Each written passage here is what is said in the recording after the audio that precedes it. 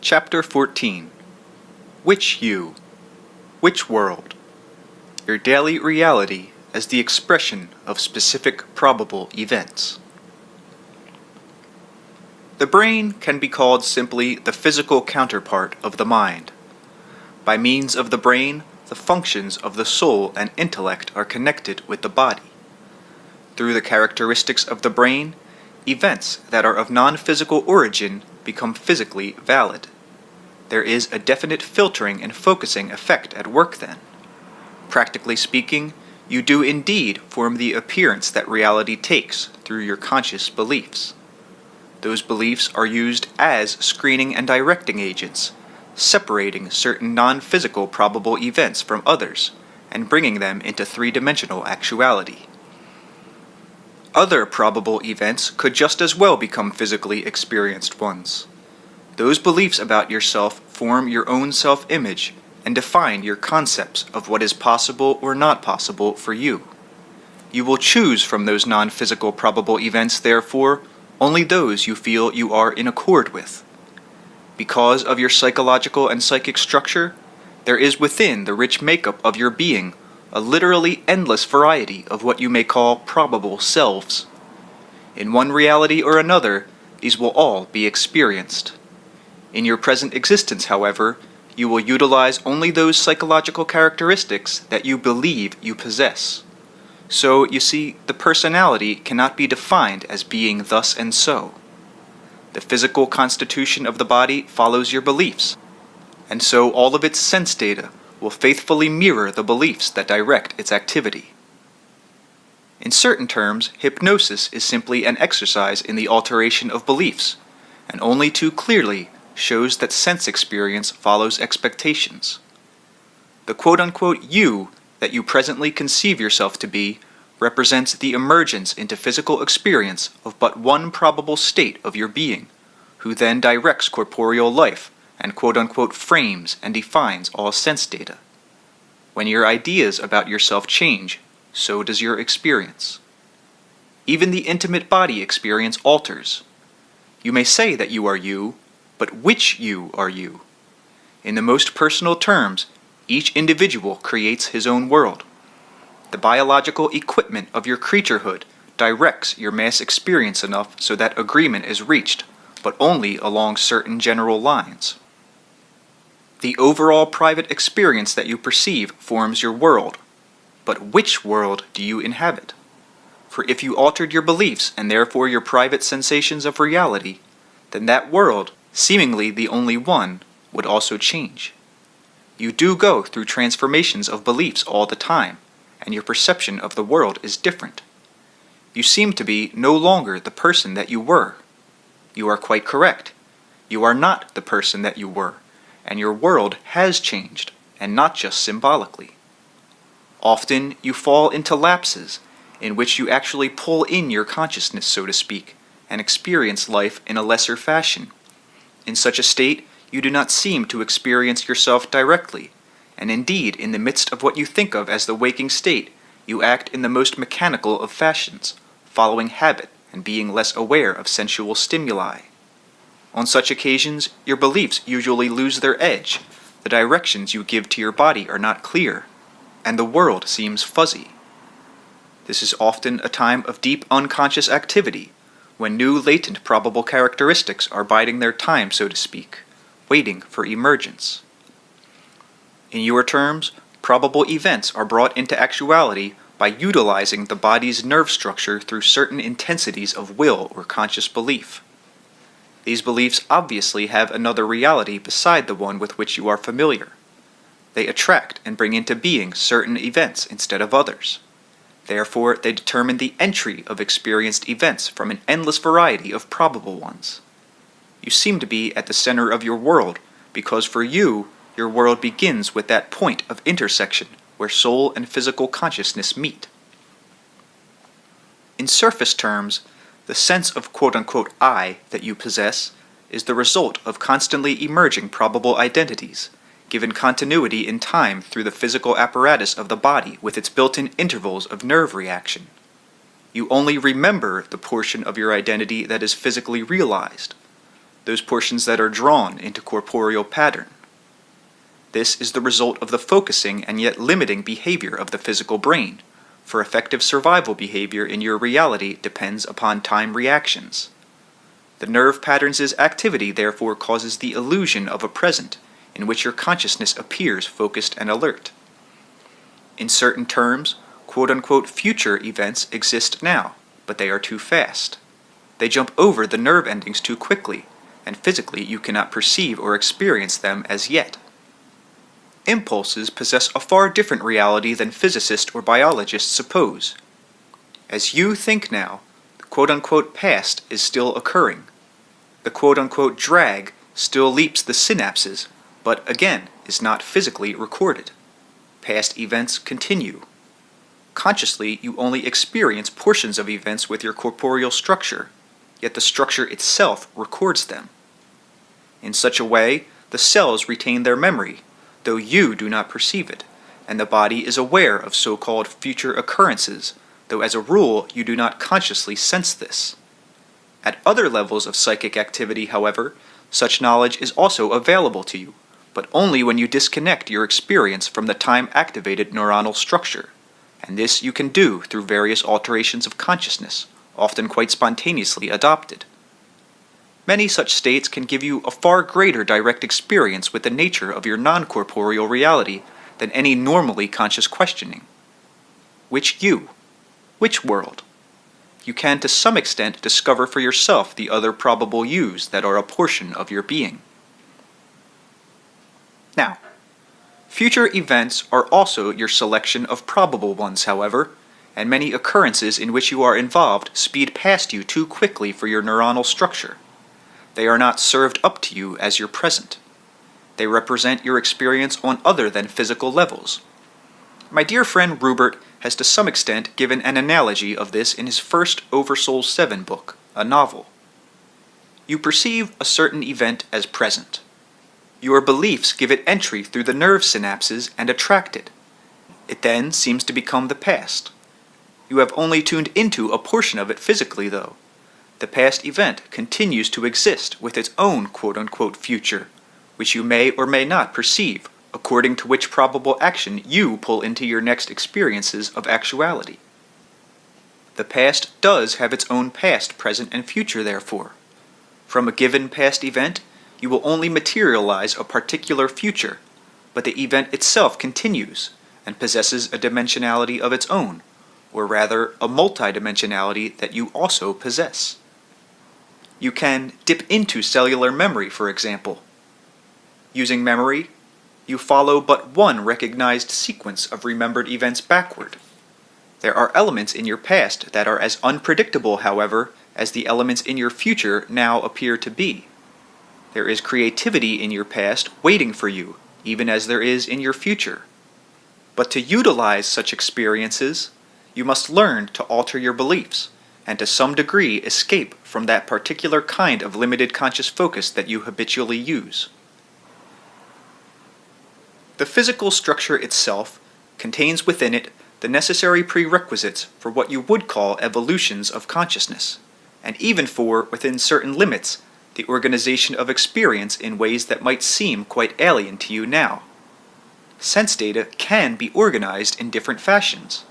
Mechanisms and pathways exist, making it quite possible for you to see sound or hear color, although that is not your primary habit at this time. In certain terms, time intervals are jumped, as when a quote-unquote past smell or sight is suddenly perceived with present vividness, though you would say it has already occurred in the past. Under particular conditions, a memory may suddenly become more real than the event of the present moment, and so rush again into your current experience as validly as when it was first lived, and even seem to blot out the occurrences of the moment. This could not happen if your physical structure did not have built-in mechanisms allowing it to, and if under certain conditions, the normal intervals between the synapses of the nerve cells could not be leaped in a different fashion. In the same way, a future experience may also be physically perceived in your present. Now, beneath your usual consciousness, your physical organism can react to future events without your knowledge, as it can to past ones. In such cases, the intensity of the initially non-physical event is enough to break through normal neuronal patterns. If you are aware of such a future episode, you will be forced to react to it as a conscious being. In any case, your temporal structure will respond whether or not you are aware of the reasons for such behavior. The future incident may then occur in its time sequence, and you recognize it through memory, in which case your reactions in that future present will be altered because of the seemingly past memory. In your terms, the event may never come to pass, however, because it may be arising from a probable past that was once your present, but from which you have diverged. This is one of the reasons why psychics' predictions often do not seem to bear out, for at every point you do indeed have the free will, through your beliefs, to alter your experience. Your beliefs form the pivot of your present experience. Now, in your terms, practically speaking, probable events seem to make more sense when you think of them as latent future ones. The fact remains that there are probable past events that, quote-unquote, can still happen within your personal previous experience. A new event can literally be born in the past, quote-unquote, now. On a grand scale, this rarely occurs in such a way that you perceive it. A new belief in the present, however, can cause changes in the past on a neuronal level. You must understand that basically time is simultaneous. Present beliefs can indeed alter the past. In some cases of healing, in the spontaneous disappearance of cancer, for instance, or of any other disease, certain alterations are made that affect cellular memory, genetic codes, or neuronal patterns in the past. In such instances, there is, as easily as I can explain it, a reaching into deep biological structures as they existed at one time. At that point, the probabilities are altered, and the condition erased in your present, but also in your past. A sudden or intense belief in health can indeed, quote-unquote, reverse a disease, but in a very practical way, it is a reversal in terms of time. New memories are inserted in place of the old ones, as far as the cells are concerned under such conditions. This kind of therapy happens quite frequently on a spontaneous basis, when people rid themselves of diseases they do not even know they possess.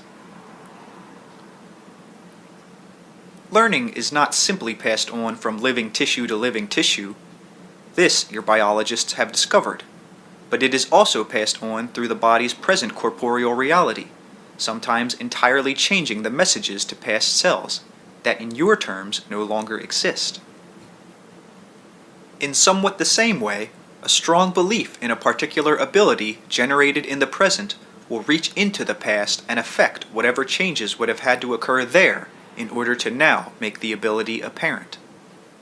This is the reason for the results of some experiments being conducted abroad, in which accelerated learning takes place, when under hypnosis or otherwise, a present individual is convinced that he or she is, for example, a great painter or a linguist.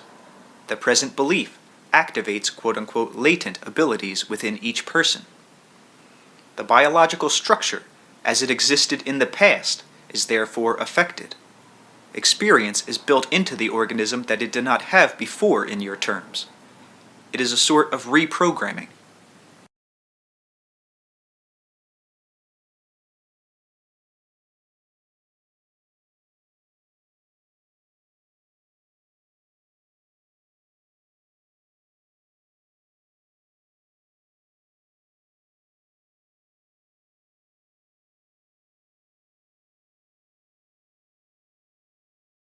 It is impossible, of course, for you to examine cellular structure now as it exists in the present and simultaneously as it existed in the past.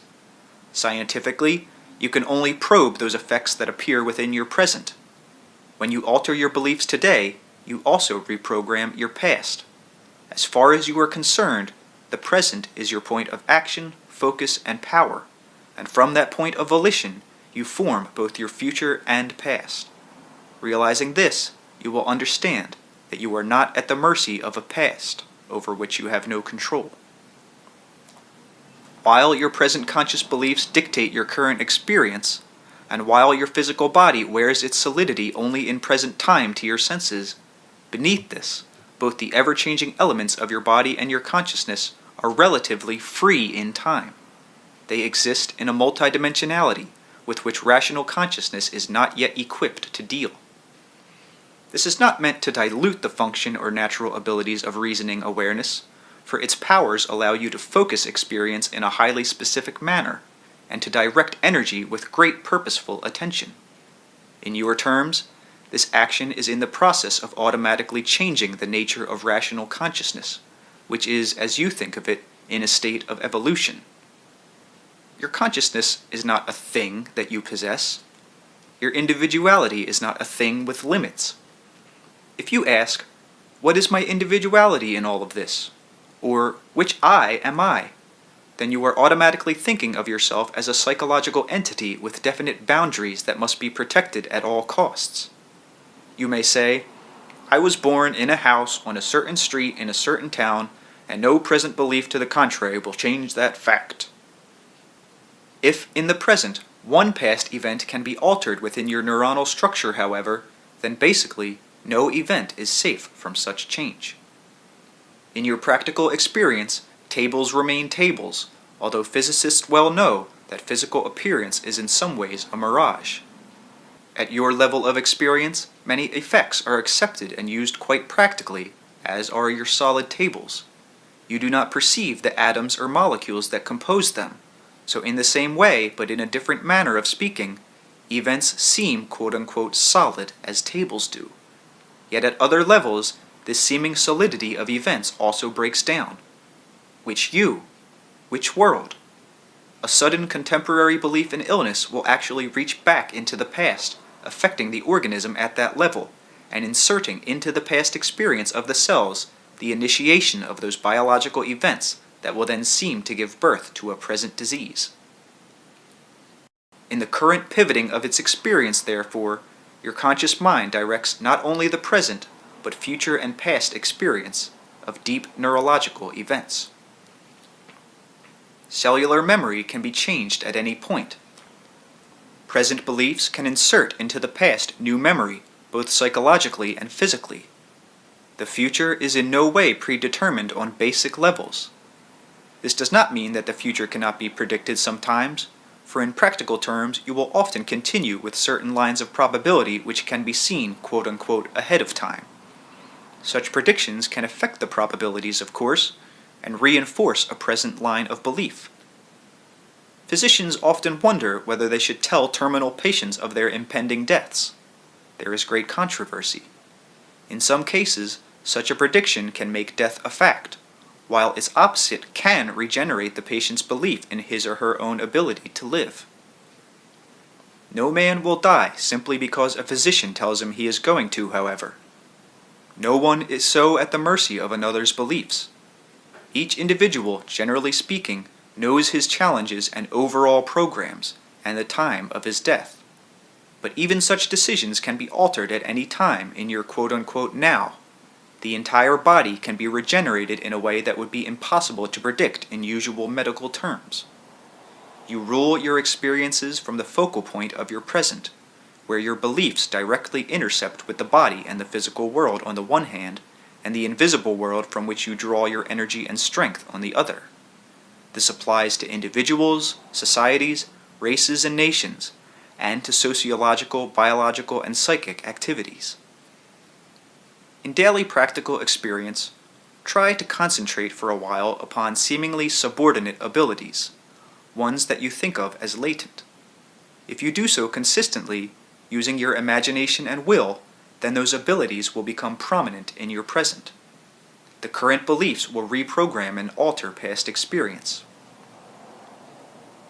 It is not simply that past, forgotten, unconsciously perceived events will be put together in a new way and organized under a new heading, but that in that past, now not perceivable, the entire bodily response to seemingly past events will change. Your desire or belief will literally be reaching back into time, teaching the nerves new tricks. Definite reorganizations in that past will occur in your present, allowing you to behave in entirely new fashions. Learned behavior, therefore, alters not only present and future, but also past conduct. Your power as a rational consciousness focused in the present provides you with opportunities for creativity that you are but vaguely learning to understand. As you do learn, you will automatically begin to appreciate the multidimensional nature of not only your own species, but of others as well. The moment as you think of it then is the creative framework through which you, the non-physical self, constantly form corporeal reality, and through that window into earthly existence, you form both its future and its past. Now, in purely physical terms, what you think of as consciousness of the self arises from a certain peak of intensity reached by the Gestalt consciousness of the atoms and molecules and cells and organs that compose the body. The peculiarly physically oriented self that you know has its reality in that context, but even in physical terms, its reality is more than any analysis of its entirety would show. It then directs the activity of the body, and is to that extent dependent upon neurological activity.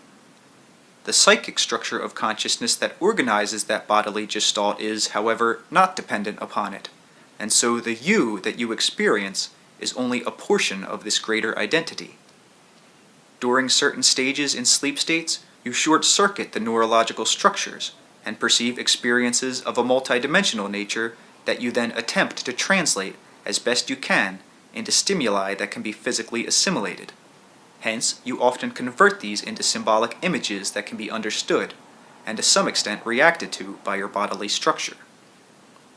Many times, such constructions are used as inner visual patterns, for example.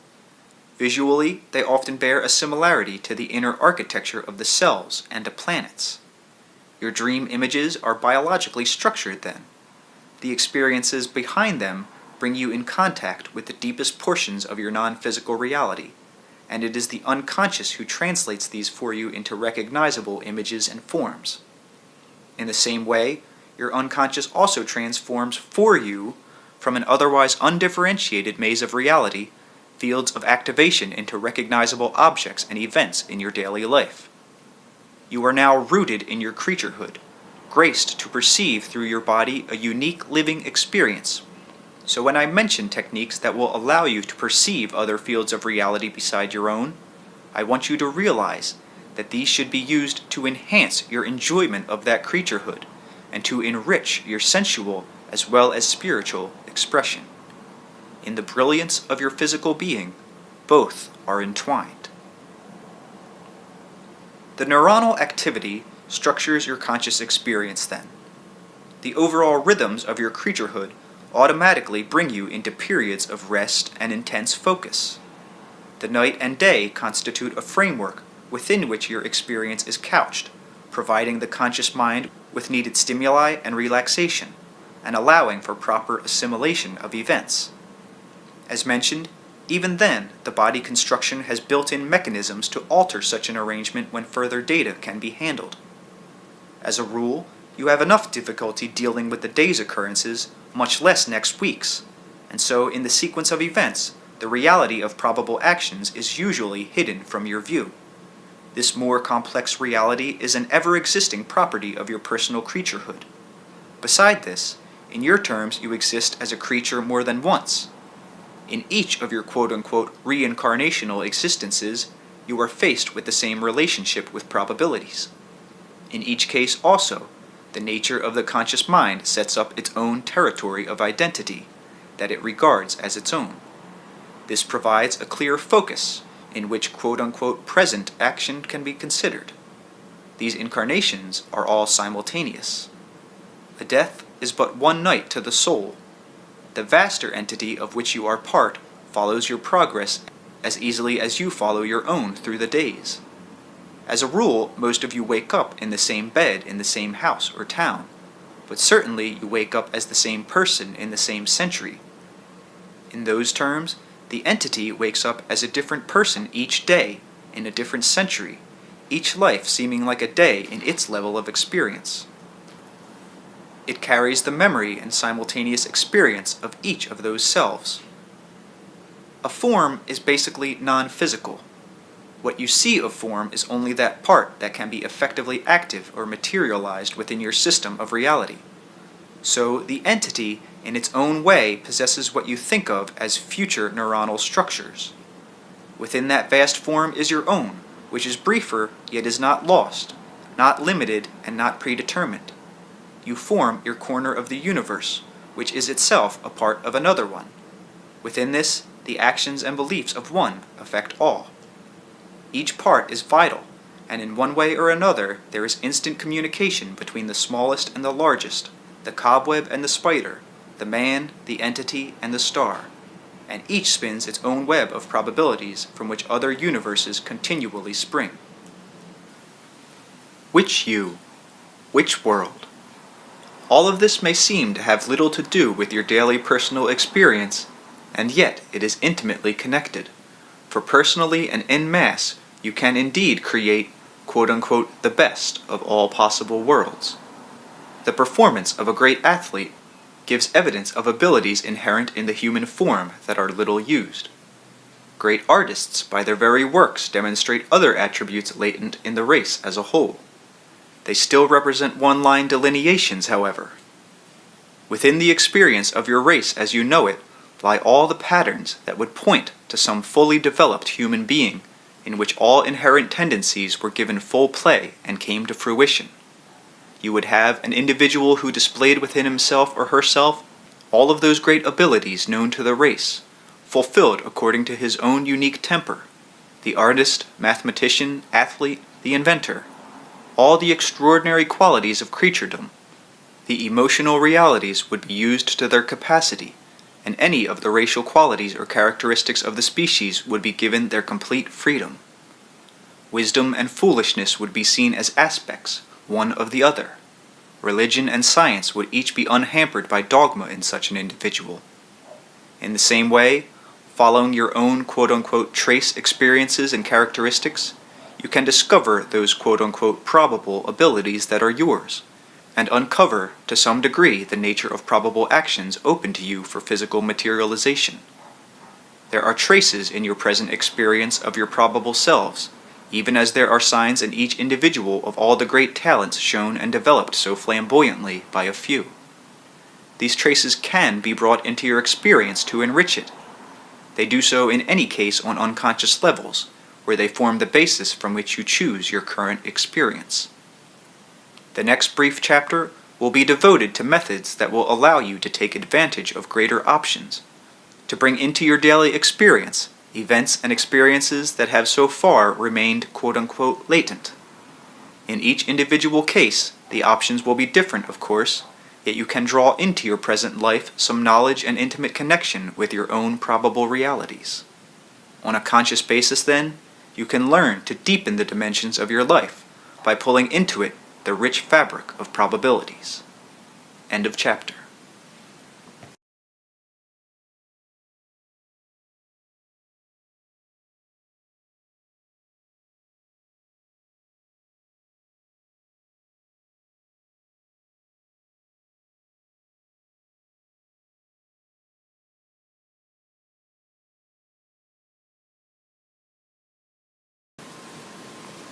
Chapter 15. Which you? Which world? Only you can answer. How to free yourself from limitations. Since your conscious beliefs determine those unconscious functions that bring about your personal experience, your first step is to enlarge those beliefs. The concepts given in this book should have already helped you to do that to some extent. Within your own subjective reality are traces of all those roads not taken, those abilities not used. You may think of yourself as primarily a parent, or mainly in terms of your job or profession. As much as possible, for now, forget the normal familiar light in which you see yourself, and consider your identity. Write down or enumerate all of your known physical and mental abilities, whether they have been developed or not, and all of those inclinations toward particular activities, even those only remotely considered, as well as those that have come at all vividly to mind. These represent the varied probable characteristics from which you have chosen to activate your particular main interest. Out of these attributes, therefore, you chose what you now consider to be your hard-bed reality. Any of those directions, followed, can enrich the existence that you know, and in turn open up other probabilities that now escape you. The main image that you have of yourself has, to a large extent, also closed your mind to these other probable interests and identifications.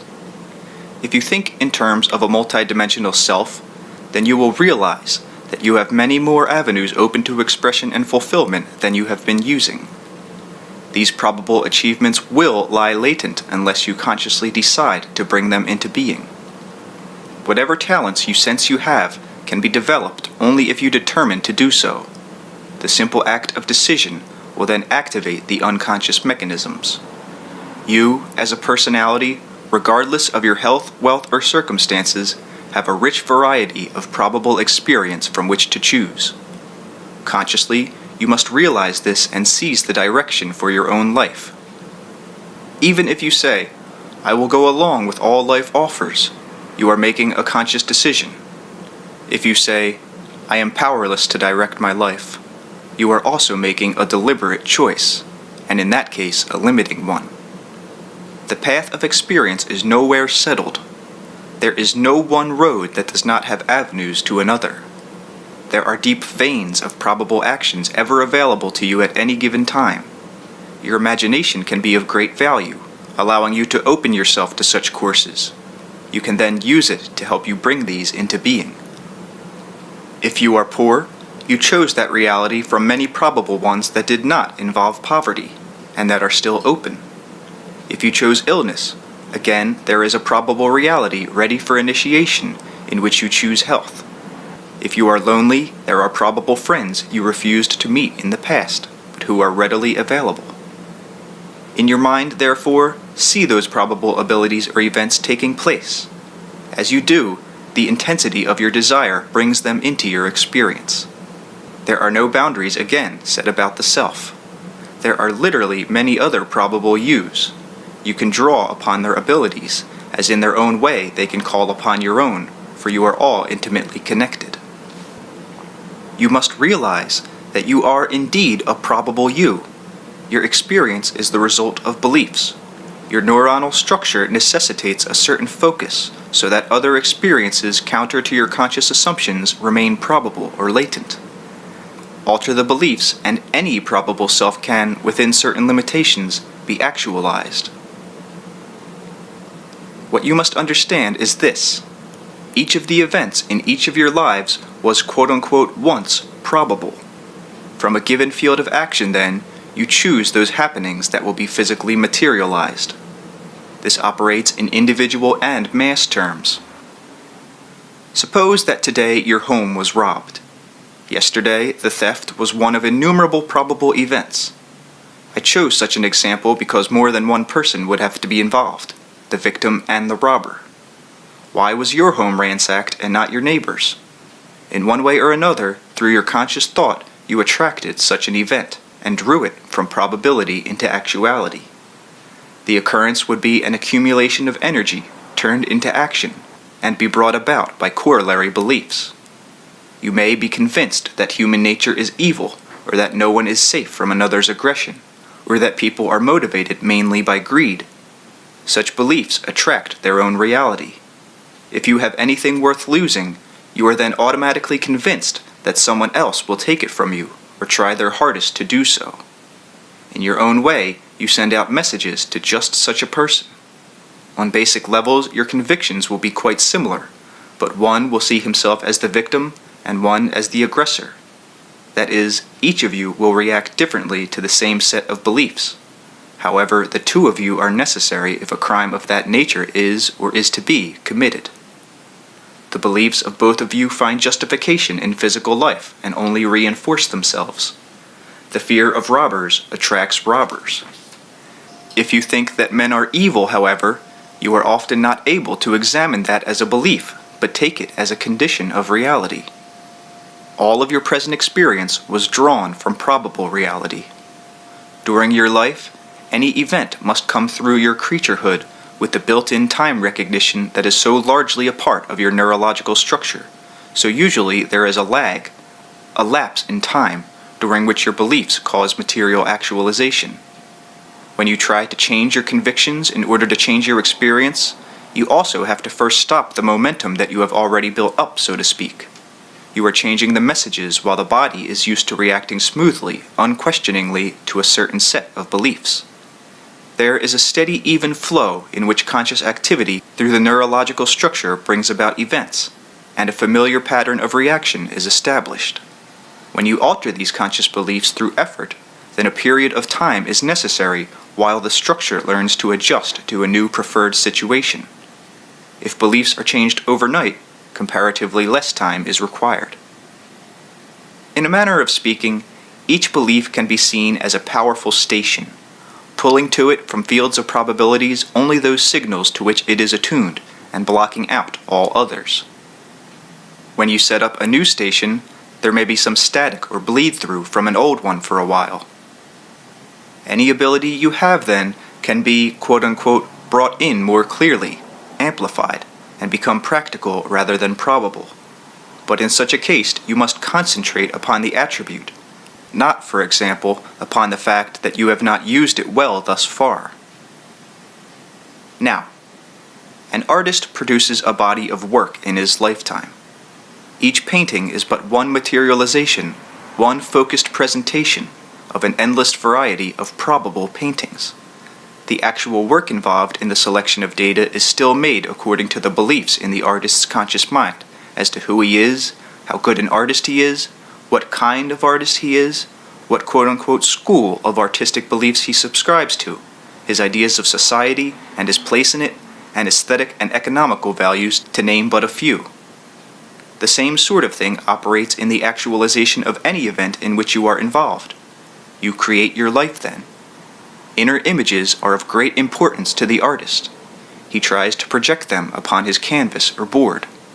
Again, you are each your own artist, and your inner visualizations become models for other situations and events. The artist utilizes training and mixes his colors in order to give artistic flesh to his painting. The images in your mind draw to themselves all the proper emotional energy and power needed to fill them out as physical events. You can change the picture of your life at any time, if only you realize that it is simply the one portrait of yourself that you have created from an unlimited amount of probable ones. The peculiar aspect of your own probable portraits will still be characteristic of you and no other. The abilities, strengths, and variants that you may want to actualize are already latent in your terms and at your disposal. Suppose that you are unhealthy and desire health. If you understand the nature of probabilities, you will not need to pretend to ignore your present situation.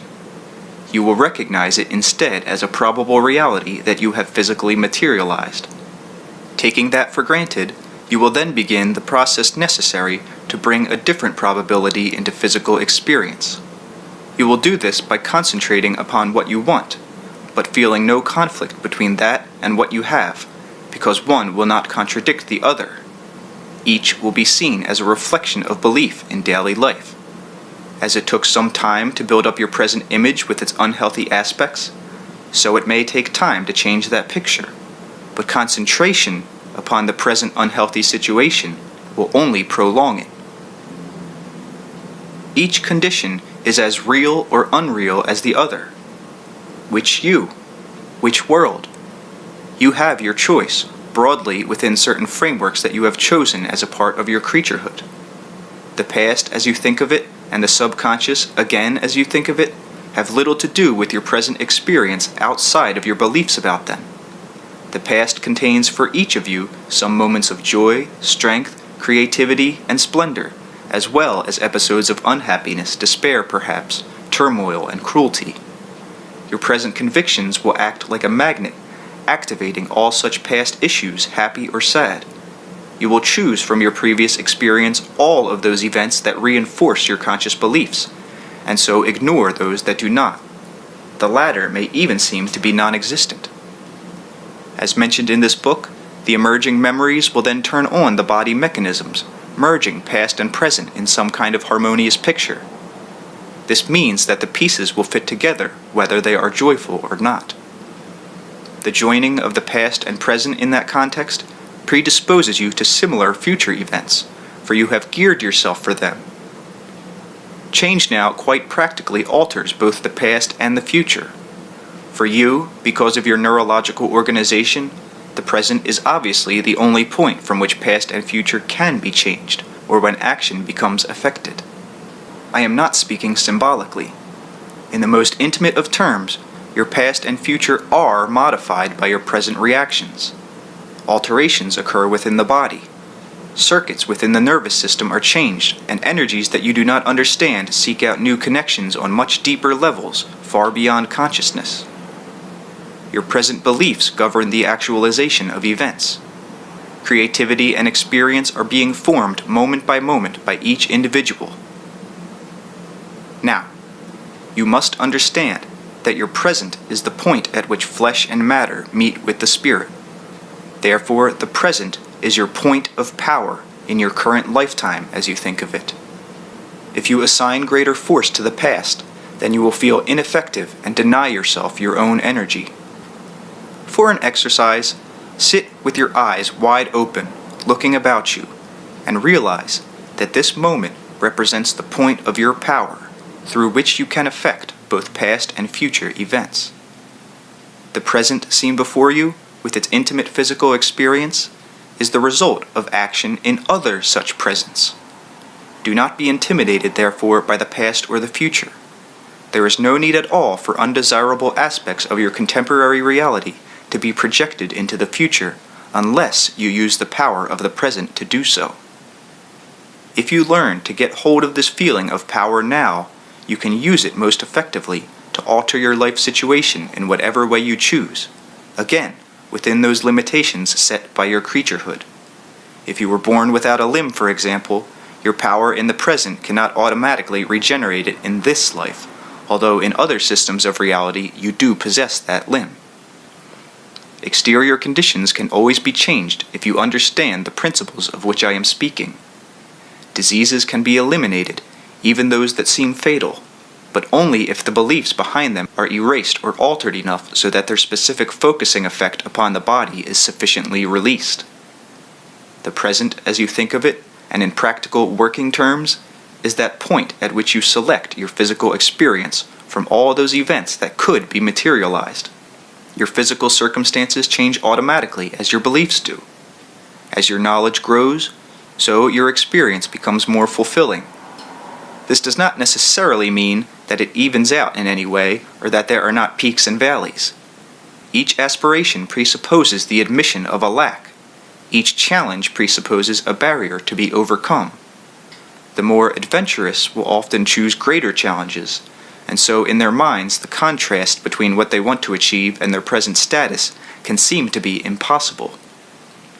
In each case, however, the point of power is the present, and from that moment you choose which you and which world.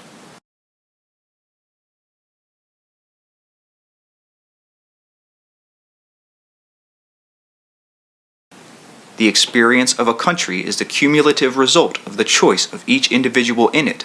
So as you choose your own circumstances, you affect each other person within your country and your world. In many quote-unquote native cultures, an individual is not considered in terms of his age at all, and the numbering of years is regarded as insignificant. In fact, a man may not know his age as you think of it.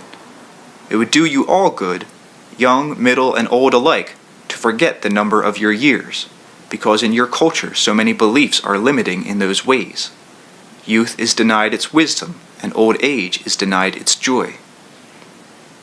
To pretend to ignore your age, to act young because you fear your age, is no answer. In your terms, your point of reality and power is, once more, in your current experience. A realization of this would allow you, at any age, to draw upon qualities and knowledge that quote-unquote existed in your past or quote-unquote will exist in your future. Your ages are probable, simultaneous. Although time does not basically exist as you quote-unquote know it, you are neurologically forced to perceive your life as a series of passing moments. As creatures, you are born young and grow older. Yet the animals, as creatures, are not as limited in their experience in that regard. They have no beliefs in old age that automatically shut down their abilities. So left alone, while they do physically die as all creatures must in those terms, they do not deteriorate in the same way. You do not understand the communications between yourselves and pets, for example, where in their own way they interpret and react to your beliefs. They mirror your ideas then, and so become vulnerable as they would not be in their natural circumstances. In greater terms, their relationship with you is natural, of course, but their innate realization that the creature's point of power is in the present is to some degree undermined by their own receptivity and translation of your beliefs. A young kitten is treated differently than an older one. The cat responds to such conditioning. In the same way, your own conclusions about age become fact in your experience. In line with them, if you could convince yourself that you were 10 years younger or 10 years older, then it would be faithfully reflected in your personal environment. If you were 20, you would be able to draw upon the wisdom you imagine you would have at 30. If you were 60, you would be able to use the physical strength you imagine was denied you now, but available then. All of this would be physically and biologically expressed within your body as well. Which you? Which world? If you are lonely, it is because you believe in your loneliness in the present point that you acknowledge as time. From what seems to be the past, you draw only those memories that reinforce your condition, and you project those into the future. Physically, you are overwhelming your body as it responds to a state of loneliness through chemical and hormonal reactions. You are also denying your own point of action within the present. Vitamins, better food, medical attention may temporarily rejuvenate the body, but unless you change your beliefs, it will quickly become swamped again by your feelings of depression. In such a case, you must realize that you make your own loneliness and resolve to change through both thought and action. Action is thought in physical motion, outwardly perceived. The present is the point of power. The above is one of the most important sentences in this book in practical terms, and working within the framework of time as you understand it.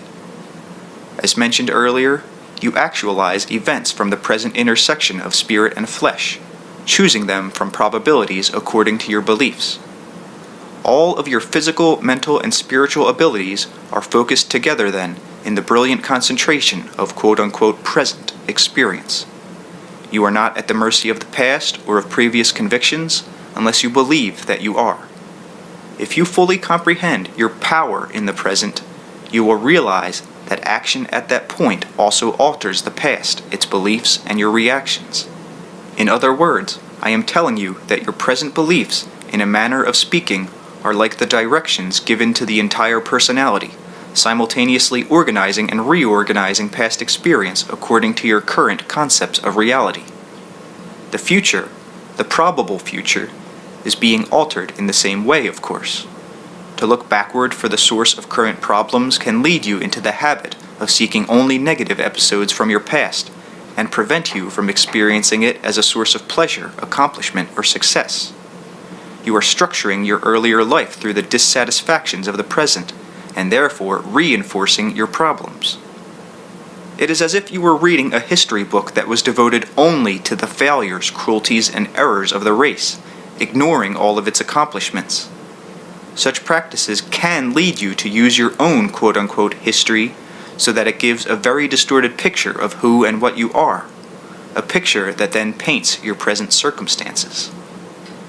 Those given to such practices, constant examination of the past in order to discover what is wrong in the present, too often miss the point. Instead, they constantly reinforce the negative experience from which they are trying to escape. Their initial problems were caused precisely as a result of the same kind of thinking. A great many unsatisfactory conditions result because individuals become frightened at various periods in their lives, doubt themselves, and begin to concentrate upon quote-unquote negative aspects. The situation may be quite different in some ways. Large areas of life may not be touched by certain attitudes while others are. One person may be completely free physically and in excellent health, and yet, because of certain experiences, begin to doubt his ability to get along with others. So he may begin to look into his past with that belief in mind that he cannot relate, and then find within previous conduct all kinds of reasons to support the idea. If he journeyed through his memories trying to find a different kind of proof instead, then in the same past he would discover instances when he did relate well with others. Your present beliefs structure the memories which will parade before you now, and what you remember will then seem to justify the beliefs. When you are trying to alter your beliefs, look through your past with the new conceptions in mind. If you are ill, remember when you were not. Search your life for proofs of your health. Your very life itself is hard evidence that health is within you. In almost all cases of present limitation, there is one main theme in that particular area. The individual has schooled himself or herself to stress quote-unquote negative aspects for whatever reasons. I have frequently said that beliefs cause reality, and that no symptom will simply fade away unless the quote-unquote reason is ascertained. But such reasons go far beneath your current ideas of cause and effect. They involve intimate philosophical value judgments on the part of each individual.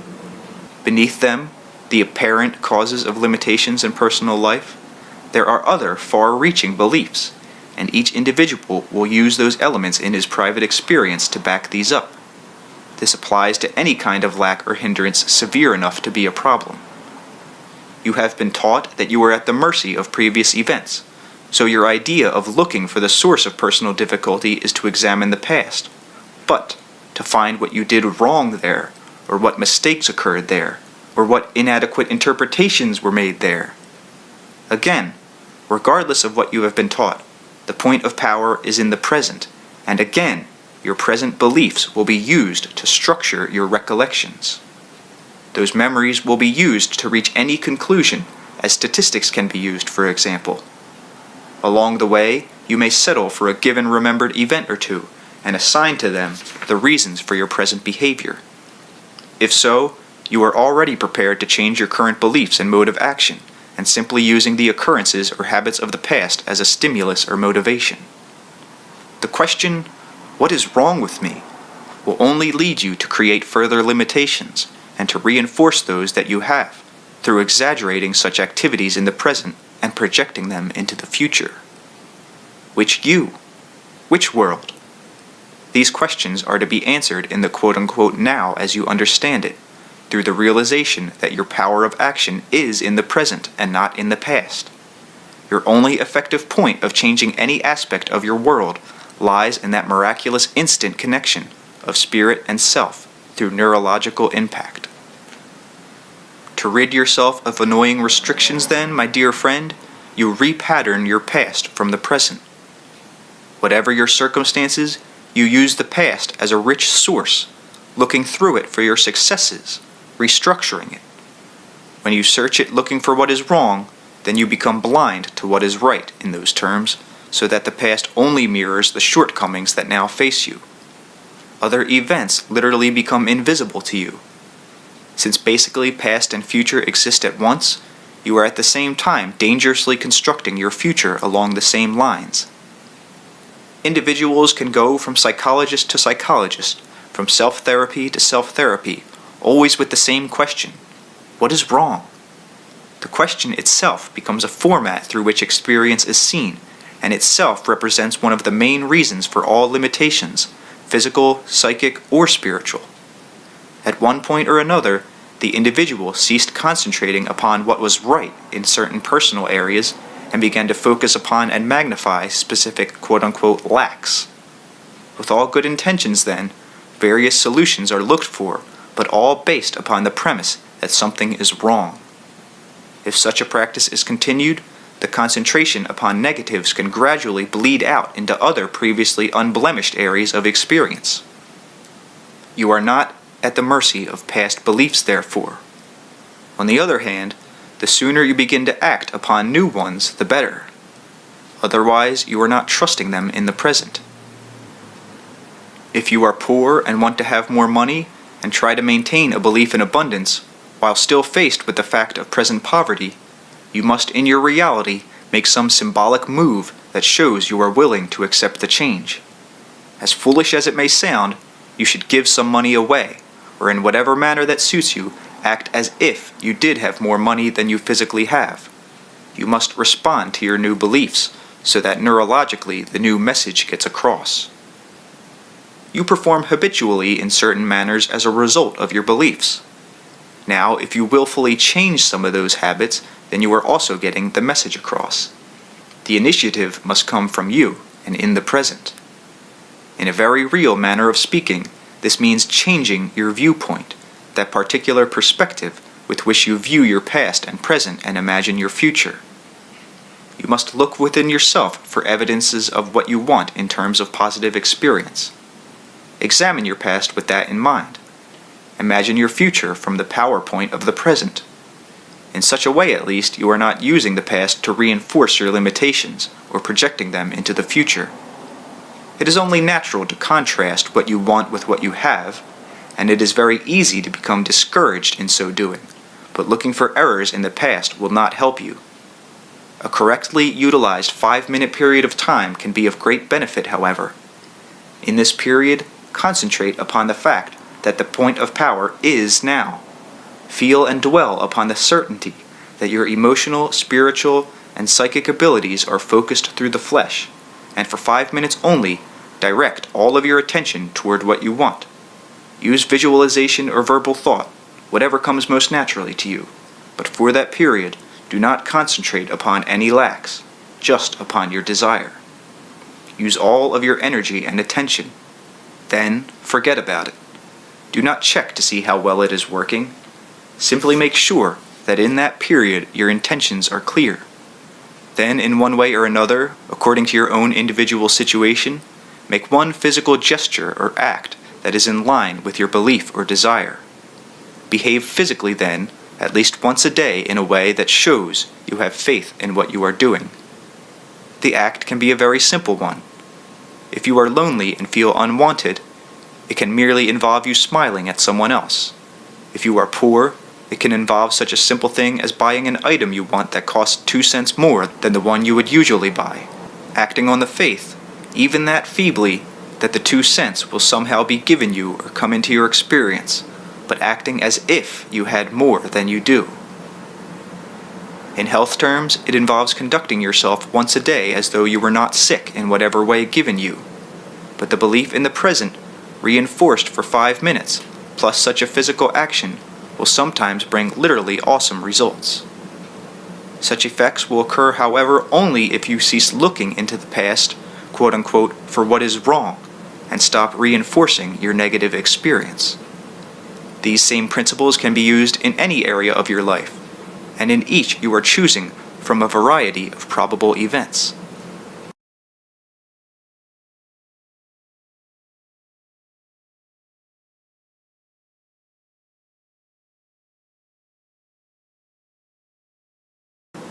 Those of you who believe in reincarnation in more or less conventional terms can make the error of using or blaming quote-unquote past lives, or organizing them through your current beliefs.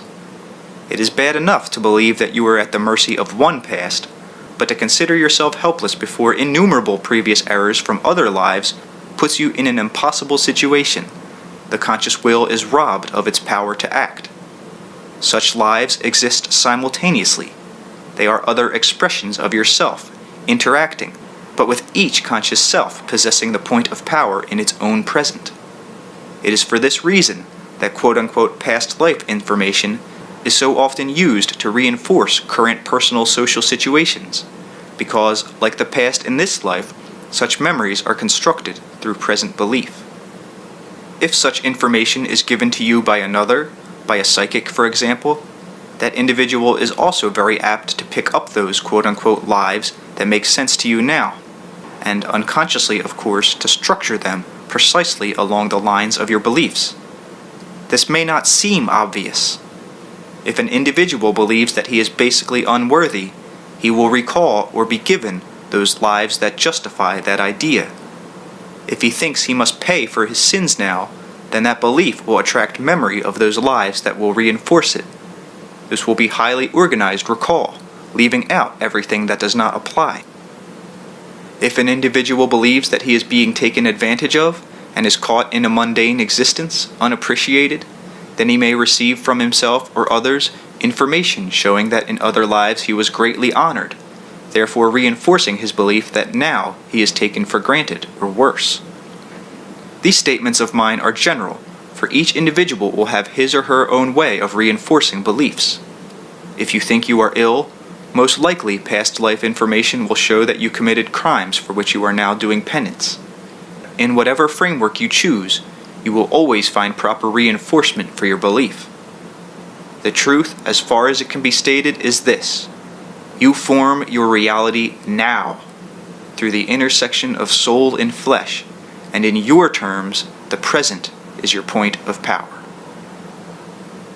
Now, each of your reincarnational selves is born as a creature in flesh, like you.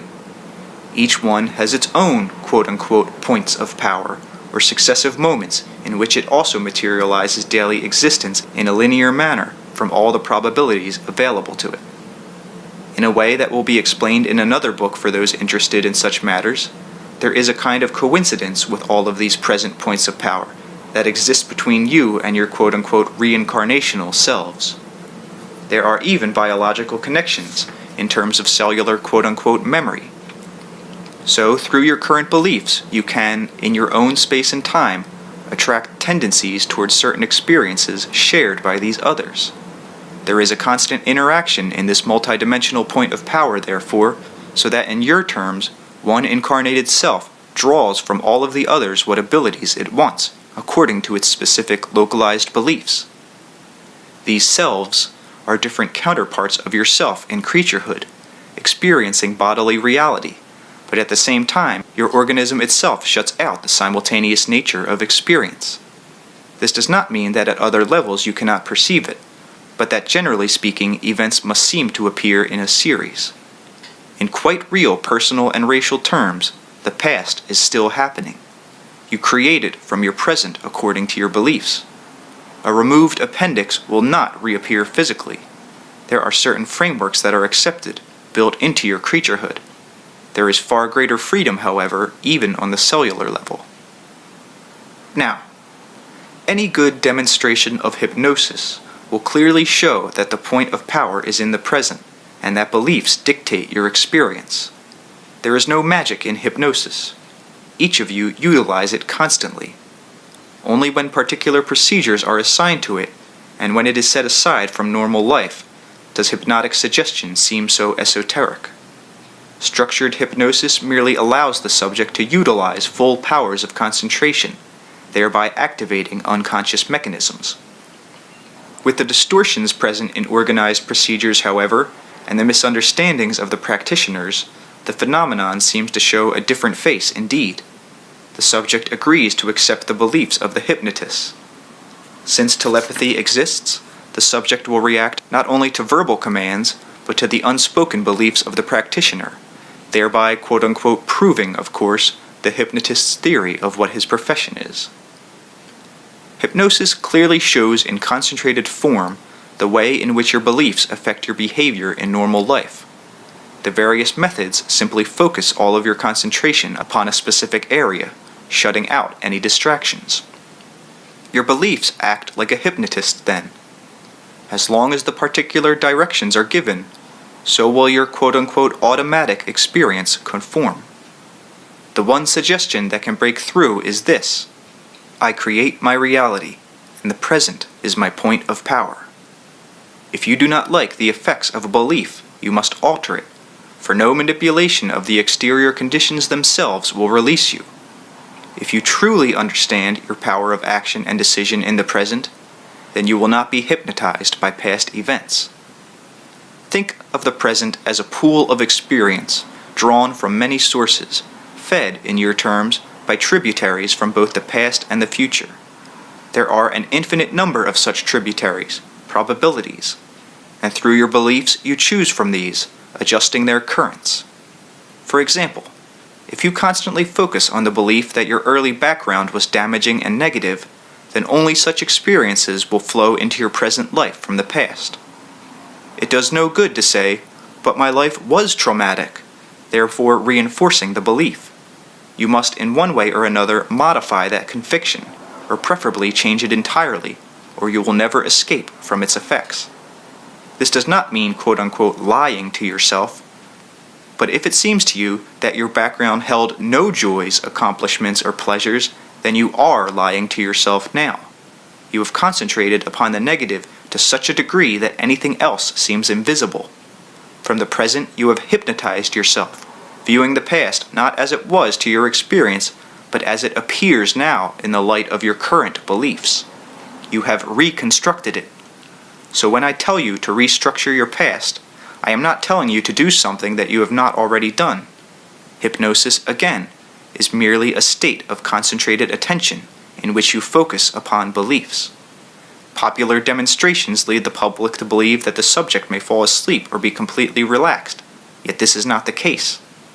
The one prerequisite is an intense concentration upon specific incoming data to the exclusion of everything else.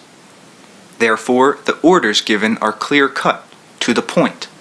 No conflicting information is received, no cross messages. The shutting out of superfluous data and the narrowing of focus are the two most important ingredients. Relaxation can help simply because the body messages are also quieted, and the mind not concerned with them. Many beliefs were originally accepted as a result of such a situation, without any formal induction, but when the circumstances were right. A period of panic induces immediate accelerated concentration. All the forces of energy are mobilized at once, while little relaxation is usually involved. On the other hand, such beliefs can be accepted when it appears that the conscious mind is asleep, or dulled as in periods of shock or during operations. The focus of attention is narrowed then, and intensified. One of the troubles is that two specific distinctions are made between the conscious and unconscious minds. They interlap. Hypnosis, used properly without the mumbo-jumbo usually assigned to it, is an excellent method of inserting new beliefs and getting rid of old ones. This is only true, however, if you realize the power of your conscious mind in that moment, and understand the ability of your consciousness to mobilize unconscious reactions. It is of great importance that you realize several points before you try the method I suggest. First of all, the unconscious is not a sponge, indiscriminately accepting material regardless of the considerations of your conscious self. All beliefs or suggestions are first sifted through your conscious mind, and only those that you accept are then permitted their penetration into the other areas of the self. No negative beliefs were thrust upon you, therefore, despite your will. None can be inflicted upon you that you do not consciously accept. In formal hypnosis, the hypnotist and the subject play a game. If the hypnotist orders the subject to forget what happened, that individual will pretend to do so. In that context, both hold the belief in the resulting forgetfulness, and it is the power of belief that is being demonstrated. But instead, this is taken as an indication that the conscious mind is helpless under such conditions, generally speaking, and this is not the case. Quite without any inductions, you have quote-unquote hypnotized yourself into all the beliefs that you have. This simply means that you have consciously accepted them, focused upon them, excluded data to the contrary, narrowed your interest to those specific points, and accordingly activated the unconscious mechanisms that then materialize those convictions through physical experience. Formal hypnosis merely brings about an accelerated version of what goes on all the time. It is a perfect example of the instantaneous results possible ideally, but not usually seen practically, as present beliefs negate past ones. We are going to deal with practical methods that will allow you to alter beliefs and change your experience. Later in the book, we'll show how your individual beliefs attract you to joys or disasters. We will also discuss the ways in which mass beliefs will bring many of you together both in great periods of celebration or as victims or survivors of disasters that seem to exist apart from yourselves. Let us first of all discuss the nature of hypnosis, quite natural hypnosis, and the ways in which you use it now. Then you will see how you can utilize it quite easily and deliberately in your present point of power. End of chapter.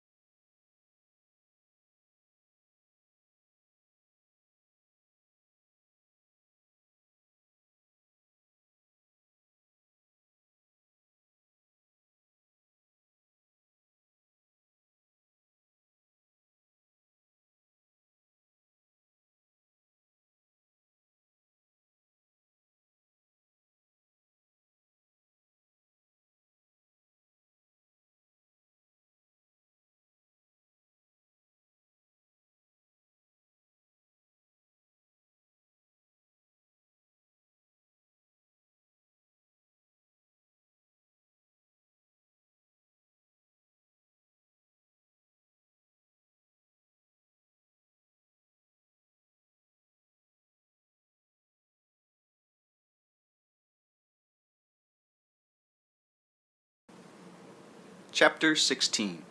Natural Hypnosis. A trance is a trance is a trance. What is the reality behind reality? Is physical life a hallucination? Is there some definable concrete reality, of which our own is a mere shadow? Your reality is the result of a hallucination, if by this you mean that it is only the picture shown by your senses. Physically, of course, your existence is perceived through the senses. In that context, corporeal life is an entranced one, with the focus of attention largely concentrated through the senses' belief in the reality of their sensations. Yet that experience is the image that reality takes for you, and so, in other terms, earthly life is one version of reality, not reality in its entirety, but a part of it. It is in itself an avenue through which you perceive what reality is. In order to explore that experience, you direct your attention to it and use all of your other non-physical abilities as corollaries, adjuncts, additions. You hypnotize your very nerves and the cells within your body, for they will react as you expect them to react, and the beliefs of your conscious mind are followed in degree by all portions of the self down to the smallest atom and molecule. The large events of your life, your interactions with others, including the habitual workings of the most minute physical events within your body, all of this follows your conscious belief. Again, if you are ill, you may say, "I did not want to be sick." Or if you are poor, "I did not want to be poor." Or if you are unloved, "I did not want to be lonely." Yet for your own reasons, you began to believe in illness more than health, in poverty more than abundance, in loneliness rather than affection. You may have accepted some of these ideas from your parents. Their effects may have surrounded you, or you may have switched beliefs in one particular area of your life, but each can be changed if you utilize the power of action in the present. I am not saying that every one of you must or should be healthy, wealthy, and wise. I am only addressing those here now who have effects in their lives with which they are dissatisfied. In one manner of speaking, then, the suggestions you give yourselves constantly operate overall as beliefs that are reflected in your experience. Some of you are simply mentally lazy. You do not consciously examine the data that you receive. Many who make a practice of quote-unquote denying negative suggestions from others, asserting positive affirmations instead, actually do so because they are so fully convinced that the power of negative beliefs is stronger than that of beneficial ones. Each of you will find habitual thought patterns in your own life backed up by resulting action, conditioned behavior as it were, by which you continually reinforce negative aspects, concentrate upon them to the exclusion of conflicting data, and so bring them into experience through natural hypnosis. Many people assign great power to a hypnotist, yet whenever you have the undivided attention of another, you act as a hypnotist to a large degree. Whenever you have your own undivided attention, you act as a hypnotist and subject simultaneously. You give yourselves post-hypnotic suggestions all the time, particularly when you project present conditions into the future. I want to impress upon you the fact that all of this simply follows the natural function of the mind, and to dispel any ideas that you have about the quote-unquote magical aspects of hypnosis. For 5 or 10 minutes a day at the most, then, use natural hypnosis as a method of accepting desired new beliefs. During that period, concentrate your attention as vividly as possible upon one simple statement. Repeat it over and over while focusing upon it for this time. Try to feel the statement in whatever way is possible. That is, do not allow distractions, but if your mind insists upon running about, then channel its images in line with your declaration. The repetition, verbally or mentally, is important because it activates biological patterns and reflects them. Do not strain.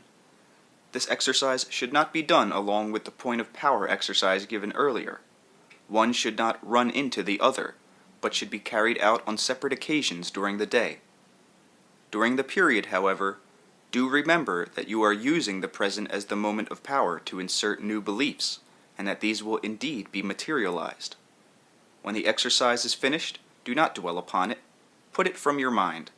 You will have utilized natural hypnosis in a concentrated form. You may have to experiment some for the proper wording of your message, but 3 days at the very least are necessary before you can tell, through results, how effective it has been. A change of wording may be in order. When you feel right about the statement, then continue it. Your attention should be completely relaxed otherwise, for time is needed. You may experience spectacular results at once, but continue the exercise even if this happens.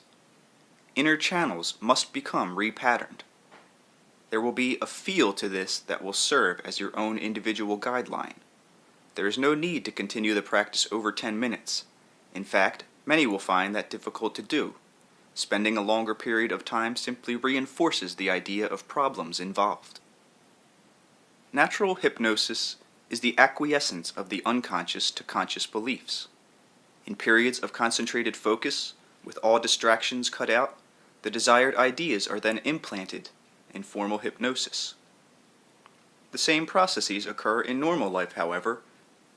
Areas of primary concentration then regulate your experience both biologically and mentally, and generate similar conditions. Let us give a simple example, using a positive belief instilled in childhood. An individual is told that he is comely, well-proportioned, and possesses a likable personality. The idea takes hold. The person acts in line with this belief in all ways, but also a variety of subsidiary beliefs grows up about the main one. The belief in personal worth draws about it the belief in the personal value of others, for they show their best faces to our fortunate friend. His life constantly reinforces this concept, and while he is peripherally aware that some people are quote-unquote nicer than others, his main intimate experience allows him to see the best in others and in himself. This becomes one of the strong frameworks through which he views existence. Data or stimuli that does not agree is a side issue, not personally applicable, but present. He realizes as a fact for others. He will not need to prove himself, so it will be easier for him to accept contemporaries with fairness. There may be areas in which he realizes he is not adequate, yet because of his belief in his basic worth, he will accept these lacks as a part of himself without feeling threatened by them. He will be able to try to improve his condition without knocking himself down at the same time.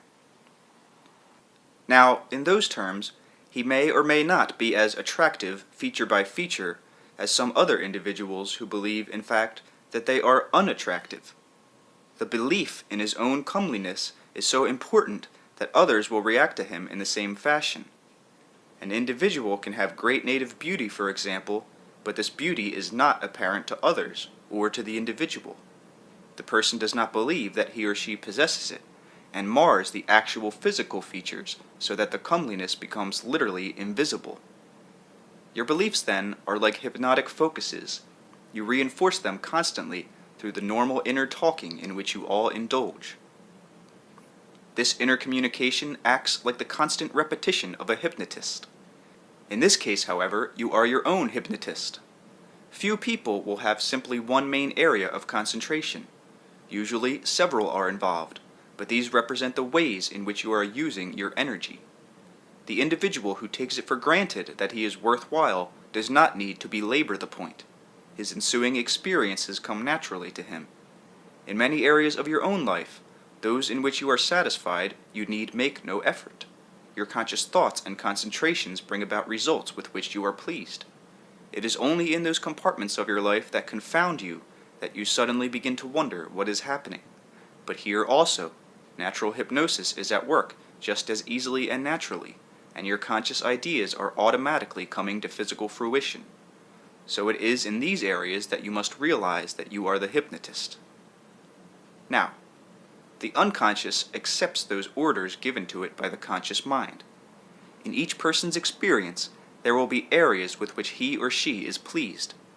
When you find yourself dissatisfied, however, question the orders you are giving in that particular arena of experience. The results do not seem now to follow your conscious desires, but you will find that they do follow your conscious beliefs, which may be quite different. You may desire health, but believe implicitly in your state of poor health. You may desire spiritual understanding while thinking that you are spiritually unworthy and opaque. When you set your longing against your present belief, there is always conflict. Your belief will generate the proper feelings and imaginative endeavors characteristic of it. If you want to be healthy and continually contrast what you want with the present conviction in your poor health, then the belief itself, set up against the desire, will cause added difficulties. In such a case, you seem to want the impossible. Desire and belief are not united, but apart.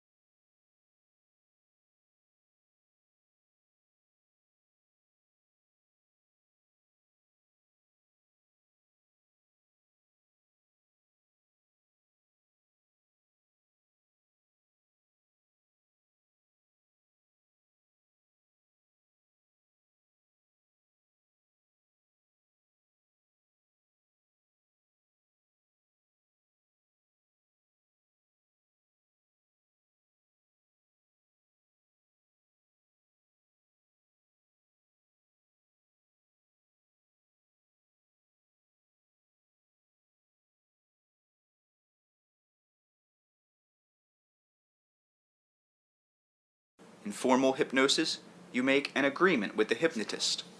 For a while, you will accept his ideas about reality instead of your own. If he tells you that there is a pink elephant in front of you, then you will see it and believe it is there, and act according to the suggestions given. If you are a good subject and your hypnotist a good practitioner, then blisters can arise on your skin if he tells you that you have been burned. You can perform physical feats that you would consider impossible otherwise. All of this because you willingly suspended certain beliefs and allow yourself to accept others for the moment.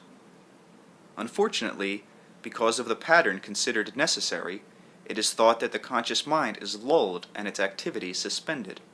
Quite the contrary, it is focused, intensified, narrowed to a specific area, and all other stimuli are cut out. This intensity of conscious concentration cuts down barriers and allows the messages to go directly to the unconscious, where they are acted upon. The hypnotist, however, is important in that he acts as a direct representative of authority. In your terms, beliefs are accepted initially from the parents. This, as mentioned earlier, having to do with mammalian experience. The hypnotist then acts as a parent substitute. In cases of therapy, an individual is always frightened, and because of the beliefs in your civilization, he looks not to himself, but to an authority figure for help. Even in primitive societies, witch doctors and other natural therapists have understood that the point of power is in the present, and they have utilized natural hypnosis as a method of helping other individuals to concentrate their own energy. All of the gestures, dances, and other procedures are shock treatments, startling the subject out of habitual reactions, so that he or she is forced to focus upon the present moment. The resulting disorientation simply shakes current beliefs and dislodges set frameworks. The hypnotist or witch doctor or therapist then immediately inserts the beliefs he thinks the subject needs. Within this context, subsidiary groupings will be included that involve the therapist's own ideas. In your society, regression is often involved. The patient will remember and relive a traumatic experience from the past. This will then appear to be the cause of the present difficulty. If the hypnotist and subject both accept this, then at that level there will be progress. If the cultural concepts include voodoo or witchcraft, then the therapeutic situation will be seen in that context, and a curse will be uncovered, which, using the PowerPoint of the present, the doctor will then reverse. Quite without the context of formal hypnosis, however, the same issues apply. With the greatest understanding and compassion, let me mention that Western medicine is in its way one of the most uncivilized hypnotic devices. The most educated Western doctors will look with utter dismay and horror at the thought of a chicken being sacrificed in a primitive witch doctor's hut, and yet will consider it quite scientific and inevitable that a woman sacrifice 2 breasts to cancer. The doctors will simply see no other way out, and unfortunately, neither will the patient. A modern Western physician, granted with the greatest discomfiture, will inform his patient that he is about to die, impressing upon him that his situation is hopeless, and yet will react with scorn and loathing when he reads that a voodoo practitioner has put a curse upon some innocent victim. In your time, medical men, again with great superiority, look at primitive cultures and harshly judge the villagers they think are held in the sway of witch doctors or voodooism. And yet through advertisement and organization, your doctors impress upon each individual in your culture that you must have a physical examination every 6 months or you will get cancer, that you must have medical insurance because you will become ill. In many instances, therefore, modern physicians are inadequate witch doctors who have forgotten their craft, hypnotists who no longer believe in the power of healing, and whose suggestions bring about other diseases which are diagnosed in advance. You are told what to look for. You are as cursed, far more, as any native in a tiny village, only you lose breasts, appendixes, and other portions of your anatomy. The doctors follow their own ideas, of course, and in that system they see themselves as completely justified, as humane. In the medical field, as in no other, you are faced directly with the full impact of your beliefs, for doctors are not the healthiest, but the least healthy. They fall prey to the beliefs to which they so heartily subscribe. Their concentration is upon disease, not health. Now, your doctors are also the victims of their own belief system, in other words. They constantly surround themselves with negative suggestions. When disease is seen as an invader, forced upon the integrity of the self for no reason, then the individual seems powerless, and the conscious mind an adjunct. The patient is sometimes compelled to sacrifice one organ after another to his beliefs and to the doctor's. Luckily, you have other quote-unquote underground beliefs in chiropractic, health foods, and even quacks. These all provide some other framework in which problems can be solved in matters of health. At least in these cases, damaging drugs are not given, and the integrity of the body is not further maligned. Chiropractors, again, are hypnotists. Unfortunately, they are trying to gain respectability in medical terms, and are therefore emphasizing the quote-unquote scientific aspects of their work, and playing down the intuitive elements and natural healing. The quote-unquote quacks end up with those who are hopeless, who realize the ineffectiveness of other belief systems, find them wanting, and have no place to go. Some of the quote-unquote quacks may be unscrupulous and dishonest, yet many of them possess an intuitive understanding, and can work quote-unquote cures through the instant alteration of belief. The medical profession is fond of saying that such individuals prevent patients from seeking proper treatment. The fact is that such patients no longer believe in the doctor's system of belief, and so could not be helped by them. To a medical man, all of this will seem like the sheerest heresy, because disease will always be seen as an objective thing in the body, to be objectively treated and removed. But a man who feels, quote-unquote, that he has no heart, will not be saved by the most sophisticated heart transplant until first that belief is changed. In other areas, an individual who thinks that he is poor will lose or misuse or badly invest any amount of money, whether he works hard for it or is given it. A person who has hypnotized himself into a state of loneliness will be desolate, although surrounded by 100 friends and admirers. What does all of this mean to you in your daily life, and how can you utilize natural hypnosis to better your experience?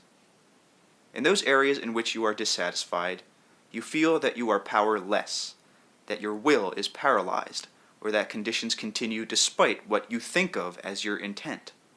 Yet if you pay attention to your own quite conscious thoughts, you will find that you are concentrating upon precisely those negative aspects that so appall you. You are hypnotizing yourself quite effectively, and so reinforcing the situation. You may say, horrified, "What can I do? I am hypnotizing myself into my own overweight condition, or my loneliness, or my poor health." Yet, in other facets of your life, you may be hypnotizing yourself into wealth, accomplishment, satisfaction. And here you do not complain. The same issues are involved. The same principles are operating. In those positive life situations, you are certain of your initiative. There is no doubt. Your beliefs become reality.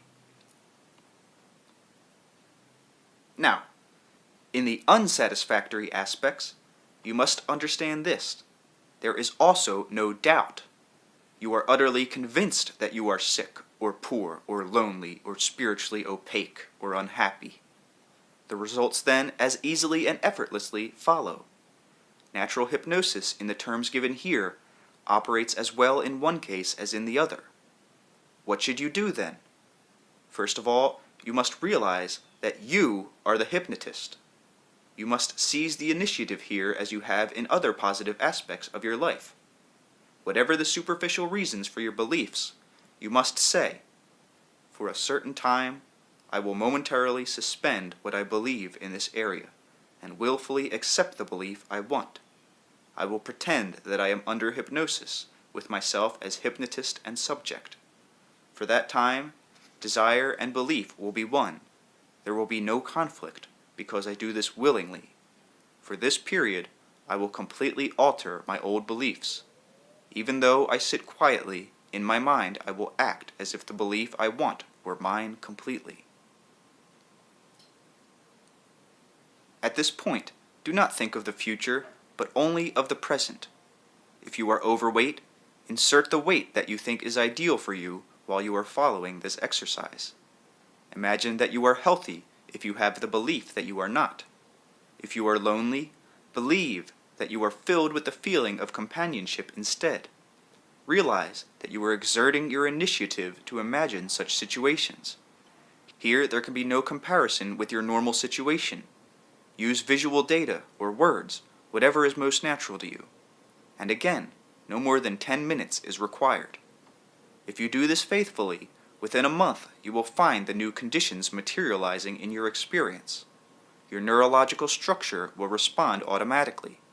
The unconscious will be aroused, bringing its great powers to bear, bringing you the new results. Do not try to overdo this, to go through the entire day worrying about beliefs, for example. This can only cause you to contrast what you have with what you want. Forget the exercise when it is completed. You will find yourself with impulses that arrive in line with these newly inserted beliefs, and then it is up to you to act on these and not ignore them. The initiative must be yours. You will never know unless you try the exercise. Now, if you are in poor health and have a physician, you had better continue going to him, because you still rely on that system of belief.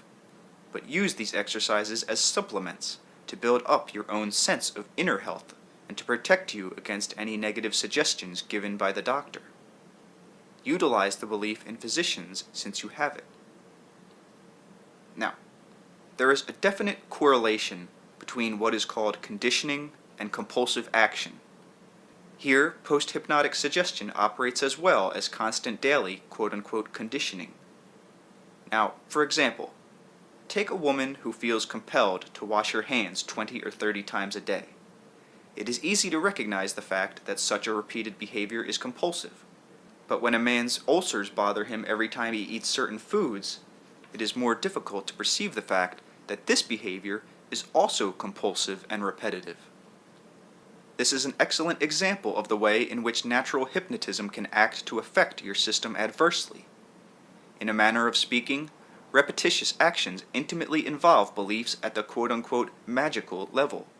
The behavior usually represents efforts to ward off quote-unquote evil that the individual feels is imminent. While it is easy then to understand the nature of exterior actions of repetitive quality, it is far more difficult to see many physical symptoms in the same light. But here also whole groups of recurring actions to certain stimuli are involved. Behind them there is often the same kind of compulsion. In their own ways, symptoms frequently operate actually as repetitive neurological ritual meant to protect the sufferer from something else that he fears even more. That is why belief systems are so important in dealing with health and illness. Each of the systems uses paraphernalia, gestures, medicine, treatment, that are the exterior manifestations of beliefs shared by healer and patient alike. The same sort of situation operates in hay fever, for instance, and for that matter in most other diseases. Natural hypnosis and conscious beliefs give their proper instructions to the unconscious, which then dutifully affects the body mechanism so that it responds in a manner harmonious with the beliefs. So you condition your body to react in certain fashions.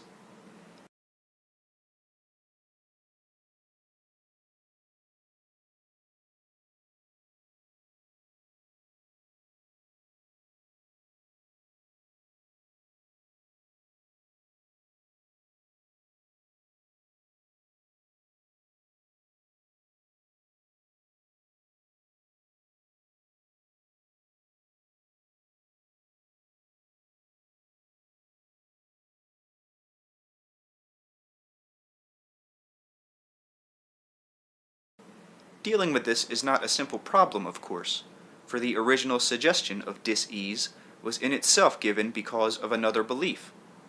Using formal hypnosis, and in the West, you may regress and discover where the suggestion was first given you. If you and your hypnotist believe in reincarnation, the source may be discovered in another life. In either case, if the therapy is effective, you may give up your symptoms if both you and the hypnotist implicitly believe in the situation and framework of those convictions. But behind that, there is far more, for if you do not believe in your own worth as a human being, then you will simply get other systems that have to be removed in the same manner, using other quote-unquote past events as the excuse for the condition, if you are lucky. If you are not so lucky and your illness happens to involve your inner organs, then you may end up sacrificing one after another.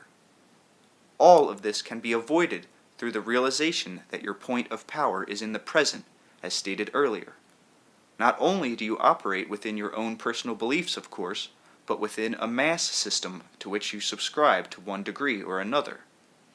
Within that organization, medical insurance becomes a necessity for most of you, so I am not suggesting that you drop it. Nevertheless, let us look more closely at the situation. You are paying in advance for illness that you are certain will come your way. You are making all preparations in the present for a future of illness. You are betting upon disease and not health. This is the worst kind of natural hypnosis, and yet within your system, insurance is indeed a necessity because the belief in illness so pervades your mental atmosphere. Many become ill only after taking out such quote-unquote insurance, and for those, the act itself symbolically represents an acceptance of disease. Even more unfortunate are the special policies for the elderly that detail in advance all of the stereotyped and distorted concepts about health and age. There is a great correlation between the kind of policies that people take out and the illnesses that they then fall prey to. Even more disadvantageous are the suggestions given with the best of purposes in mind concerning specific health areas dealing with prevention. There are two in particular that I would like to mention here. One is the cancer drive literature and television quote-unquote public service announcements in which the 7 danger signals of cancer are given. Unfortunately, again, within the framework of your beliefs, this also becomes almost a necessity for many, especially for those who, because of previous experience of one kind or another with the disease, are almost irrational in their fear of it. The literature and announcements act as strong negative suggestions, following the nature of natural hypnosis, as a conditioning process, you see, where you are looking for specific symptoms and examining your body under the impetus of fear. To those already conditioned in such a manner, such procedures can cause cancers that would not otherwise occur. This does not mean that those individuals might not come down with another disease instead, but it does mean that the belief in disease is patterned and focused to particular symptoms by such methods. No wonder you need health insurance. Illness is not a foreign agency thrust upon you, but as long as you believe that it is, then you will accept it as such. You will also feel powerless to combat it. The second health area I want to touch upon concerns the elderly. Ideas of retirement fall generally into the same pattern, for hidden within them is the belief that at one time or another, at a specific age, your powers will begin to fail. These ideas are usually accepted by young and old alike. In believing them, the young automatically begin the gradual conditioning of their own bodies and minds. The results will be reaped. In your society particularly, given over so thoroughly to the pursuit of money, such beliefs bring about the most humiliating situations, especially for the male, who has often been told to equate his virility with his earning power. It is easy then to understand that when his capacity to earn is taken away, he feels castrated. Now, generally speaking, those who advocate health foods or natural foods subscribe to some of the same overall beliefs held by your physicians. They believe that diseases are the result of exterior conditions. Quite simply, their policy can be read, "You are what you eat." Some in this group also subscribe to philosophical ideas that somewhat moderate these concepts, recognizing the importance of the mind.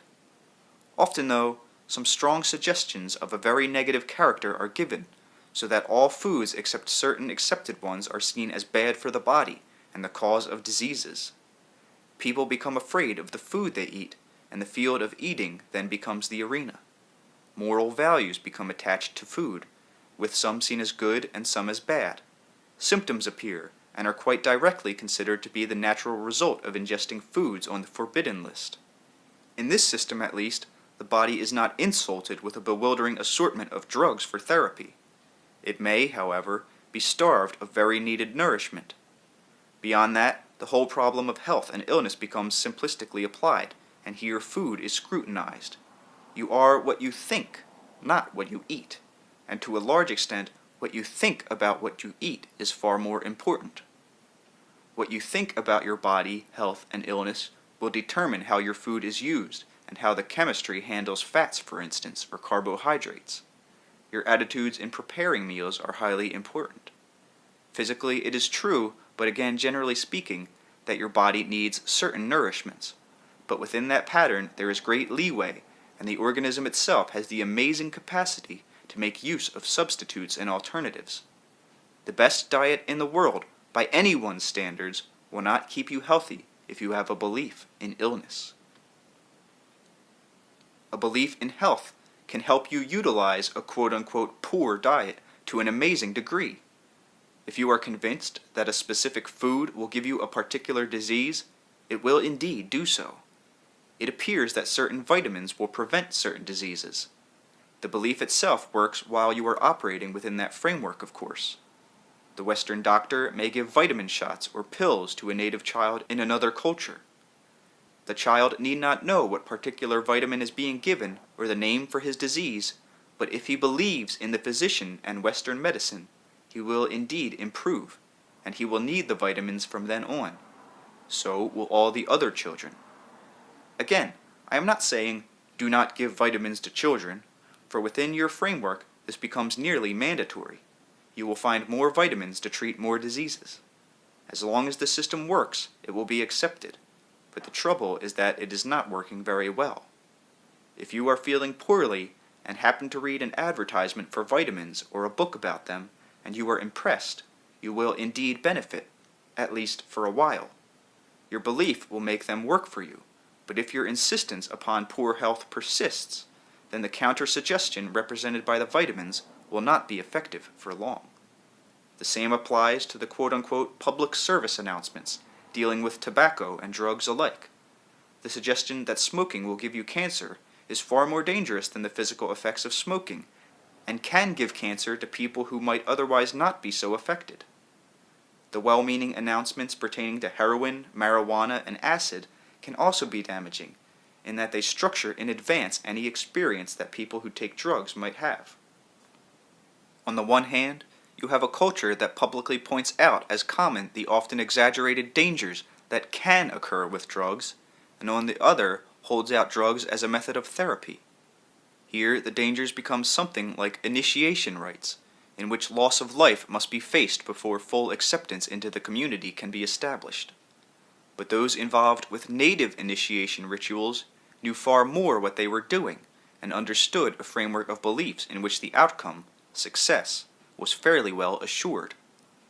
All of this involves natural hypnosis. Let us return to the example of a gentleman who has ulcers. He believes implicitly that certain foods cause his stomach to behave in a particular manner. There is a medicine, however, that will stop his pain. As long as it is effective, the medicine further convinces him that his stomach difficulty can only be relieved in this fashion. It becomes a counter-suggestion, yet it is all a part of the same hypnotic process based upon his belief in his original illness. While it gives temporary results, the fact that he needs it reinforces his dependency upon it. If his belief in his poor health continues unchecked, the medicine will no longer serve as an adequate countermeasure. It would seem only good sense to refrain from the foods that bring on the condition. Yet each time this is done, the individual acquiesces more and more to the hypnotic suggestion. He fully believes he will become ill if he eats the forbidden foods, and so he does.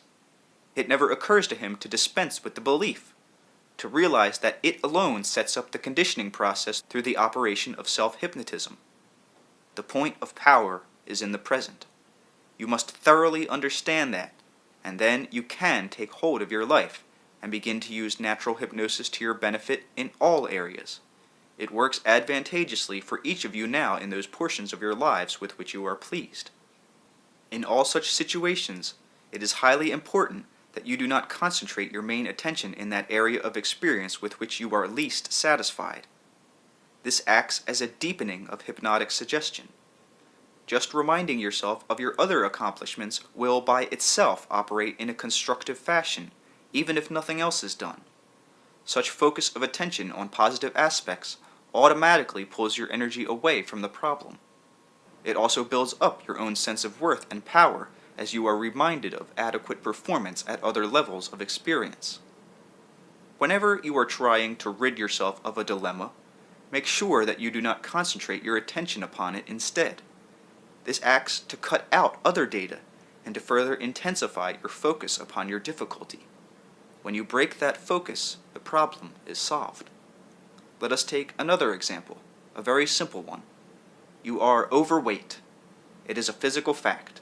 It grieves you, but you believe it completely. You begin a round of diets, all based on the idea that you are overweight because you eat too much. Instead, you eat too much because you believe that you are overweight. The physical picture always fits because your belief in being overweight conditions your body to behave in just such a manner. In the oddest fashion, then, your diets simply reinforce the condition, since you diet because you believe so deeply in your overweight condition. Until you change your belief, you will continue to utilize your food in the same fashion, and to overeat. Momentary gains will not last. Your entire behavior pattern operates according to the strong hypnotic suggestions given, and then, of course, your appearance and experience always reinforce your belief. You must, therefore, willingly suspend that belief. Using the exercises given in this chapter, you must make a conscious effort to insert a different belief, employ natural hypnosis in this new way. If you realize your own worth after reading this book, then that realization in the present can negate any past ideas of unworthiness that may have attracted you to the condition. The same applies if you are underweight, of course. You can eat a great deal for a while and only gain a few pounds, or find all kinds of excuses for not eating. You can be served the richest diet, yet gain no weight. You are not underweight because you do not eat enough food or utilize it properly. Instead, you do not eat enough because you believe that you are underweight. No amount of food will be sufficient until you alter your belief. The same procedures as just given for those who are overweight should be used. In each case, body conditioning is set up through natural hypnosis. Daily behavior and chemical functioning smoothly follow according to the belief. Ideas of worth are involved here also, and the point of power, as mentioned earlier. In any area, great clues can be received simply through paying more attention to the conscious thoughts that you have during the day, for each of them serve as minute suggestions, modifying your behavioral patterns and affecting bodily mechanisms. End of chapter.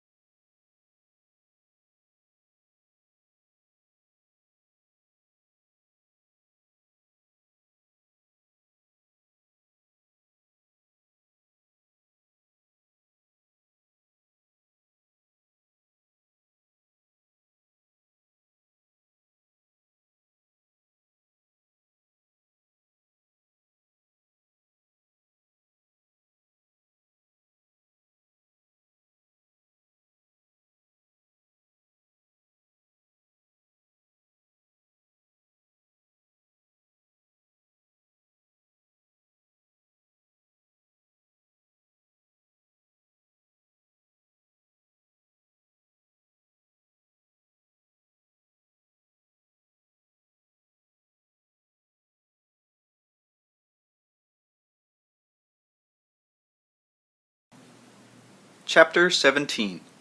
Natural Hypnosis, Healing, and the Transference of Physical Symptoms into Other Levels of Activity. Some people who have been ill for years suddenly recover, and then throw themselves into some great beneficial social endeavor in which their own problems are lost, and a new stability is maintained. Often, this represents a symbolic transference of symptoms from the body outward into the social structure. I am not implying that all social workers are driven by personal problems. On the other hand, it is quite true to say that many such questions turn into challenges with a change of mind, and are then used as impetuses to effect social alterations. In such cases, the dilemma is projected outside of the self and seen as an exterior condition which can be manipulated. Indeed, a quote-unquote magical transformation is involved. This is not to be construed, however, as a statement that all creative acts result from individual problems or neuroses. Quite the contrary, in fact. Such problems projected outward can never really be solved as far as the individual is concerned, of course, since their source is not understood. Since the source is not understood, no exterior manipulation in the social structure will be effective enough, and the person involved will see the problem personified in every issue. Hence, even improvements in the social framework will be quote-unquote invisible to the individual's perception, not noticed. They will seem so minute in comparison with the problem. The same sort of reaction occurs if you concentrate upon a personal illness, and then find any improvements insignificant because of the great focus of your attention upon the negative aspects. A sudden conversion may completely rid an individual of physical symptoms, any kind of conversion. Under that general term, I include a strong emotional arousal and fresh emotional involvement, affiliation, or sense of belonging. This may involve religion, politics, art, or simply falling in love. In all of these areas, the problem, whatever its nature or cause, is in one way or another, quote-unquote, magically transferred to another facet of activity, projected away from the self. Huge energy blocks are moved. The man who has believed that he was evil may now see the world or persons of another faith or political affiliation as evil instead. He then feels rid of the problem itself, but is quite ready to attack it in others, and with great self-righteousness and justification. I am making a distinction here between such conversion experiences and genuine mystic understanding, which may also come in a flash of time. Mystic enlightenment does not see an enemy, however, and there is no need for arrogance, attack, or self-justification. Love, as it is often experienced, allows an individual to take his sense of self-worth from another for a time, and to at least momentarily let the other's belief in his goodness supersede his own beliefs in lack of worth. Again, I make a distinction between this and a greater love in which two individuals, knowing their own worth, are able to give and to receive. Again, you make your own reality. When you view the world, social groups, political groups, your friends, your private experience, these are all attracted into your realm of activity by your beliefs. Natural hypnosis, as explained in the last chapter, leads you to seek out those situations that will confirm your beliefs, and to avoid those that threaten them. You will often try to project a problem outward to free yourself. If this is done, the question at issue will seem forever outside of you, beyond solution, and of mass proportion. Let us look into a situation involving a woman I will call Deneen, who telephoned Rupert today from a western state, and see one of the predicaments that can arise. Deneen is a well-educated woman of middle age with several grown children, financially at ease, possessing all of the things that money can buy. She called Rupert nearly in a frenzy, desperate, she said, for help. Since she has written Rupert several times, he was aware of the situation. Deneen was convinced that she was being cursed, hypnotized, and had fallen under the domination of another. She had been going from psychic to psychic, dabbling in automatic writing and seeing little of her husband, who was involved in his own business affairs. She had been told by different quote-unquote psychics that she would be a psychic teacher, and various words and techniques had been given her to ward off the quote-unquote evil influence. Rupert correctly perceived the great need for a zest and excitement in this woman's life, for initiative. It was apparent that Deneen sat alone all day in her lovely home with nothing to do, that she was making no effort to face her situation truly, but looking to others to do it for her, and therefore reinforcing her sense of powerlessness. She felt she had no power in the moment. This is an abdication of the severest kind, involving both your spiritually and your biological nature. You feel entrapped far more than an animal in a dire situation, and you deny yourself the ability to act. The withheld power is itself transferred then. In Deneen's case, it was put onto another. If she could not make decisions, this other person could, through long-distance hypnosis, force her to act whether she wanted to or not. Now, the other individual has no power that Deneen does not possess. Deneen heartily believes in good and evil. So, being convinced that she was at the mercy of demoniacal forces, she began to pray. As Rupert pointed out, however, the prayers themselves were merely a weak surrender to the idea that evil was so powerful. They were not based on any real belief in the power of good, but only upon a superstitious hope that if bad forces exist, good ones must also. Rupert explained, after hearing about the automatic communications, that these were simply repressed elements of the subconscious, finding needed outlet. He suggested that Deneen find herself a job, stop seeing psychics, and assert her own individuality and her own responsibility for action. Deneen believed that other people acted oddly toward her because they had been hypnotized into doing so. If someone frowned at her, this was the result of hypnotic suggestion. All of this may sound exotic to some of you, and be only too real to others, but any time that you assign elements of your experience to exterior sources, you are really doing the same thing that Deneen did. She felt that certain rituals or foods warded off this evil hypnotic suggestion. Yet many of you take vitamins, convinced that they will save you from various diseases. Within Deneen's belief system, she was acting quite rationally, and in your belief system, you are doing the same. You are convinced of the reality of illness. It may not be quote-unquote out to get you, as viciously as Deneen believes that evil is bent on threatening her, but the issues are the same. If you believe that you come down with a cold every time you are in a draft, you are using natural hypnosis. If you think that you must come and go at everyone else's beck and call, then you are like Deneen, who believes that she must do what this quote-unquote hypnotist tells her to do. In her case, Deneen gave up the responsibility for action and initiative, yet because one must act, the reasons were assigned to another. Rupert also pointed this out. Deneen asked for advice from me, and again Rupert said quite correctly, you must learn to stop depending upon others, to use your own common sense. You must stop trying to use one symbol against another, and look at your own life and your beliefs. You can project your dilemmas or your abilities outward into other avenues of activity then, but until you realize that you form your reality and that your power resides in the moment, you will not be able to solve your problems nor utilize your strengths properly.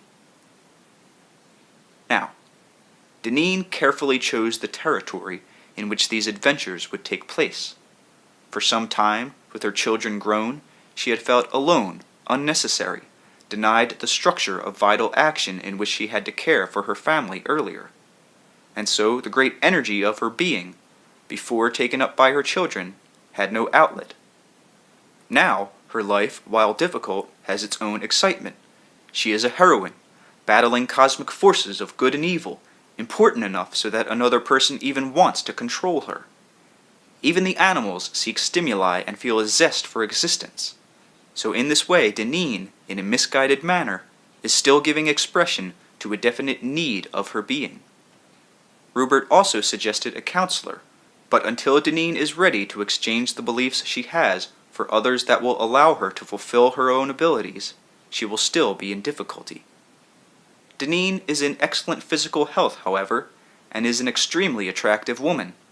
She did not choose a situation in which either her health or beauty would be imperiled. She also stayed clear of any sexual involvement outside of marriage. She chose the psychic arena because she felt it to be out of the ordinary to begin with, and invested with all kinds of mystery. Any difficulties encountered there would automatically have a kind of glamour and distinction. The more she was reassured by others with the same beliefs, the deeper her involvement grew. Each individual has what I will call a psychic territory of power. This represents an inviolate area in which the person insists upon remaining supreme, aware of his or her uniqueness and abilities. This psychic region will be protected at all costs, and here there is indeed immunity from all disease or lack. Other portions of the psyche may be battlegrounds for problems, but the individual will not really feel threatened in a critical way as long as this primary territory is intact. For all of her talk of desperation, then, Deneen has chosen her field of conflict. She will avoid any kind of disfiguration or severe health problem, which to her would be a far greater danger. Because of different personal characteristics, another individual will hold qualities of the mind, say, inviolate, and work out challenges through bodily illness. Another may choose the severest poverty, projecting into that situation his or her own resolved conflicts. Another may choose alcoholism. In these cases, there can be some feeling of panic if an analyst or friend tries to switch the areas of conflict. For instance, the alcoholic is well acquainted with the battleground he or she has picked. An ill person, suddenly well, has to face dilemmas that were ignored before or personified in disease. Deneen, denied the support of the framework she had chosen, would have to face the questions that she had projected there. But all of the inner difficulties can be resolved by understanding that you form your own reality, and that your point of power is in the present. The habit of not facing problems, which indeed are challenges, can be addictive. A feeling of powerlessness in one field can be transferred to others. When this happens through natural hypnosis, then even the psychic territory of power can be assailed. Here, the individual becomes thoroughly aroused, threatened, and realizes for the first time perhaps the nature of belief and his or her predicament. Here you have life and death struggles in creative terms. Some miraculous cures or changeabouts in midlife occur as a result. All of this is intimately connected with your biological structure, which is meant to follow the conscious mind's interpretation of reality. As I have said before, your thoughts are reality. They directly affect your body. It seems that you are highly civilized people because you put your ill into hospitals where they can be cared for. What you do, of course, is to isolate a group of people who are filled with negative beliefs about illness. The contagion of beliefs spreads. Patients are obviously in hospitals because they are ill. The sick and their doctors both work on that principle. Women delivering children are placed in the same environment. This may seem very humane to you, and yet the entire system is structured so that childbirth does not seem to be the result of health, but of illness. Stimuli pertaining to health is effectively blocked in such organizations. The ill are gathered together and denied all of their normal and natural conditions, including the compensating motivations that alone would sometimes be enough to restore health if given time.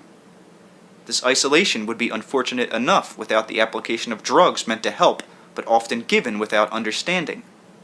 Loved ones are permitted to visit the sick on but certain occasions, so those who wish them well in the strongest terms, who are closest to them and who love them, are efficiently prevented from exerting any natural constructive behavior. For all practical purposes, the ill are put into prison. They are forced to concentrate upon their condition. All of this applies quite apart from any other dehumanizing effects, such as overcrowded conditions, the denial of human privacy, and often the negation of dignity. The individual is made to feel powerless, at the mercy of doctors or nurses who often do not have the time or energy to be personable or to explain his or her condition in terms that he can understand. The patient is therefore forced to transfer his own sense of power to others, which further deepens his misery, and in turn reinforces the sense of powerlessness that initiated the condition.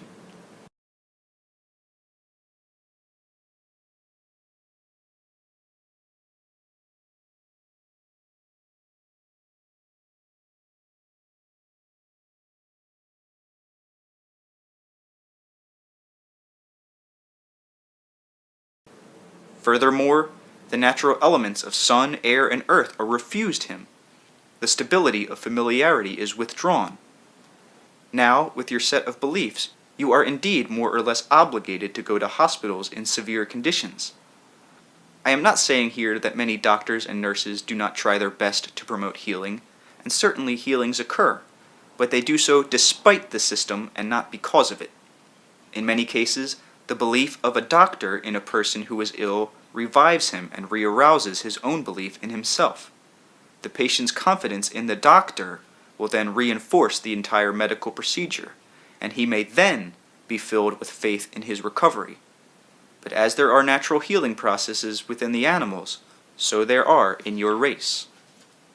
Illnesses usually represent unfaced problems in your terms, and these dilemmas embody challenges meant to lead you to greater achievement and fulfillment. Because body and mind operate so well together, one will attempt to cure the other, and will often succeed if left alone. The organism has its own beliefs in health that are unconscious on your part. You are a part of your environment. You form it.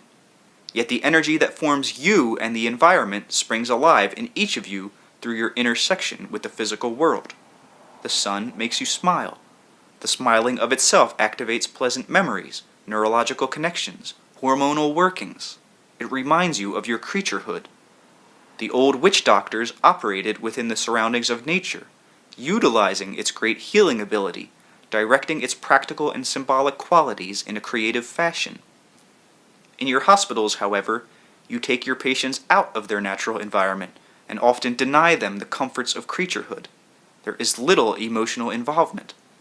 The senile, in their efforts to run away from their closeted rooms and sanitariums, often show far greater sanity in their way than the relative or society who imprison them, for they intuitively recognize the need to be free, and they sense the lack of the mystic communion with the earth that has been denied them. Small hospitals on spacious grounds, with freedom for all but the bedridden to use their bodies, would far surpass what you have. But in your system as it is set up, such an environment is impossible except for the most wealthy. In many animal groups, the sick animal isolates itself for a period of rest, in which it is also free to seek out those natural conditions most conducive to its health. It travels to find certain herbs, where it lies in the mud or clay by certain rivers. Often it is helped by others of its kind, but it is free. When and if it is killed by its brothers, this is not an act of cruelty, but an innate understanding that the creature can no longer operate physically without agony. A quite natural euthanasia is involved, in which the quote-unquote patient also acquiesces.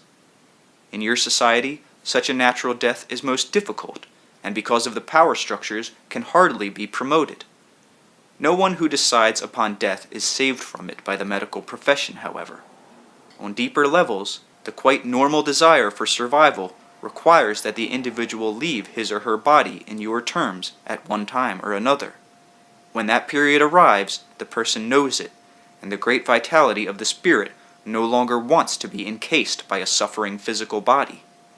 Yet here, the medical profession often takes care to see that every technological advance is brought to bear to force the self to remain within its flesh, when naturally soul and flesh would part. There are normal interlocking mechanisms that prepare the self for death, even chemical interactions that make this easier physically, bursts of acceleration in your terms, to propel the individual easily out of the body.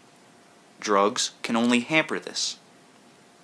Certain kinds of medications can indeed help, but those given in your hospitals simply drug the consciousness out of its own understanding and inhibit the body mechanisms that make for an easy transition. In your prisons, you do the same thing, of course, isolating groups of people with like beliefs, denying them all natural stimuli so that a greater contagion of similar beliefs ensues. You separate such people from the normal contact of their loved ones and all usual conditions for growth or development. Now, most criminals, in or out of prison, share a sense of powerlessness and a feeling of resentment because of it. Therefore, they seek to assure themselves that they are indeed powerful through antisocial acts, often of violence. They desire to be strong then, while believing in a lack of personal strength. They have been conditioned, and furthermore have conditioned themselves, to believe that they must fight for any benefits. Aggression becomes a method of survival. Since they believe so strongly in the power of others and in their own relative powerlessness, they feel forced into aggressive actions almost as preventative measures against greater violence that will be done against them. They feel isolated and alone, unappreciated, filled with rage which is being constantly expressed, in many cases, though not all, through a steady series of minor social crimes. This applies whether or not major crimes are committed, so the simple expression of aggression without understanding does not help.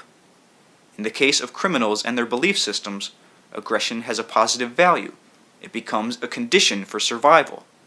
Many other characteristics that might mitigate such behavior are minimized and can be seen as dangerous by them. You isolate the criminal element, therefore, in an environment in which any compensations are refused. The entire framework of a prison, with its bars, is a constant reminder to the convict of his situation and reinforces his original difficulty. Any normal home life is denied him, and along with the overall concentration upon the problem at hand, all other stimuli is purposely held to a minimum. In their ways, the warden and guards subscribe to the same set of beliefs as that held by their prisoners. The idea of force and power is accentuated on both sides, and each believes the other its enemy. The guards are certain that the incarcerated are the dregs of the earth and must be held down at all costs. Both sides accept the concept of human aggression and violence as a method of survival. The prisoners' energies are usually used in boring, innocuous tasks, even though some attempt is made to provide vocational training in many institutions. Both prisoners and officials, however, take it for granted that most of those now behind bars will return time and time again. The confined project their personal problems out upon society. Society returns the quote-unquote favor. In the same way, individuals often think of certain characteristics as animal or evil, and attempt to isolate those portions from other areas of their own activity. Power or the lack of it, and the attitudes surrounding either mode are often involved. Remember Augustus, in the case mentioned earlier in this book. Augustus felt powerless, considering power in terms of aggression and violence, so he isolated that portion of himself from himself and projected it into a quote-unquote second self. Only when this second self became operative could he display any power. Because his basic concept held aggressiveness and power as one, however, then the strength to act automatically meant the strength to be aggressive, and here aggression was equated with violence. Now, in its way, there was a transference of a problem in a unique manner. The need to act and to be in control of action is paramount in conscious beings. Augustus, therefore, actually created from himself a position of power from which he could, at least for a while, operate. He had to pretend amnesia so as to hide this mechanism from himself. As long as power is equated with violence, then you will feel it necessary to regulate normal aggression in your behavior, and considering power as violent, you will be afraid to act to some extent. You will then consider goodness and powerlessness to be somewhat synonymous, and equate power with evil. Now, wanting to face such quote-unquote evil in yourself, you may then direct it outward and transfer it to another area. As a society, you may project it upon the criminal, as a nation upon a foreign country. As an individual, you may place this power upon an employer, a labor union, or any other segment of society. In whatever area you choose, though, you will feel relatively weak in comparison with the strength that you have projected outward. You meet your own denied power, you see, whenever you find yourself in a situation where you feel weak in comparison to another person or situation that frightens you. Power does not basically imply superiority over. There is the power of love, for example, and the power to love. Both imply great action and vitality, and an aggressive thrust that has nothing to do with violence.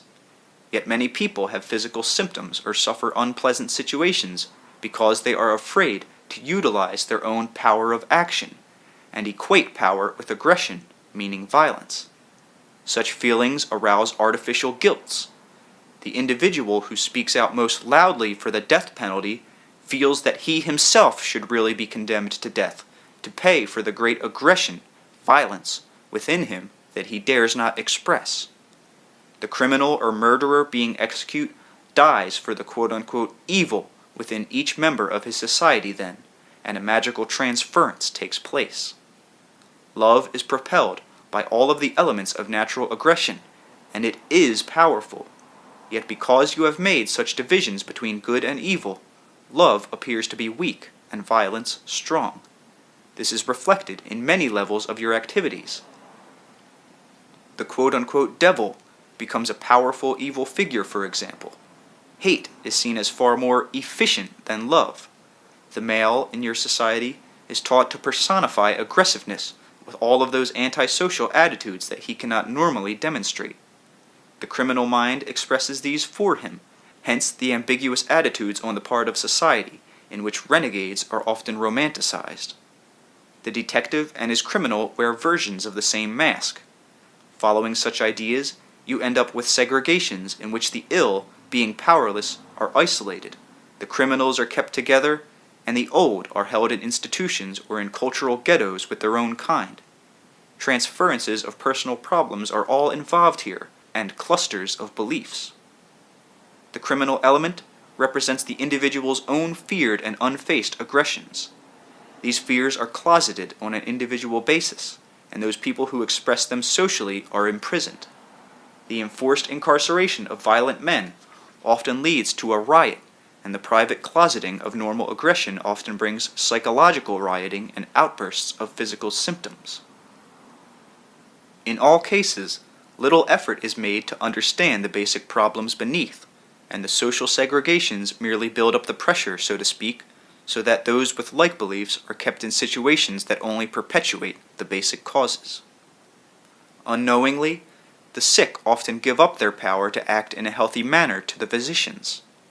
The doctors accept this mandate since they share the same framework of belief, so the medical profession obviously needs patients as badly as the ill need the hospitals. Society, as you know it, not understanding the nature of normal aggression, considers it violent. The prisons and law enforcement agencies need criminals in the same way that criminals need them, for they operate within the same system of belief. Each accepts violence as a method of behavior and survival. If you do not understand that you create your own reality, then you may assign all good results to a personified God and need the existence of a devil to explain the undesirable reality. So churches, as they exist now in Western society, need a devil as well as a God. Natural aggression is simply the power to act. Your own attitude about these issues will tell you much about yourself and influence your own personal reality. If you equate power with youth, then you will isolate the elderly, transferring upon them your own rejected powerlessness, and they will seem to be a threat to your well-being. If you agree that violence is power, then you will punish the criminal with great vindictiveness, for you will see life as a power struggle, and will concentrate upon the acts of violence about which you read. This may bring such aspects into your personal life, so that you yourself meet with violence, hence deepening your conviction. If you accept the basic idea that evil is more powerful than good, then your beneficial acts will bear little fruit because of your own framework. You assign such a small power of action to them. There are many subsidiary beliefs connected to these convictions. They can all work in such a way that you deny yourself the use of your abilities, and this in turn causes you to project them outward upon others. If you accept the idea that knowledge is quote-unquote bad, for instance, then in line with that belief, all of your efforts to learn will be futile, or bring you great discomfort. You will not trust any knowledge that comes easily, for you will feel that you have to do penance for the attainment of any wisdom. Fundamental interpretations of the Bible often lead to such conclusions, so that the pursuit of knowledge itself, which has a built-in biological impetus, becomes a taboo activity. You must then project wisdom onto others and reject it in yourself, or be faced with a dilemma in personal values.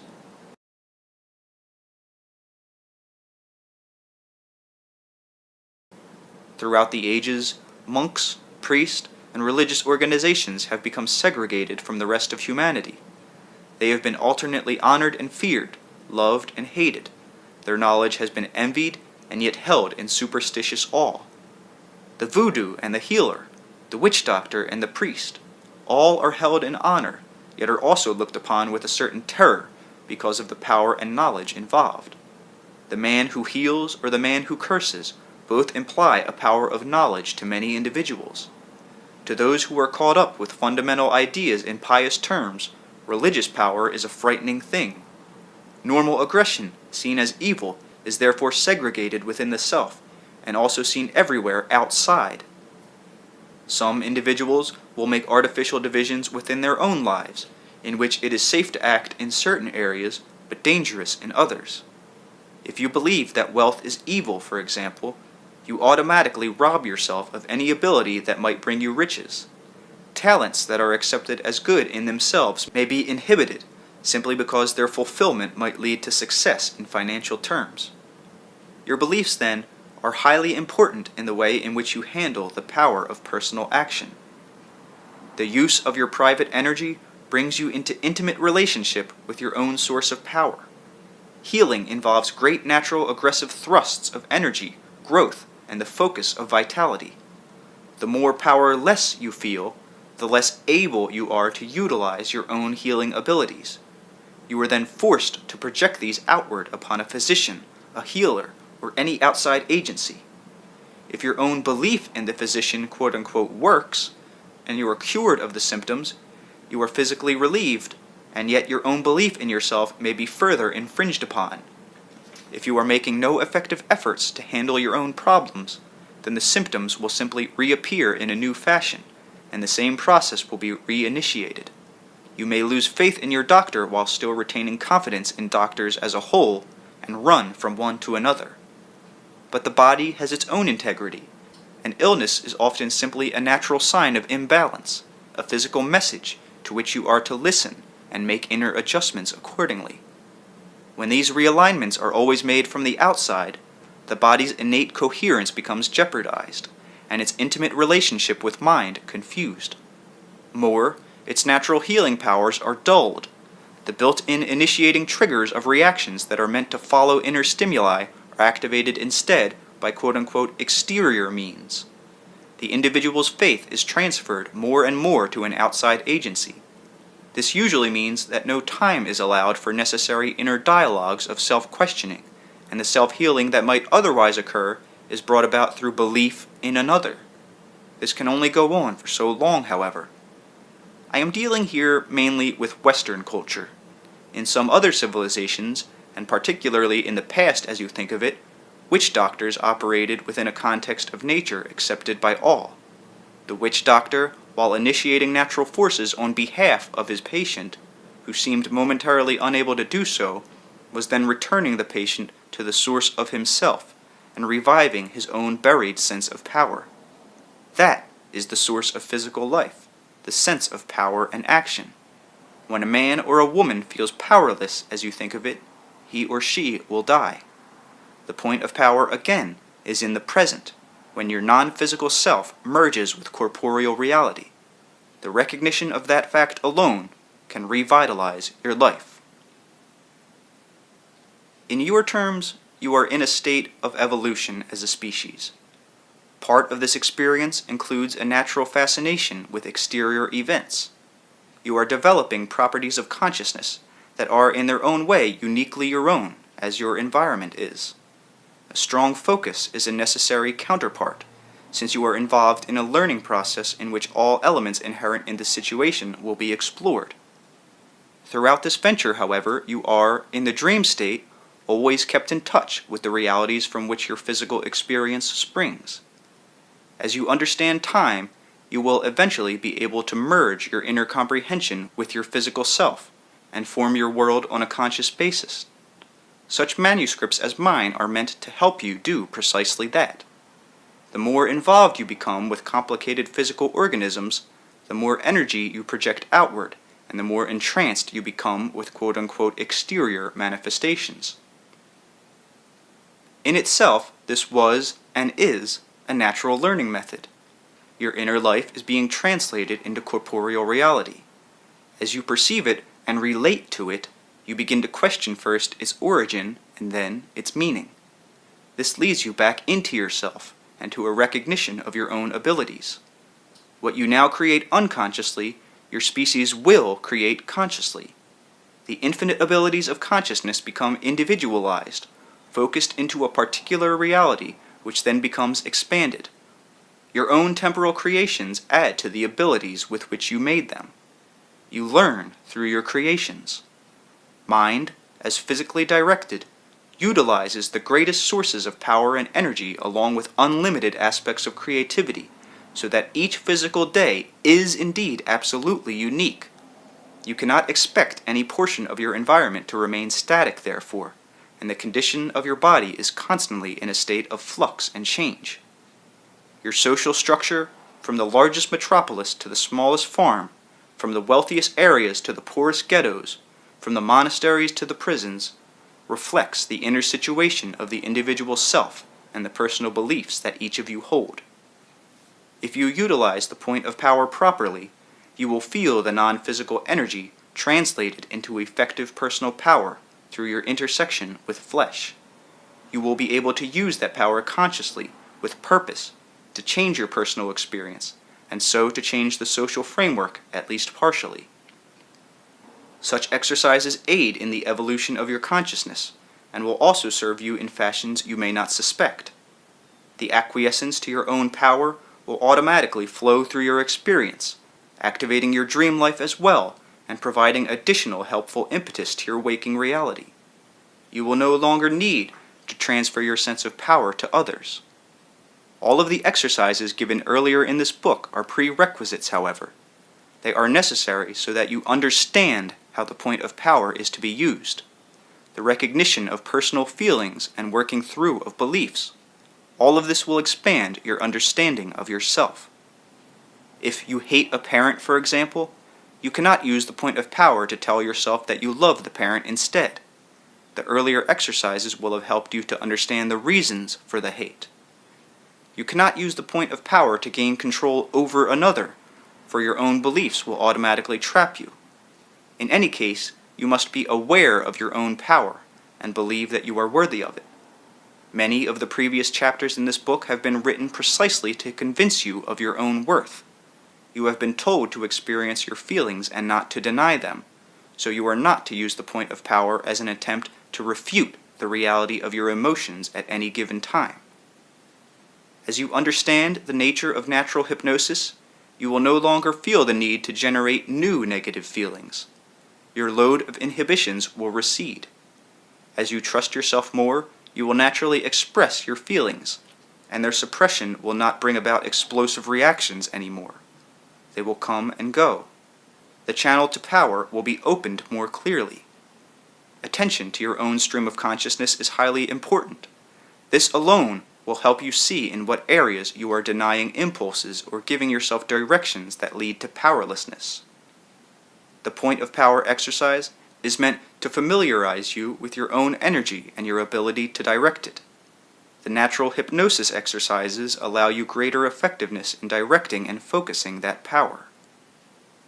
Each of you must work from the point of your own reality. There is no other way. If you feel filled with rage, then do not say, "I am filled with peace," and expect results. You will only be blanketing your feelings and inhibiting your energy and power. If you are furious, then beat a pillow and experience the rage, but without violence to another. Work it through until you are physically exhausted. If you do this honestly, the reasons for the fury will come to you, and they will often be quite obvious. You simply did not want to face them. In almost all cases of this kind, your feelings will represent a sense of powerlessness on your part, where you delegated strength to a situation or an individual, and felt your effort futile in contrast. Then, use the point of power and feel the energy of your own being surge through your experience. The knowledge of your own power releases you from all fears, and hence of all rage. Now, there is a constant give and take between each individual and his or her society.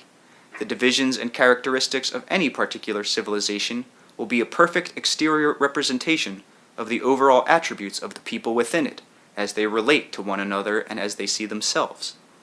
The exterior dimensions are replicas of interior personal ones. The accomplishments, wars, difficulties, and institutions are all quote-unquote after the event. That is, they are outward actions of an inward existence. Under certain conditions, water turns into ice.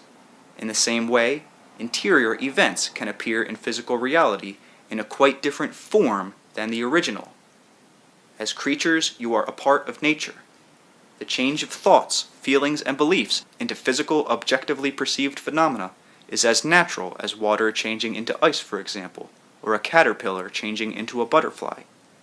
You not only form the structure of your civilizations and social institutions through the transference of beliefs, thoughts, and feelings, but in this natural exchange, you also help on quite intimate levels in the quote-unquote psychic manufacture of the physical environment itself, with all of its great sweeping variety and yet seasonal stability. Medicine men may do a rain dance. They understand the innate relationship that exists within all portions of nature. You are taught to believe that faith can move mountains, yet many of you will find it extremely difficult to accept your own relationship with the environment. Your beliefs, often as opposed to your desires, cause wars. Your feelings represent the inner reality behind what you think of as purely natural phenomena, such as weather. Catastrophes, such as earthquakes or floods, are not perpetuated by certain elements of nature against other portions of itself. Your feelings have as much natural validity as the tides, and they have their own kind of attraction. Mind does move matter. A ring manipulated at a seance under controlled conditions is but the most simple kind of demonstration of the great ability of mind to interact with matter. You each participate in the creation of each thunderstorm, each new spring, each flood, earthquake, and summer rain. A war is one kind of natural event brought about as feelings and beliefs interact on one level. A natural catastrophe represents the same kind of phenomenon at a different level. Your part in these feelings and beliefs will place you in your own quote-unquote natural position within such events. End of chapter.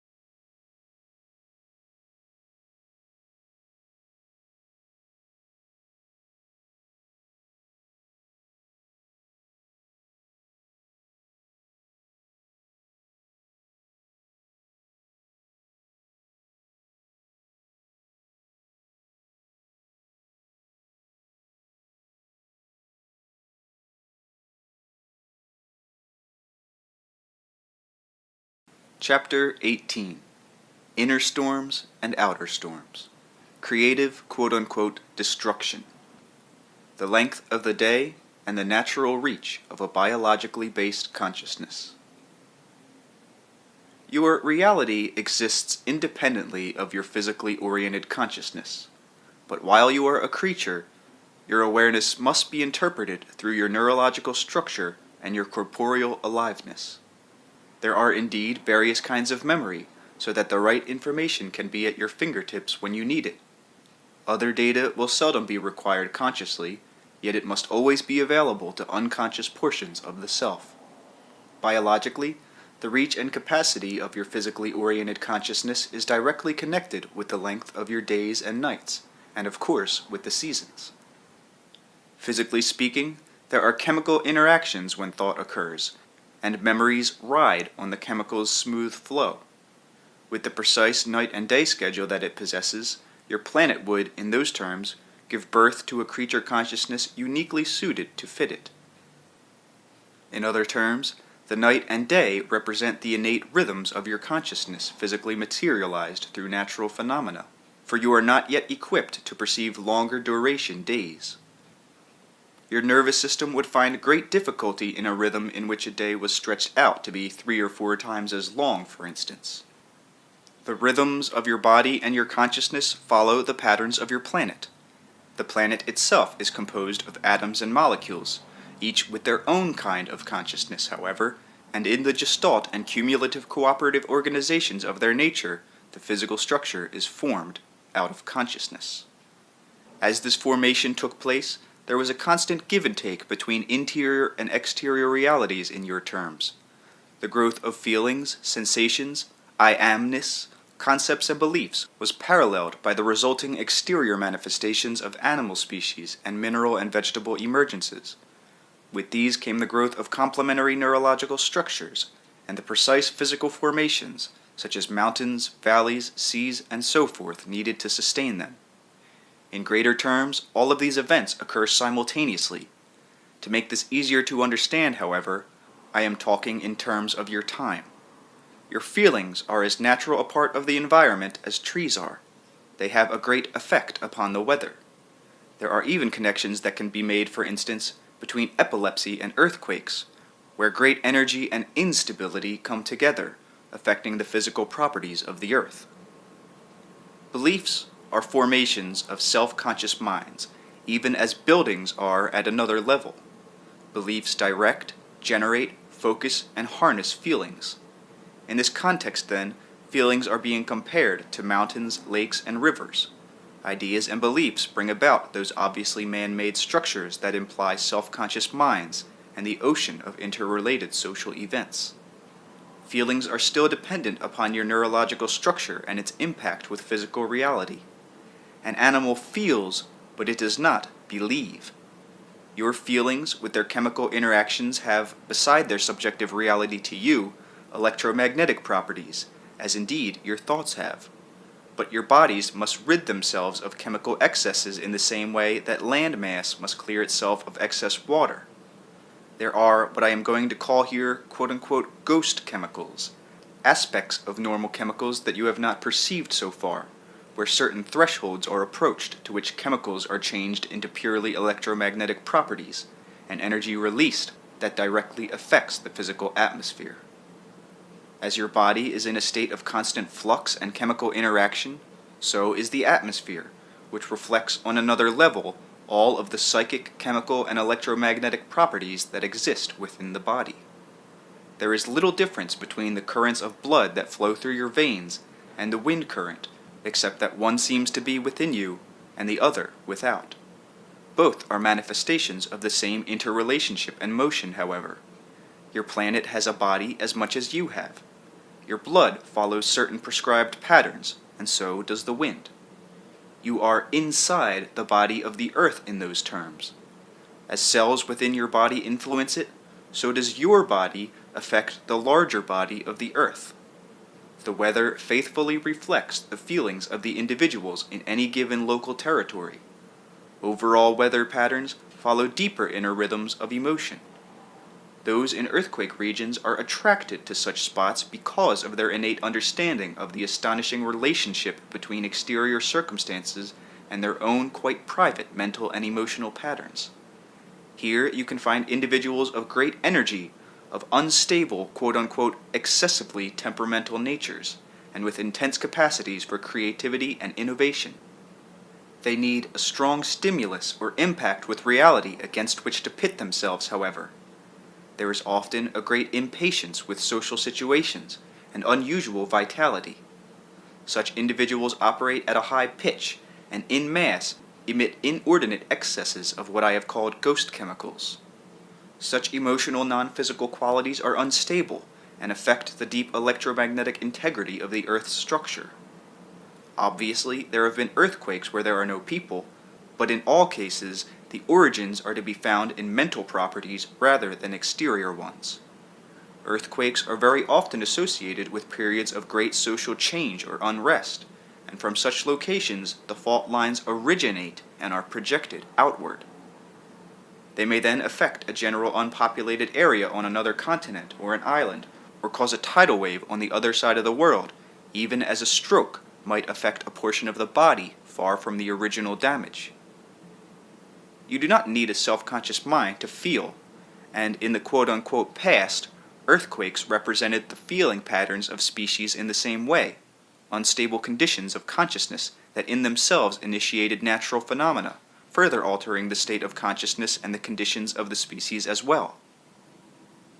In your terms, consciousness is wedded with matter, and any of its experiences are physically materialized through that interaction. There are great correlations between thunderstorms and psychic storms, for example, and between unstable electromagnetic properties of both feeling and thought, the brain's ability to handle these, and its need to rid itself of excesses.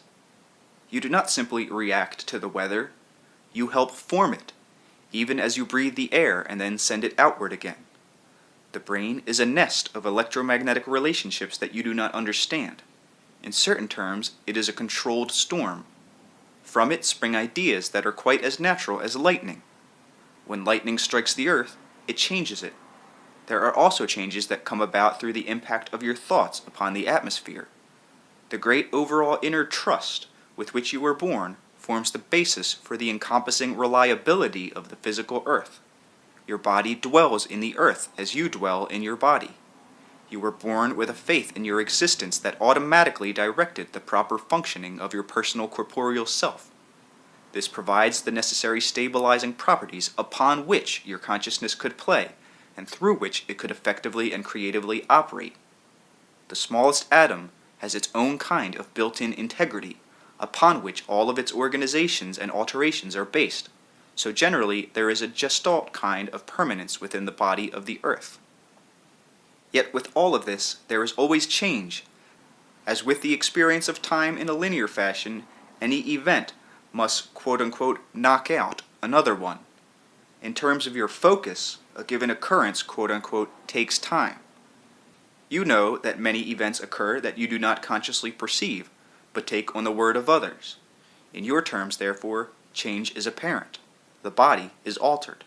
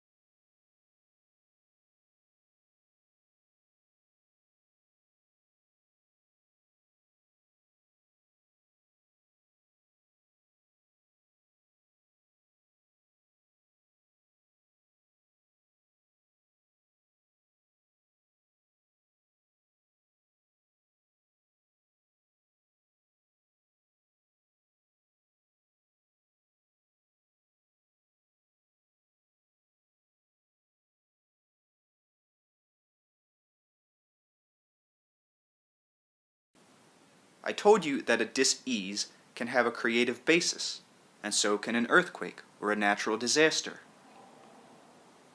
Now, on other than conscious levels, simply as creatures, you are well aware of impending storms, floods, tornadoes, earthquakes, and so forth. There are many hints and signs picked up by the body itself. Alterations in air pressure, magnetic orientation in terms of balance, minute electrical differentiations of which the skin itself is aware. On that level, the body is often prepared for natural calamities before they occur. Defenses are set up. Many additional issues operate, however, that have to do with any given personal reaction. Here, other psychological conditions enter in. People live in regions threatened by earthquakes with clear conscious knowledge of them. Regardless of what they might say, they need and enjoy the constant stimuli and excitement. The very unpredictable nature of the circumstances arouses them to action. There are many different attitudes and characteristics that apply, so that it is difficult to make generalizations, but there are always reasons why any individual is involved in a disastrous natural catastrophe. In many cases, a near-conscious realization of the circumstances occurs beforehand. In other cases, the body's foreknowledge is reflected in dreams, and so alters daily life that an escape plan takes place. Some people change their plans and leave town a day before a disaster comes about. Others stay. None of this is accidental. Unconscious material is admitted into consciousness according to those beliefs an individual holds about himself, his reality, and his place in it. No one dies in a disaster who has not chosen to do so. There is always some conscious recognition, however, though the individual may play tricks with himself and pretend it is not there. Even animals sense their dying ahead of time, and on that level, man is no different. Those who want to use their unconscious precognition of such an event will take advantage of it, save themselves, and choose not to be involved. If they do not believe in such advance warnings and deny themselves conscious knowledge, yet still believe in their overall security, they will unconsciously act without knowledge of their reasons. There will be others who are a part of the calamity for their own reasons. Psychically, mentally, and physically, they will be as much a part of such an event as, say, the water that sweeps through a town in a flood. They will utilize the physical catastrophe as an individual might use a symptom for purposes of challenge, growth, or understanding, but they will choose their disaster just as they will choose their symptoms. They will be aware of the framework, therefore. It will not be thrust upon them. They may not consciously accept such information, but if they knew how to examine themselves, they would discover that their beliefs added up to precisely the given kind of situation. An illness of a severe nature may be used by an individual to put him or her into the most intimate contact with the powers of life and death, to initiate a crisis in order to mobilize buried survival instincts, to vividly portray great points of contrast, and summon all of his or her strength. So can a catastrophe be used consciously or unconsciously, according to the individual. Now, again, there are no accidents. No one dies under any circumstances who is not prepared to die. This applies to death through natural catastrophe as well as to any other situation. Your own choice will dictate the way you die as well as the time. We are dealing now with your beliefs as you know them in this life, and leaving for a later chapter any bleed-throughs of beliefs that may occur from other existences. But whatever beliefs you accept, for whatever reasons, your point of power is in the present. It is far more important that you understand this than that you become overly concerned with labyrinthian quote-unquote past reasons, for you can get so lost in a negative approach that you forget that these beliefs can be changed in the present. For various reasons, you hold beliefs that you can alter at any time. Many individuals die young, for example, because they believe so strongly that old age represents a degradation of the spirit and an insult to the body. They do not want to live under the conditions as they believe them to be.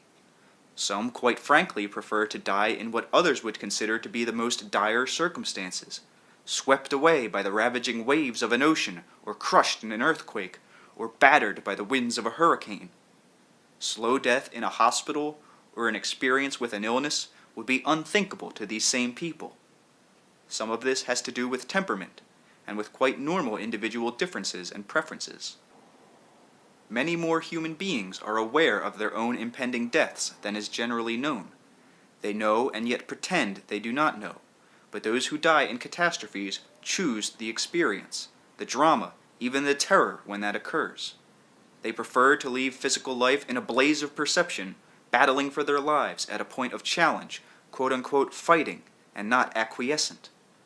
Natural disasters possess the great rousing energy of powers unleashed, of nature escaping man's discipline, and by their very characteristics also remind man of his own psyche, for in their way such profound events always involve creativity being born, rising even from the bowels of the earth, reshaping the land and the lives of men. Individual reactions follow this innate knowledge, for while man fears the unleashed power of nature and tries to protect himself from it, he revels in it and identifies with it at the same time. The more quote-unquote civilized man becomes, the more his social structures and practices separate him from intimate relationship with nature, and the more natural catastrophes there will be, because underneath he senses his great need for identification with nature. He will himself conjure it into earthquakes, tornadoes, and floods, so that he can once again feel not only their energy, but his own. As nothing else can, a great encounter with the full energy of the elements puts a man face to face with the incredible potency from which he springs. For many people, a natural calamity provides their first personal experience with the realities of creaturehood's connection with the planet. Under such conditions, men who feel a part of nothing, of no structure or family or country, can understand in a flash their comradeship with the earth, their place upon it and its energy. Through suddenly recognizing that relationship, they feel their own power for action. On quite a different level, riots also serve the same purpose, where the release of energy, for whatever reasons, introduces a group of individuals to the intimate recognition that highly concentrated vitality exists. They may not have found it earlier in their lives. This recognition can lead them, and often does, to seize their own energy and use it in a strong creative manner. A natural catastrophe or a riot are both energy baths, potent and highly positive in their ways despite their obvious connotations.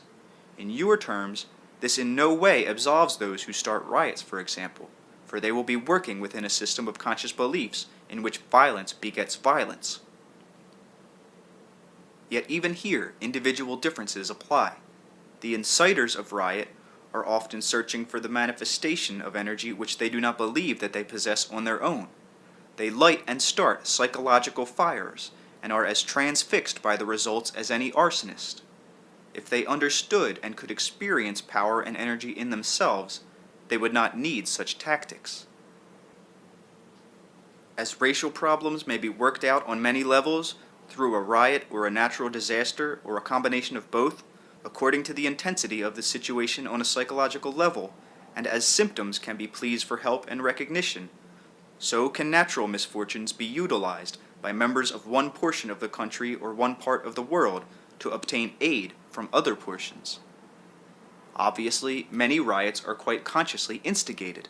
Certainly, thousands of individuals or millions of them do not consciously decide to bring about a hurricane or a flood or an earthquake in the same manner.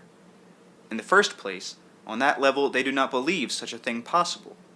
While conscious beliefs have a part to play in such cases, on an individual basis, the quote-unquote inner work is done just as unconsciously as the body produces physical symptoms. The symptoms often seem to be inflicted upon the body, just as a natural disaster seems to be visited upon the body of the earth. Sudden illnesses are thought of as frightening and unpredictable, with the sufferer a victim perhaps of a virus. Sudden tornadoes or earthquakes are seen in the same light, as the result of air currents and temperature, or fault lines instead of viruses. The basic causes of both, however, are the same. There are as many reasons, then, for quote-unquote earth illnesses as there are for body illnesses. To some extent, the same can be said of wars, if you consider a war as a small infection. In the case of a world war, it would be a massive disease. War will finally teach you to revere life. Natural catastrophes will remind you that you cannot ignore your planet or your creaturehood. At the same time, such experiences themselves provide contact with the deepest energies of your being, even when they are being used quote-unquote destructively.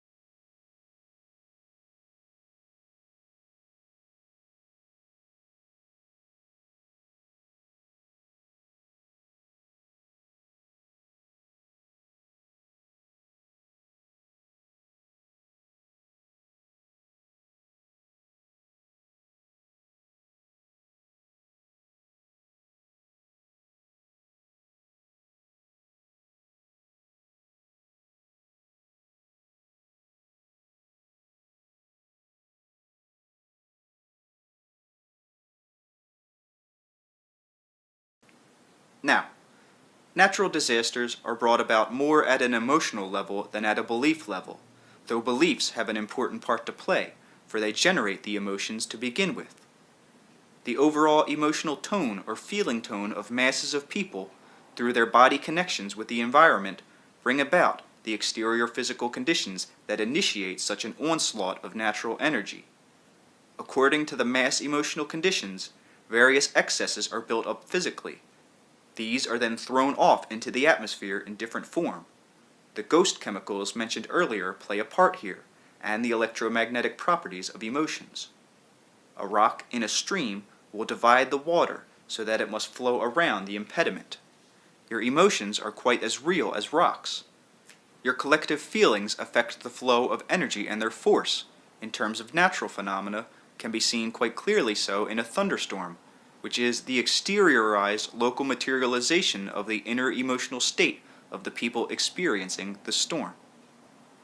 As your conscious beliefs determine your bodily condition, and as your body is maintained at an unconscious level, though in line with your beliefs, so natural catastrophes are the result of the beliefs that give rise to emotional states, which are then automatically transformed into exterior atmospheric conditions.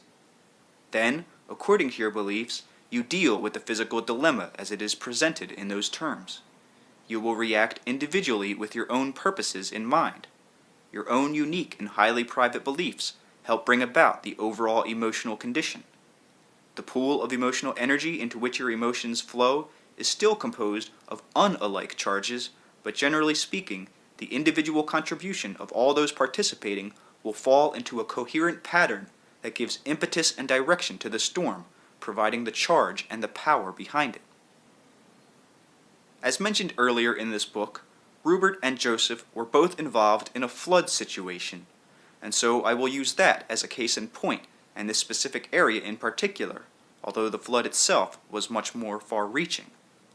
Locally, there were some general beliefs held. The Elmira region was economically depressed and considered to be in a backwash area of the state of New York, yet the condition was not bad enough for crisis aid. Industry had been moving away.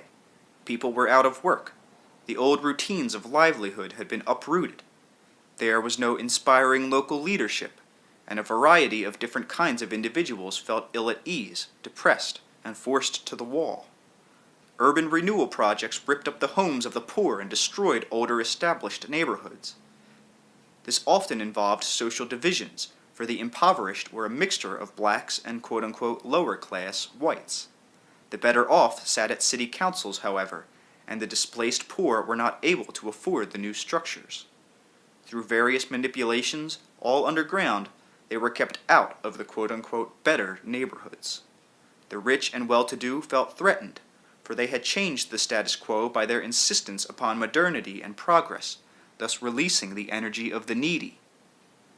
There was movement of the middle class from the city proper into the suburbs, with a change in the tax balance, and the city merchants began to suffer.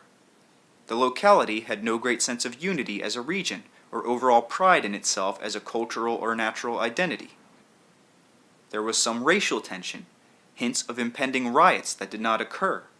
A very capable mayor who had been in office for some time was defeated. Politics entered in, for many reasons not necessary to this discussion. Politically oriented people felt they had no really strong hold, so that effective communication with the federal government could not be expected. In that area, a sense of powerlessness grew. Culturally, the region did not have its own identity, though it has always striven for some kind of characteristic expression. It saw government funds go past it to other sectors more economically depressed. The people had individual dreams and hopes, and in mass these represented a regional vision of improvement at many levels. At the same time, feelings of discouragement grew. The young and the old, the conventional and the unconventional, had small skirmishes, where some of the city fathers objected to the long-haired youths in the city park. Quite trivial incidents, and yet indicative of splits of values and misunderstandings between the generations. To one extent or another, these same problems existed in all areas of the East Coast that were directly involved with that particular flood. Locally, you had a depressed region, not yet in the kind of crisis situation that would draw great federal funds, and highly unstable social and economic conditions, coupled with a sense of hopelessness. Instead of a flood, disastrous social upheavals could have erupted. Because of the peculiar, unique, and characteristic feeling tones involved, however, the resulting emotional tensions were released, automatically transformed into the atmosphere. A natural catastrophe provided many answers. The river was close by, directly in the heart of the business section, for example. Again, all of this involved other areas affected by the flood. As certain primitives do rain dances and consciously bring about rain, deliberately directing unconscious forces, so the people in these different places did the same thing quite automatically, without awareness of the processes involved. They seeded the clouds, therefore, through unconscious intent, and through the spontaneous release of emotional states operating biologically, so that excess hormonal and chemical reactions directly affected the atmosphere. Sometime earlier, local religious organizations had made plans for a mass revival. Followers of a popular religious group were signed up, and some considerable publicity given for the event. Again, this was not accidental. It was an attempt on the part of the fundamental denominations to solve the problems at another level, through an influx of religious identification, conversion, and enthusiasm. The beliefs upon which these plans were based did not correlate, however, with the mass beliefs of the populace, and so the attempt failed. The program was based on precognitive knowledge of the flood event. The crusade never took place, for the revivalist organization was frightened away by the flood. Many in the religious community said that the flood was the will of God at that level, or that people were being punished for their transgressions. In its own way, the flood was a religious event, for it united diverse groups of people who did not always have the most humanistic of intents with the community. In a strange way, it also served to isolate certain portions of the people and to highlight their predicament in a way that no riot could. It also humbled some, denying them the comfort of social position and belongings, at least momentarily, and brought them face to face with others of varying backgrounds with whom they would not have become acquainted otherwise. Crises such as this provide spotlighted views of reality, in which what was hidden is suddenly only too apparent. In many cases, the poor were saved, for most of the old homes and apartment houses survived, while the newer ranch-style homes could not stand the onslaught of the water. Yet the college still found itself with many of the dispossessed needy at its doorstep. Women who had no stronger purpose than playing bridge ended up struggling for survival beside their more destitute sisters. Many of the poor who lost their living quarters discovered qualities of leadership in themselves that astonished them. The downtown area saw its inner, always known but hidden predicament physically materialized. It was in a state of near ruin and needed drastic help. City government was suddenly confronted with a reality that had little to do with conference rooms. The crisis united the people. The feeling of hopelessness was out in the open for all to see, and therefore action could be taken. There were old people, laden with negative beliefs about age, who discovered great vitality and further purpose under the stimuli of survival. There were people blinded and lost by a belief in the supreme importance of things, who found themselves with nothing left. They realized the relative unimportance of belongings, and felt within themselves the stirring of a freedom they had not experienced since youth. The hidden quote-unquote illness of the area was plain for everyone to see. People came from all around to help. For once, comradeship ignored social structure. Taken for granted patterns of existence had been ripped away quite effectively in a day's time. To one extent or another, each individual involved saw himself in clear personal relationship with the nature of his life thus far, and sensed his kinship with the community. More than this, however, each human being felt the enduring energy of nature, and was reminded, even in the seeming unpredictability of the flood, of the great permanent stability upon which normal life is based. The power of the water put each individual in touch with intimate recognition of his dependence upon nature, and made him question values taken for granted too long. Such a crisis automatically forces each person to examine values, to make instant choices that will provide him with recognitions to which he has been blind earlier. The flood, therefore, physically materialized the inner problems of the region, and at the same time released energies that had been trapped in hopelessness. The area became a psychic and physical focus point of attention, thereby attracting other energy to it. Each individual involved had his or her own reasons for participating, and through the mass-created framework, worked out private purposes and dilemmas. Many past beliefs were automatically shattered in the reality of the moment. Powers of initiation and action, long buried, were released in numberless individuals. Federal funds were directed instantly to this region. The spotlight was turned on to the section. Many lonely people were forced, or rather forced themselves, into a situation where it was imperative that they relate with others. Since this is not the main topic of this book, I cannot go deeply into the ways and means involved. As a case in point, however, we will deal with Rupert's and Joseph's experience with the flood situation, for their participation will have application to many others.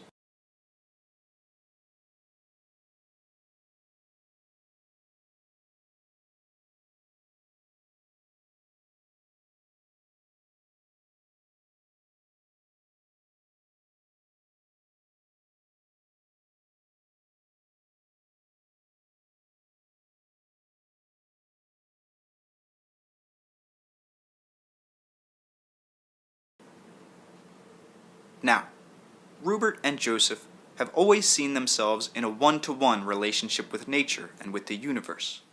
They are individually motivated, in a sense loners. They shy away from large groups. Nevertheless, it was surprising to many that these two stayed here during the flood.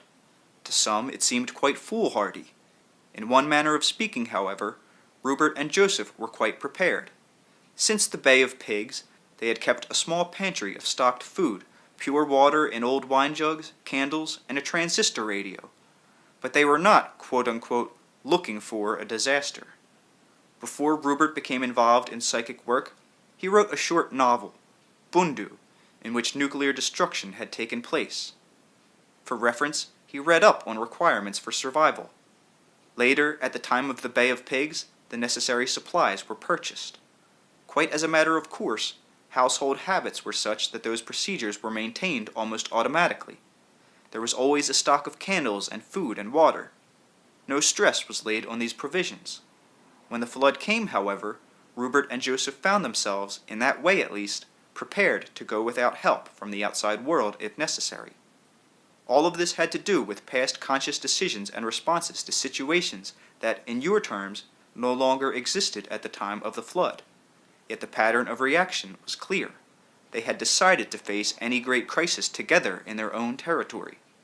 The beliefs that led to their decision to stay had not changed in that regard. The one-to-one feeling of involvement with nature operated strongly here. They would take their chances then on individual bases. Now, they were used to working alone, even while together. In their artistic endeavors and psychic work, they were acclimated to trusting themselves. Their past involved camping out, and at least once in very primitive surroundings. This, again, deepened their intimate sense of relationship with nature, and encouraged their tendency to go along with it, to survive within its context, rather than combat it. With this set of beliefs, attitudes, and background, their decision to stay was highly predictable. They knew there was a third story to the house they lived in. Therefore, they planned to move our manuscripts, Rupert's writings, and Joseph's paintings upstairs if the need arose. Other elements were also involved. For one thing, of course, they lived on the second floor. The crisis brought many of their attitudes into critical awareness. The situation did become so serious that for a while they did fear for their survival. In those few moments, they saw their life situation clearly and brilliantly in symbolic focus, for they were isolated, with nearly 10 feet of water rapidly ascending and carrying with it the odor of fumes that could be combustible. They had told no one in authority of their decision to remain, and had instead closed all the curtains so that others would not be aware of their presence. At the moment of their feat, help from outside was impossible. Helicopters could not land. They found themselves alone with the Seth material, their paintings, and other manuscripts of Rupert's. They had been using a mild version of self-hypnosis to produce a calmness and reduce any panic. But it was Joseph who suggested that Rupert quote-unquote tune in to discover what could be learned about their situation personally. Now, because of their knowledge and temperaments, they had already begun to play cards, to distract their conscious attention, and to drink wine to help reduce tension. Rupert then went into an altered state of consciousness, and quite correctly foresaw their situation. The bridge, a mere half a block away, would collapse, but they would be safe as long as they did not panic and try to leave. The crisis would be over by 5 o'clock, even though the news media would not realize it. As soon as the information was received, both of them felt more at ease, and the panic that had at least threatened vanished. They were left to observe the physical phenomenon, still watching the waters rise, but with the inner knowledge of safety. Rupert needed the experience in order to gain added faith in his own abilities. Both of them needed the assurance that those abilities are natural and can be used in private dealings with nature. Rupert also found that he had put himself in a position in which he had underrated the importance of physical manipulation. Both Rupert and Joseph are very mental people, however, and so they sought out this physical meeting with material phenomena and solved the problem according to their beliefs. Now, those who have a great faith in groups, who work primarily with others, left their homes immediately for the comfort they found with the companionship of their neighbors. Rupert and Joseph discovered their own attitudes in a crisis situation, clearly delineating their psychic position. They were led to question why they chose to face the flood alone. In other terms, the flood waters became the waters of time and of the passage of the phenomenal world. Despite all natural personal problems, they had taken their stand. The waters receded, as Rupert had predicted. They were forced to face the aftermath. Joseph helped physically as the other tenants returned to their apartments. He worked at the quite physical labor involved. Both Rupert and Joseph threw open their 2 apartments. A couple was given shelter in one apartment, while Rupert and Joseph confined themselves to the other. Here they found themselves in daily intimate contact with others in a way not usual for them. This particular situation made clear to them important insights that were invaluable. It also showed them that through their relationship, they still did interact with others. For a short period of time after the water receded, there were excited radio recommendations. Clinics were set up, and the populace was told that tetanus injections were imperative. Again, Rupert quote-unquote tuned in, altered his state of consciousness, and was told not to take them. Joseph was not to have them either. The unconscious knowledge was given, and statements of each body's condition. Both were safe as long as the shots were not taken. In this case, Rupert and Joseph acted in direct contradiction to authoritative radio statements and held their own, despite the fact that others in the immediate environment rushed off to the medical centers. They placed their lives on the line. Only an hour later, the radio announcements completely changed. People were told that they did not need the shots, and that indeed the inoculations would cause severe reactions. Again, Rupert and Joseph gained necessary confidence that would be used in other areas. In ways too numerous and personal to enumerate, the conditions of their lives became clear to them. They did not enjoy living in a cold, sodden environment for several weeks. They did not look forward to all the inconveniences involved, and yet for their own reasons, they chose to be part of the flood. Only a few days before it took place, Rupert was offered a television engagement in Baltimore and refused it. Their car was submerged. Income from Rupert's classes was lost, yet these side effects were chosen quite in line with Rupert's and Joseph's conscious beliefs, habits, and practices. The same applied to everyone else involved. On symbolic levels, a flood represents a washing away of the old, of course, the sweeping power and energy of unconscious forces, and the resulting emergence of new birth. The fact is that your society often involves you in petty annoyances and problems that do not bring out your full strengths. Disasters often serve as encounters with nature, in which you can experience the great power and range of your own identities in a situation in which you are pushed to the utmost. In a highly materialistic society, the loss of an expensive home and other material possessions is a matter of great practical and symbolic nature. Many individuals therefore sought out that experience. Many also found themselves reacting with a heroism that they did not realize they possessed. A sense of community unity was born, a deep feeling of companionship that had not existed earlier. War has often served as an emotional stimulus, as an escape in terms of drama, excitement, and belonging for those who have felt alone, powerless, and isolated. In its own way, a neighborhood fire serves the same purpose, among others, and so does a local or regional disaster. The nature of your conscious mind demands change and dramatic meaning, a sense of power, and aspirations against which to judge individual direction. A quote-unquote perfect society, idealistically speaking, would provide these qualities by encouraging each individual to use his potentials to the fullest, to revel in his challenges, and to be led on by his great natural excitement as he tries to extend powers of creative potency in his own unique way. When such opportunities are denied, then there are riots, wars, and natural catastrophes. A sense of power is any creature's right. I speak here again of power as the ability to act creatively and with some effectiveness. A dog chained too long often becomes vicious. A man who believes his actions have no value seeks out situations in which he uses his power to act, yet often without worrying about whether the action will have a constructive or negative effect. You cannot act positively if you cannot act. You do not understand the nature, then, of your own energy or your ability to direct it. Storms, say, or tornadoes, are brought about by angry men precisely as wars are. They are simply versions of the same phenomena. The flood represented a mass psychic symptom projected upon the earth. In a quite natural manner, all of those involved not only chose the situation, but helped in the quote-unquote healing process that still continues. But you can no more separate yourselves from the body of the earth and its conditions than you can from your own bodies. Though it may not seem so to you, these are all creative procedures, and corrective ones. You intuitively feel a great connection between your individual subjective moods and the weather, yet you attribute this to mean that you are reacting to exterior physical events that exist quite independently of yourselves. This is hardly the case. When you move from one area of the country to another, it is because you have changed, and so you are drawn to others with the same kinds of beliefs and needs, attracted therefore by entirely different natural situations. You will then help perpetrate the quote-unquote characteristic climate to which you travel.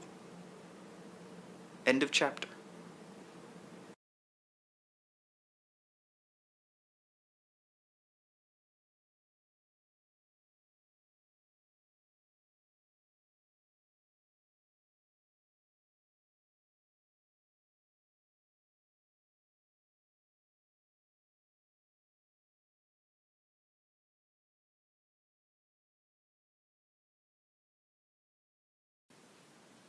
Chapter 19.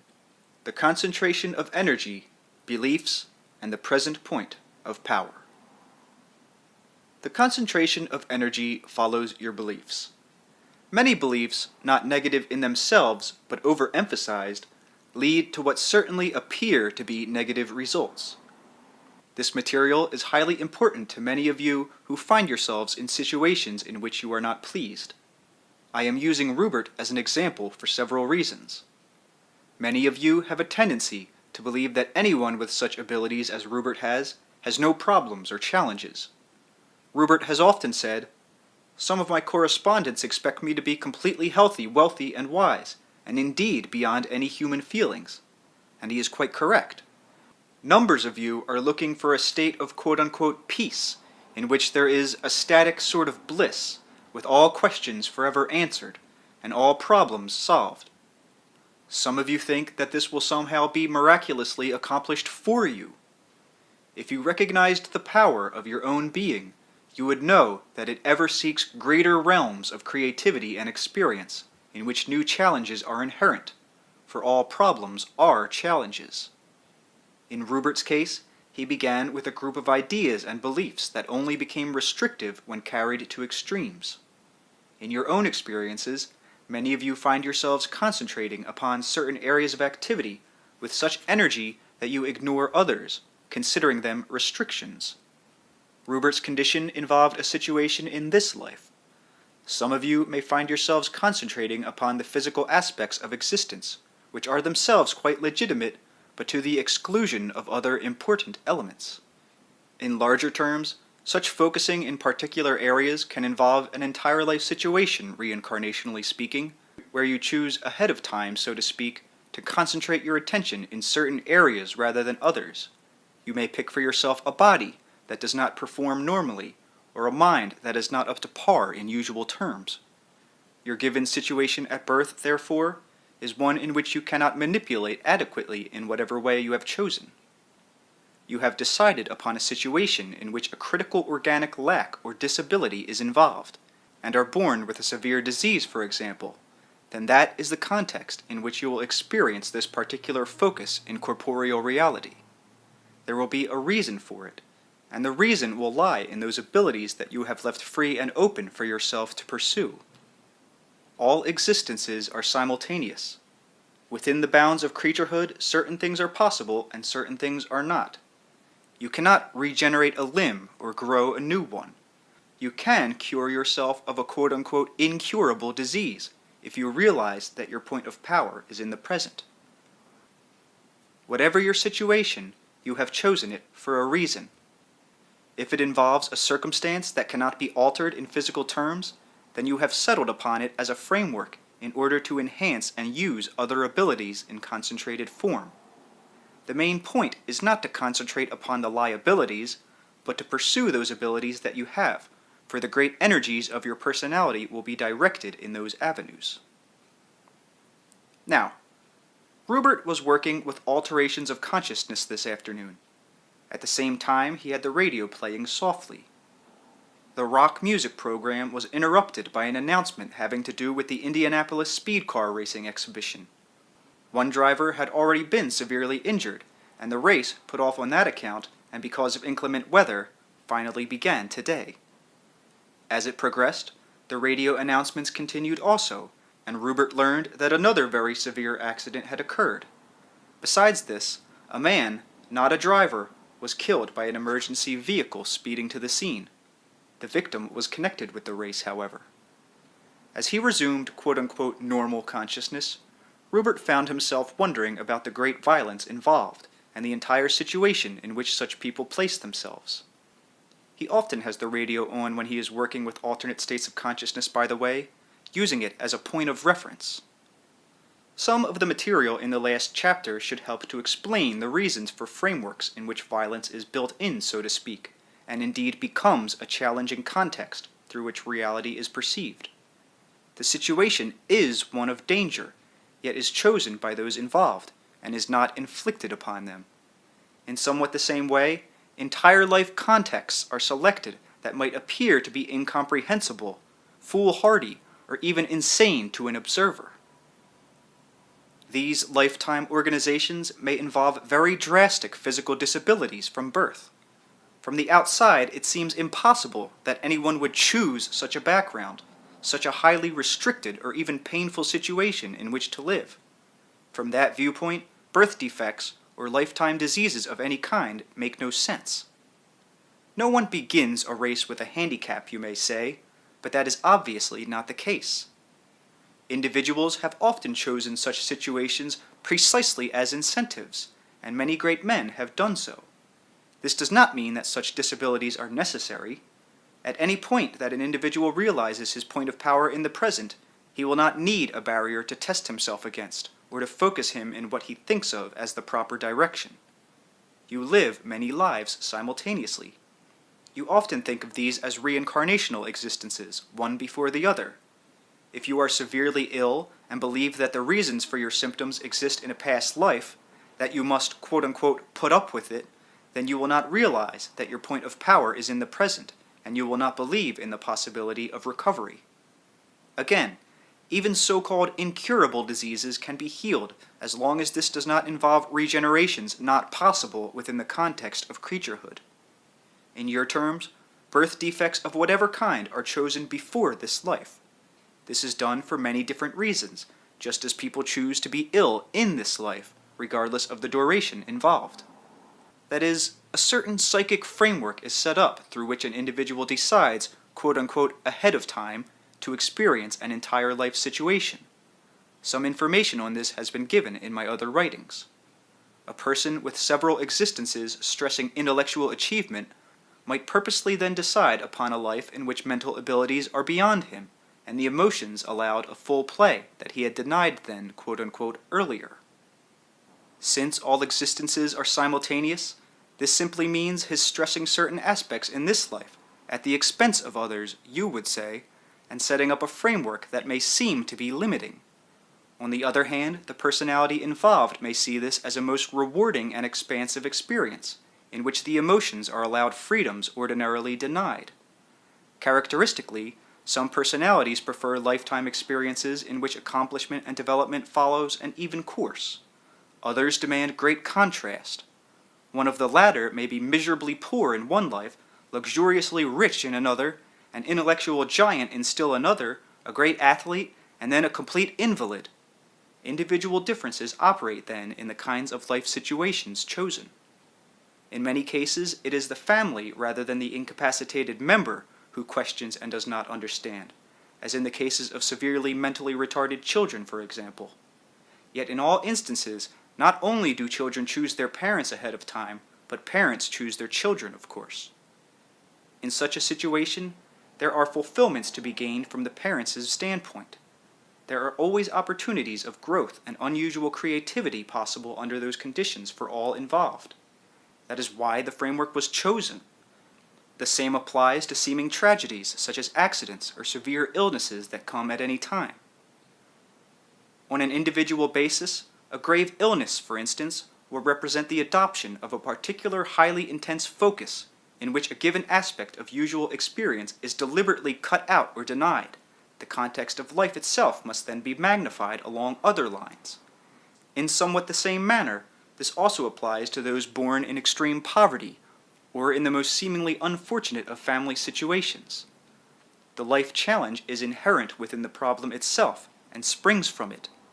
Usually, though not always, a peculiar personal achievement results precisely because of the given difficulty. Now, this accomplishment need not involve some great artwork or invention or political leadership, for example, though it may. Often, the successful activity represents a challenge on the part of the personality, who sees it in terms of psychological creativity and the overall enrichment of experience.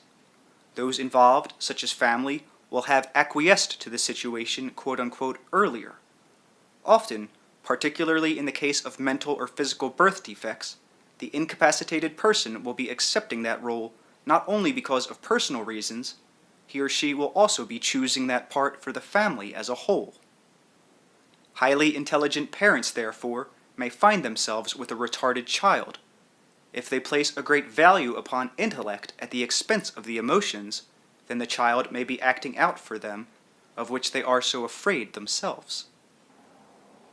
A birth defect is obvious and sets up certain conditions that cannot be ignored. Many ordinary illnesses also involve the family group to some degree. The predominating beliefs of the sick person will always be paramount, however. The group situation will encompass an acquiescence on the part of the other family members. Now understand that the same thing applies in the case of unusual achievements. In those instances, the achiever's beliefs predominate, And yet apart from this, he may also be acting out the unrealized aspirations of his family members or of the group in which he is intimately involved. There will always be reasons for such interrelationships. Many great contrasts of a social nature have the same kind of inner meaning.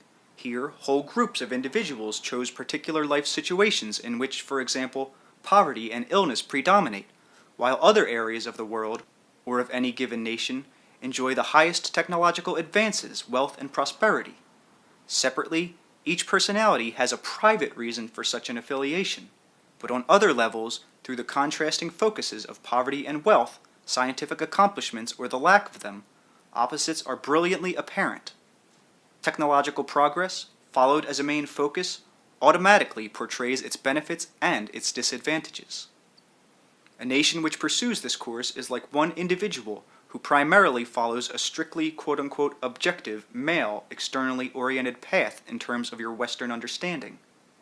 Certain values have been stressed in your country, particularly in the recent present. These attributes were pursued at the expense of others, for individual reasons and those en masse.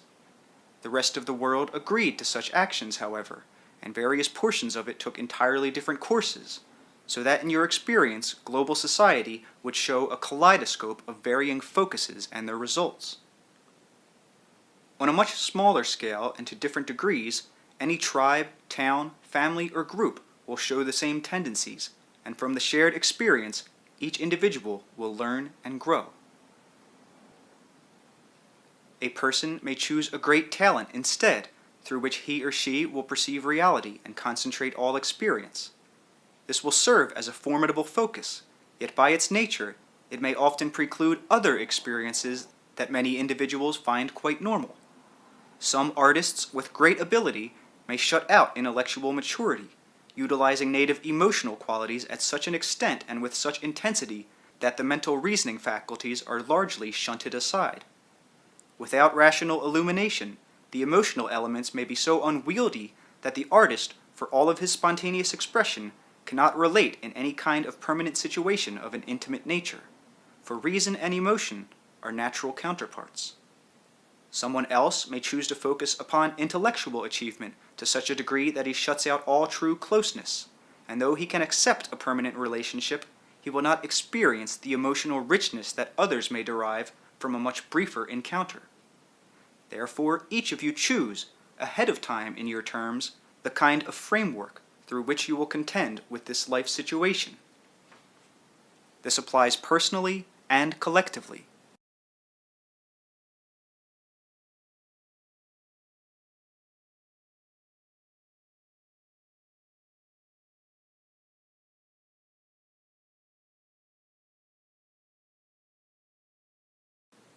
Those who believe in reincarnation will ask, what about past life beliefs?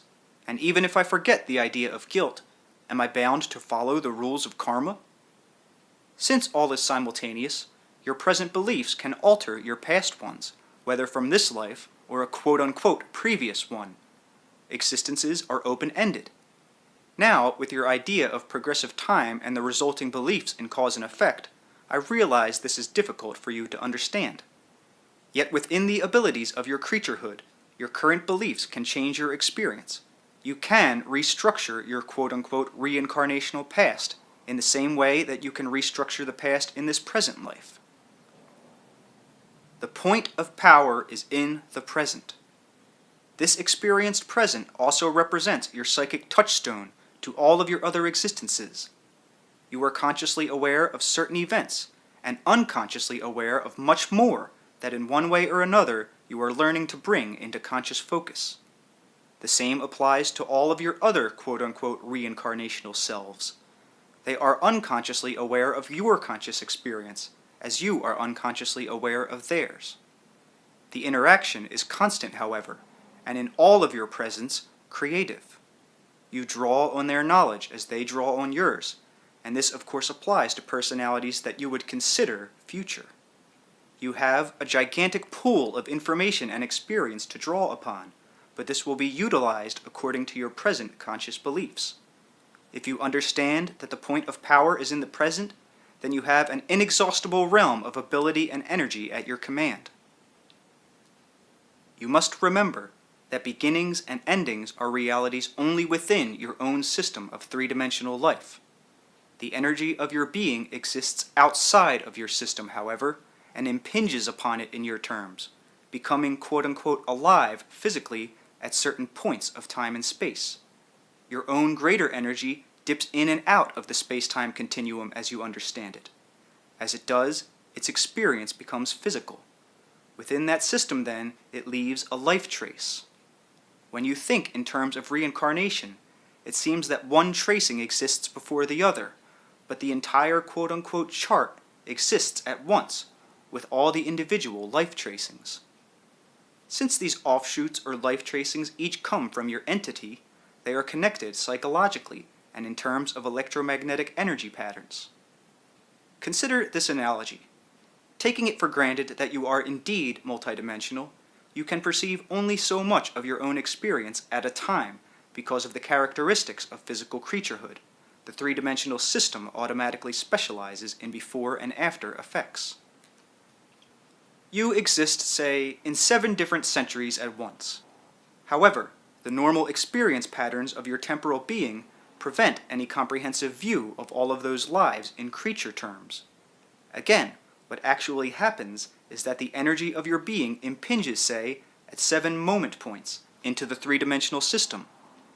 At each of these points, what seems to be an isolated life is experienced. Just beyond those intersections, however, there is a more or less unitary and overall recognition of wholeness that quote-unquote rides above them. This represents the multidimensional entity that is both apart from and yet part of the separate life traces. You may have an existence in the 17th century, for example. To you, it would appear that the life was a past one, finished. You may believe that your current experience, with all of its abilities and challenges, is the result of that past life, yet both exist at once. The 17th century is not dead. You follow a one-line pattern of history, pursuing certain actions as reality and identifying with these so completely that they are all you perceive. Other probable actions are always occurring, however, and are quite as valid as the ones which you happen to choose and thus experience. Your reincarnational selves have as many probable lives as you do. Your beliefs and actions in your present alter quote-unquote their experiences, as each of them, in their presence, change yours. If you see these reincarnational selves as one entity, then this becomes quite natural. The whole self is changed by all of its comprehensions. Each portion of the entity is unique and independent, and through its own beliefs, determines what it will accept in terms of influences within its immediate life situation. The great miracle, in fact, is that each consciousness, whatever its degree, is itself and no other, even while in the unending fields of interaction it may be a portion of another, as a city is a part of a state, or an individual is a part of a family. In terms of personality as you understand it, the individual chooses the abilities he or she will have, and the life challenges. In the present, then, each person has unlimited opportunity to draw upon the entity's energy and the understanding and powers of all of its parts. It goes without saying that any human being possesses the latent ability shown by a great artist or athlete or statesman or philosopher. Within creaturehood, there are wide ranges of abilities. These may be seldom used, but they are there as practical ideals that can be expressed within that system. In the same way, every individual possesses the abilities of its entity in latent form. These too serve as practical ideals, but in a different kind of context, for you have other centuries to play with and many existences instead of one. You often excel in situations that utterly escape you at a physical level. These accomplishments still operate through the focus of your present, since you are physically aware of but one line of probabilities, so the meaning of many dream events escapes you. But in dreams, you often do work quite as valid as any performed in the day, and in the dream state, you meet and interact with your own reincarnational selves. Actually, I prefer to think of them as simultaneous selves. In the dreaming condition, there is a great interchange of information with these other portions of yourselves. Your physical brain automatically converts such data into temporal terms, so that many of your significant remembered dream experiences are already translated by the time you recall them. Otherwise, they would make no sense to you at all. In many instances, you travel outside of three-dimensional reality while dreaming, but your experience must then be recalled in physical terms, or you would have no memory of them. Even your dreams, you see, must come through the point in the present, of spirit's intersection with flesh. Dreaming does represent an open channel through which the material environment is transcended. There are as yet undiscovered bizarre changes in the brain during certain dream states, an acceleration that quite literally propels the consciousness out of its usual space-time continuum into those other realities from which it comes. These serve as points of unity, wherein all the various simultaneous selves meet, and certain seasonal rhythms are involved here in physical terms. As your spaceships to the moon must wait for the most effective overall conditions before taking off, so in other terms are there rhythms having to do with energy. Practically speaking, this means that certain times are more effective than others for these communications in the dream state. Privately, they often involve illuminations and sudden advantageous decisions. In mass, they imply great historical changes. These interchanges represent periods in which the soul and flesh meet under the most optimum conditions. There are individual variations and yet mass patterns. The energy of the personal self constantly comes from the entity. There is not just one intersection of soul with the flesh, therefore, but at the least a constant series as you would think of it. Because of the characteristics of energy as it impinges upon the three-dimensional system, there are fluctuations, always involving your present. These cycles merge at several points, so that you do have major changes in all areas in any span of 2,000 years. For other reasons and in a smaller context, the month of August is highly significant in a 25-year sequence. Within this, a 7-year period is important individually. These are simply rhythms depicting the greatest impact of spirit as it intersects with flesh and time. In physical terms, the tides and geographical aspects are involved, but these are quote-unquote effects, having to do with curves of energy of which consciousness is composed. These rhythms are minutely but perfectly reflected in other ways. The seventh dream in any given night is the most important, not that anyone is counting. The greatest abilities of a personality may often be brought into physical expression, however, because of certain rhythms that are not understood. In a manner of speaking, you can say that the energy of an entity is dispersed, striking the space-time continuum at certain angles and always bouncing back, but the energy is always in contact with itself, even while it impinges into physical existence. In your terms, the energy springs back in the dream state, but it must always pass through what you think of as the window of the present. This bouncing back of energy into itself is the meaning of the dream state, in which experience that is basically non-physical is embarked upon, and is then interpreted as a dream through the brain. Your deepest dreams involve non-material comprehensions, however. Your dream, though clearly remembered, is already a translation of the physical brain. The information then enters your present, where it biologically and mentally colors your life. It is also automatically transformed according to your beliefs, so that it makes sense to you at least to some degree. In energy terms, think of yourselves as particles, and of your experiences as the waves that flow through the particles and give each of them its sensations. When you are physical, you are a particle. The form of the particle defines your experience as the waves permeate it, but your greater reality cannot be expressed in such limited terms.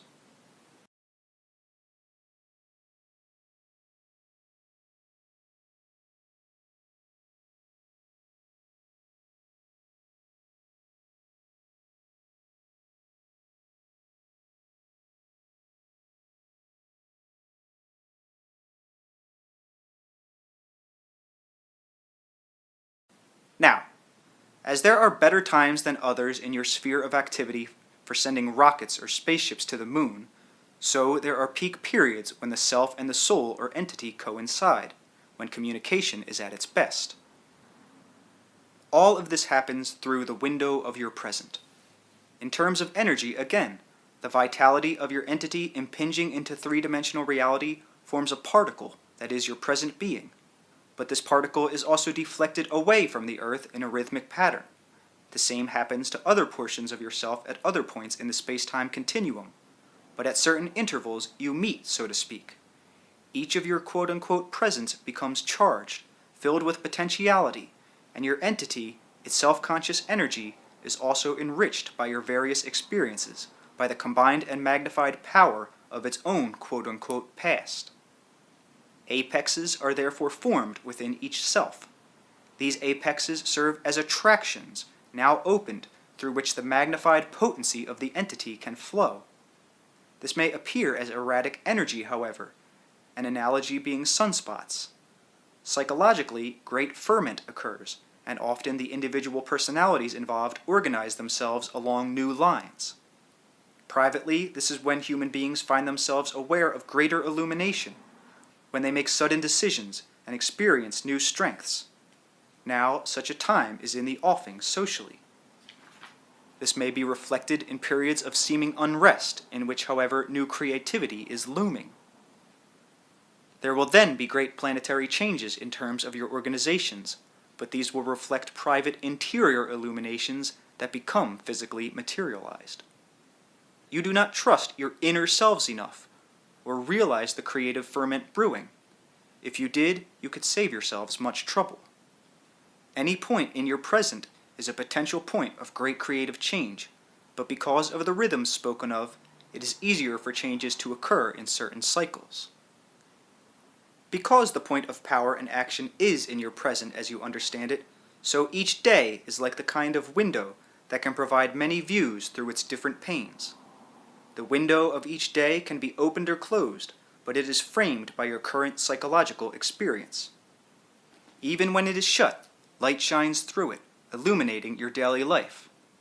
In miniature form, each day contains, in its own way, clues to all of your own simultaneous existences. The present self does not exist in isolation.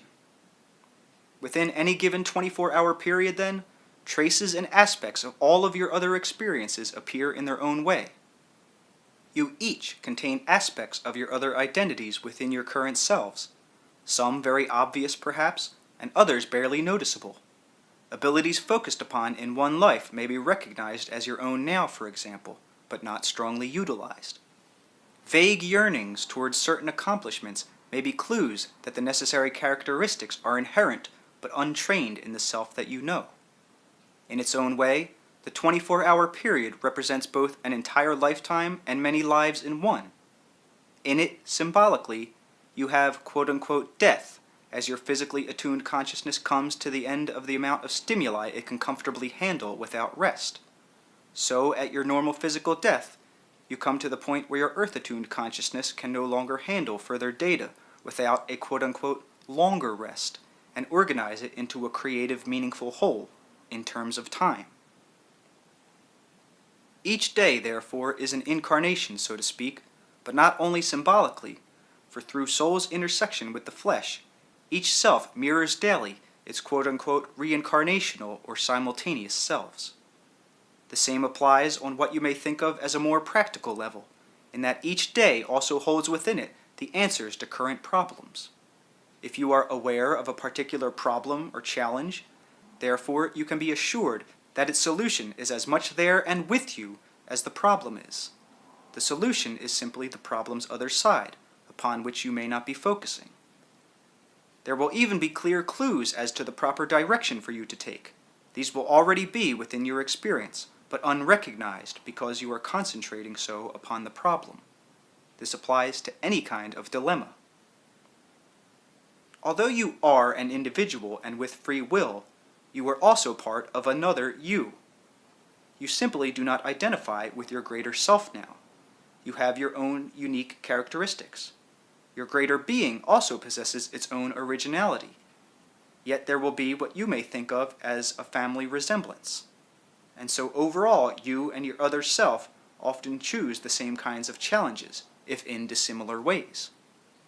In their own ways, other portions of your multidimensional being are involved in experiences then somewhat similar to your own, though on the outside the situation may be completely different. Their progress lies latent within the window of the present moment, the moment point simply being your current intersection with the reality that you know. The adventures of your simultaneous selves, again, appear as traces in your own consciousness, as ideas or daydreams or disconnected images, or sometimes even in sudden intuitions. They can be drawn upon, drawn out, to help you understand current problems. Now, this does not mean that you will necessarily have a flood of reincarnational information, instant intuitive recognition of quote-unquote past lives, or experiences of any such intrusive data. It does mean that in your own life, such information automatically appears in intimate ways, but couched within the framework of your own comprehensions, even passing unobtrusively through your conscious thoughts. Many artists unknowingly paint portraits of their simultaneous selves. Many mothers find themselves feeling younger than their offspring at times, or about to call some of their children by different names. Impulses to try activities that you have not tried before may indeed be messages from other portions of your own being. There simply is no time as you think of it, only a present in which all things occur. There are miracles of condensed information within the cells themselves that scientists cannot perceive, for they exist outside of the scope of physical instruments. In their own way, cellular comprehension includes a vast recognition of probabilities in your terms, and works with flashing manipulations in which these probabilities are contended with and responded to, and therefore altered. The physically attuned conscious mind in your now cannot handle these staggering probabilities while maintaining its sense of identity, yet there are conscious traces within your daily thoughts that are the psychological representations of such knowledge. Often, you do not trust your imagination, considering that it deals with phenomena that cannot be considered fact. Therefore, you artificially form a situation in which overall traces must be made. If you are too imaginative, for example, you may not be able to adequately deal with physical life. This applies only in the cultural media in which you presently operate, however. Originally, and in your terms of time, it was precisely the imagination that in its own way sets you apart from other creatures, enabling you to form realities in your mind that you could, quote-unquote, later exteriorize. Because you now distrust the imagination so, you do not understand the great clues it gives you, both in terms of problem-solving and of creative expression. Many quite valid reincarnational memories come as imaginings, but you do not trust them. A good percentage of your problems can be worked out rather easily through the use of your imagination. Often, you inadvertently use it to prolong quote-unquote negative circumstances, as you think of all the things that you could do wrong. Yet you can employ it very constructively, altering past, present, and future. To do so in your present, freely imagine a situation in which you are happy. To begin with your imaginings may seem foolish. If you are elderly, poor, and lonely, it may seem highly ludicrous to think of yourself as 20, wealthy, and surrounded by friends and admirers. Indeed, if after such an enjoyable exercise you look about you and compare what you have envisioned with what you have, then you may feel worse than you did before. You are to realize that this imaginative world does exist, but not in the world of facts that you know. To some extent, however, according to your freedom within it, such an exercise will automatically rejuvenate your body, mind, and spirit, and begin to draw to you whatever equivalent is possible for you within the world of facts that you know. Using age as an example now, it may seem to you that you are a given age, that within your subjective experience it must be paramount, that regardless of your age you are to some extent closed off from the experience of being any other age. In some simultaneous existences, you are very young, however, and in others very old. Some of your physical cells are brand new, so to speak. The regeneration of fresh life is physically within you. In your terms, this is true not only until your death, but even after it, when your hair and nails can still grow. Identify then with the constantly new energy alive within you in this now of your being, and realize that on all levels you are biologically and psychologically connected with that greater identity that is your own. Now, no matter what your current situation, the answers lie within your own aspirations and abilities. Often you will hold down or inhibit certain aspects of your experience in order to use others. Using those available will automatically free you from inhibitions in other areas. There may be physical circumstances involving birth defects that are beyond alteration, where experience must be focused along other than usual pathways. Yet even here, those talents and characteristics that are available will open up vistas of experience and achievement. When you are utilizing your imagination in the way that I have suggested, purposefully do so in a playful manner, knowing that in so-called realistic terms, there may be great discrepancies between imagination and fact. In your reality, take that for granted. Yet often, your freewheeling, quote-unquote silly, seemingly unrealistic imagination will bring you quite practical solutions to your problems. For if the exercise is done properly, you will be automatically releasing yourself from restrictions that you have taken for granted. Even if a direct solution does not appear, rejuvenation will of itself begin to point you in the proper direction. If you are a woman in an unhappy marriage, for example, you may begin by imagining yourself with a fine suitor. Now, no Sir Galahad may appear, but if the exercise is pursued properly, you will automatically begin to feel loved, and therefore worthy of love, and lovable, where before you felt rejected, unworthy, and inferior. This feeling of being loved will alter your reality, drawing love to you. You will act loved. Your spouse may then find you exhibiting characteristics of a most pleasant nature, and he himself may change. On the other hand, you may draw another man to you, and end the marriage that has served its purposes in all ways, finding now the impetus and the reasons for change. Because your imagination transcends time, it is one of your greatest touchstones to your own identity.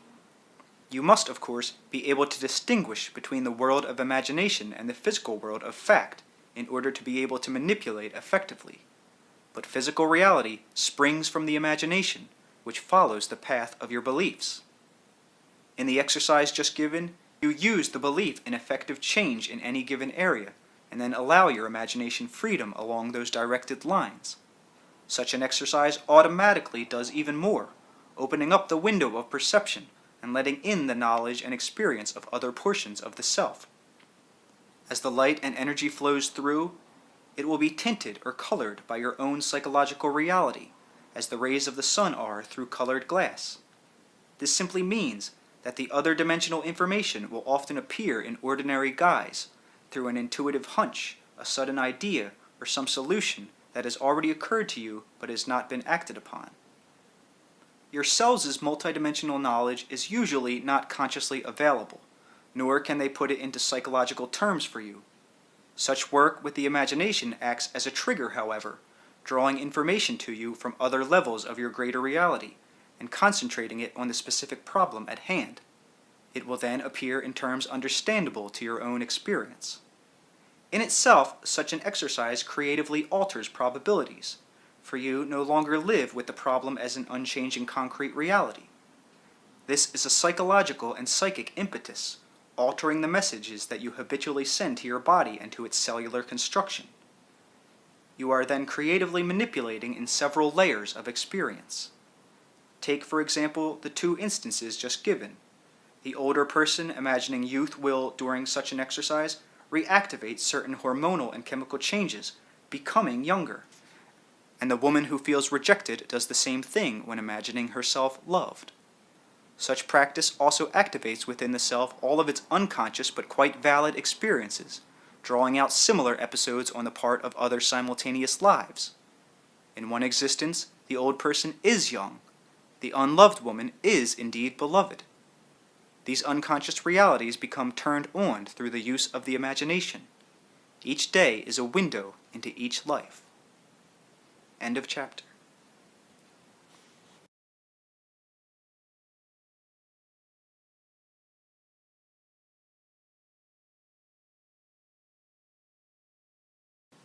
Chapter 20. The Dream Landscape, the Physical World, Probabilities, and Your Daily Experience. Because you are physical creatures, even your dreams must be translated through the reality of your flesh. In mass, and through the methods I have described, you help form a physical reality in which, however, each experience is unique. In the same way, each of you form an overall dream world in which there is some general agreement, but in which each experience is original.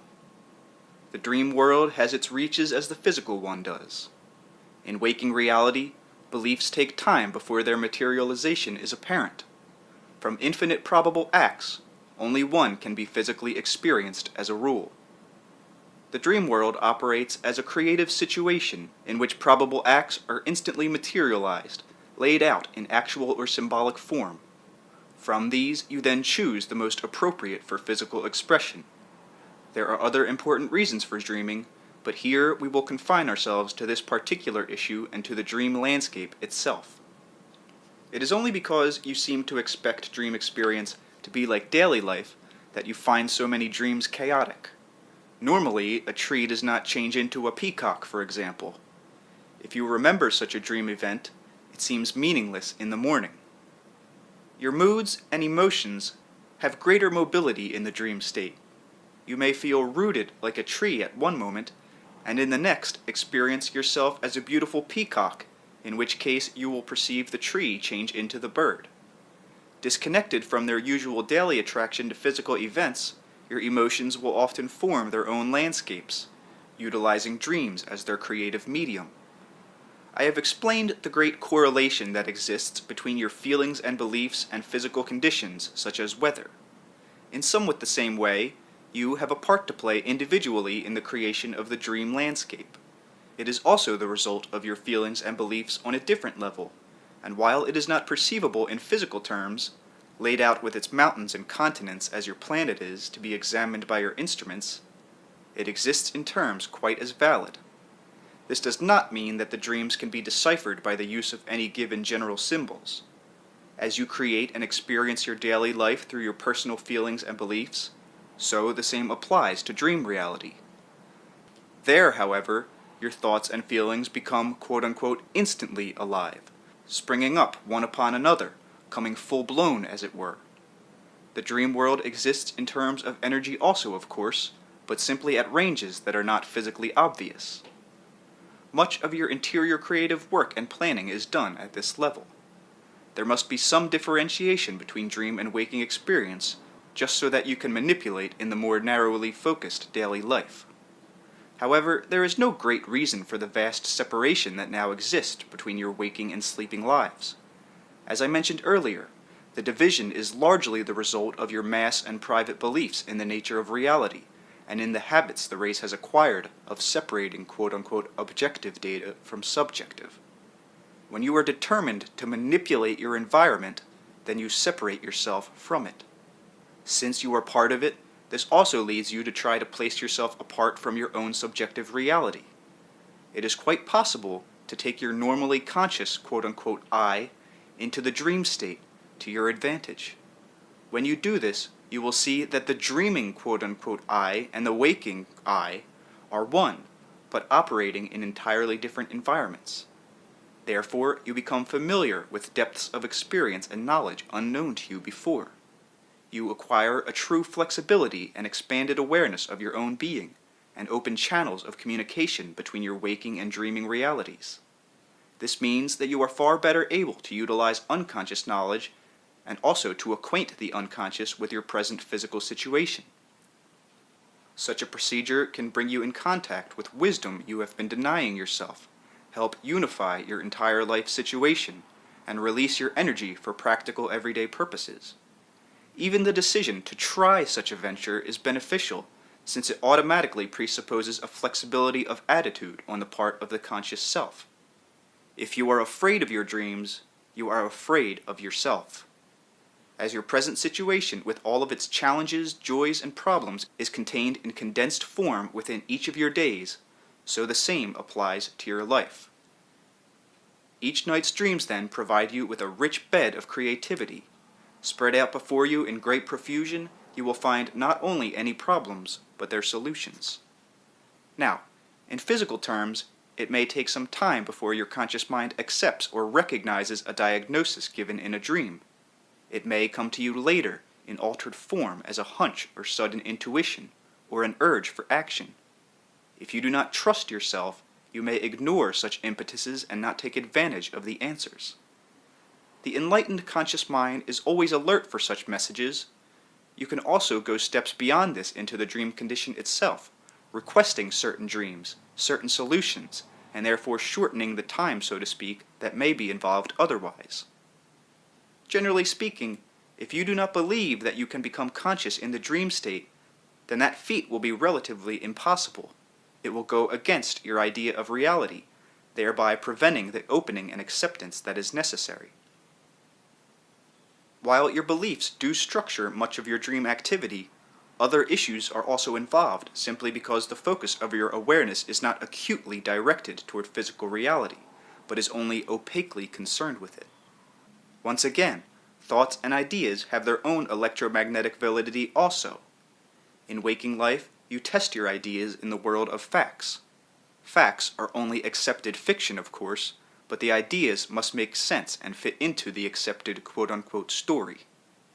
In the dream state, you allow yourself greater freedom, trying out certain ideas and beliefs in this more plastic environment. You may therefore accept new beliefs initially in the dream state, and the intellectual or emotional realization may only come quote-unquote later. In dreaming, the conscious mind itself is far more lenient and playful. It can afford this greater permissiveness because it well knows that it need not immediately test out theory in the daily context. It very willingly looks forward toward those areas of the inner self's experience to see what it can find for its own use, quite like an explorer searching for resources in virgin territory. The earth-tuned consciousness must deal within the space-time context, for only inside this framework can it clearly perceive events. In the dream state, consciousness ignores space-time relationships to a large degree, and yet it is still firmly based upon the body's corporeal mechanism. Dreams, then, are physically experienced. You perceive yourself running, talking, eating in quite physical activities, except that they are not performed by the body that lies on the bed. The orientation is that of sense data lived most vividly, and yet again at an opaque angle. In other words, in most dreams, data is still being received and interpreted in the light of corporeal life. These are the dreams most remembered also. Beyond this, there are experiences but seldom recalled, in which the usual identification of your consciousness with physical life orientation is gone. Images, as you think of them, are based upon your own neurological structure and your interpretations of these. When you consider survival after death, for instance, you imagine all the senses fully operating, though perhaps in a non-physical body. Perception without images seems impossible in that context. Yet in some dream situations, you enter a state of awareness quite divorced from that kind of sense data. Images as such are not involved, though later they may be manufactured unconsciously for the sake of translation. In those conditions, you come close to an understanding of what your consciousness is when it is not physically oriented at all. In your daily life, you may suddenly know something without knowing how you know, without being aware of any particular image or sense impression. The knowledge is simply, quote-unquote, there. This kind of activity approaches the sort of knowing of your own consciousness when it is uninvolved with any kind of ordinary sense stimuli. It simply knows. In those certain dream states, then, you know in the same fashion. You experience your being unallied with flesh. That kind of dream awareness can literally regenerate your life, though the original impact will be forgotten, and the entire event will usually be translated into images before awakening. Such dream events may be called experiences of basic being. During them, the self or consciousness literally travels to the source of its own energy. On another level, atoms possess this same kind of knowing. It may seem that such comprehensions have little to do with your daily life, particularly since they are so seldom recalled, and then only in translation. Yet, they provide you with additional energy, and when you need it most. In periods of stress, the physically attuned consciousness will often momentarily forsake its usual orientation and let itself fall back, as it were, into the source of its own being, where it knows it will be regenerated and indeed reborn. While you are physically connected, you must interpret experience in sense terms, even that in dreams. At times, your consciousness can range into other areas, but then the events must be physically translated in some way. In waking life, you perceive only certain portions of events that fall within your space-time continuum. In dreams, you may have a greater glimpse. You may, for example, see in the past, present, and future objects that in your time will take up any given space. Often, such a dream will be considered meaningless because at your quote-unquote fact level, past, present, and future objects cannot appear at once in the same space. The space is not the same or identical in any case. It only appears to be so to you. Space itself accelerates in ways that you do not understand. You are not tuned into those frequencies. Any point in space is also a point in what you think of as time, a doorway that you have not learned to open. In somewhat the same manner, your physical brain is a doorway that triggers activity in your mind. Your beliefs then are largely responsible for the areas of the brain that you activate, and for the resulting non-physical action of the mind. Physical focus provides you with a magnificent reality, intent and specialized. Were it not for dream activity, however, you would be, relatively speaking, enclosed within it, afraid to try out new concepts and intuitive realizations in the face of what seems to be such rock-bed reality. The dream state provides you with a preliminary stage in which working hypotheses can be creatively formed and tried out in a context of playfulness. Still, the dreams that you have and recall, and the resulting solution of many problems, represent only the surface layer of dream activity. To follow yourself into your own dream is a fascinating endeavor, and there in the dream context, you can become aware of the working of your own consciousness. To do so, you must believe in the integrity of your own being. If you do not trust your waking self, you will not trust your dreaming self, and the landscape of your dreams will appear threatening. Your belief that dreams are unpleasant can make them so, or at best you will only remember frightening dream events. If you believe that you do not dream, however, you will inhibit memory of them, but you will still dream. Those rich experiences will not form a part of your conscious life because of your belief. Your dreams are private as your waking life is, and yet there is a mass waking experience and a mass dreaming experience in which each individual finds his or her own place and accepts or rejects events. In your terms, the race at any given quote-unquote time simultaneously works out problems in the dream state, and those solutions are then physically materialized. Because there is more freedom from time and space in the dream state, there is greater overall perspective. Many solutions that may appear poor in the short range, as they are physically activated, will in the longer range be seen as highly creative. Both privately and en masse, then, mankind utilizes the dream world as a preliminary working ground. From these quote-unquote fantasized realities and probable dream events come all the physically accepted quote-unquote facts in your world of true and false. Probable events, experienced dream-wise, and quite valid in other areas of reality, become, say, false in your world, while the same kind of event, physically actualized, becomes true. Your wars are fought, lost, or won in the dream world first of all, and your physical rendition of history follows the thin line of only one series of probabilities.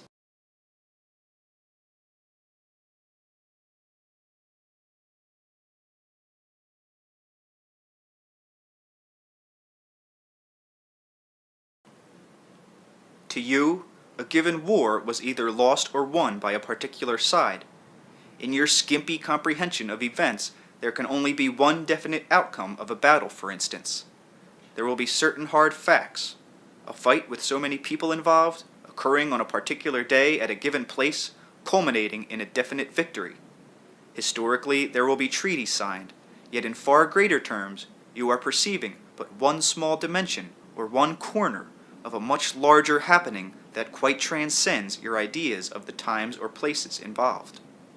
The initial battle, so to speak, took place on a dream level. Then privately and en masse, the race decided which portions of the event to actualize in physical terms. Even in those recognized terms, however, it is quite apparent that the victor is often the loser. The entire event transcends any true or false judgments. An entire event, with all of its probabilities included, obviously cannot fit within your current frame of reference. Again, in your dreams you work with probabilities and decide which ones will become your physical, quote-unquote, true facts. Here you have great freedom, both individually and as a race. Here each man works out his own destiny, and with the use of this dream information, quite consciously chooses which episodes he will physically materialize and experience. You will accept from your dreams that information that largely agrees with your waking conscious beliefs. There is interaction, as mentioned previously, in which new beliefs are tried out, so to speak. In that regard, you are not at the mercy of your dreams in any meaning of the word. You have not understood the great give and take that exists between waking and dream experience. You have been taught to believe in the existence of an artificial barrier between the two that does not, in fact, exist. By suggesting before sleep that solutions to problems be given you, you automatically begin to utilize your dream knowledge to a greater extent, and to open the doors to your own greater creativity. Currently, mankind has little knowledge of the interior dream world, his place in it, or its effects upon his daily conscious life.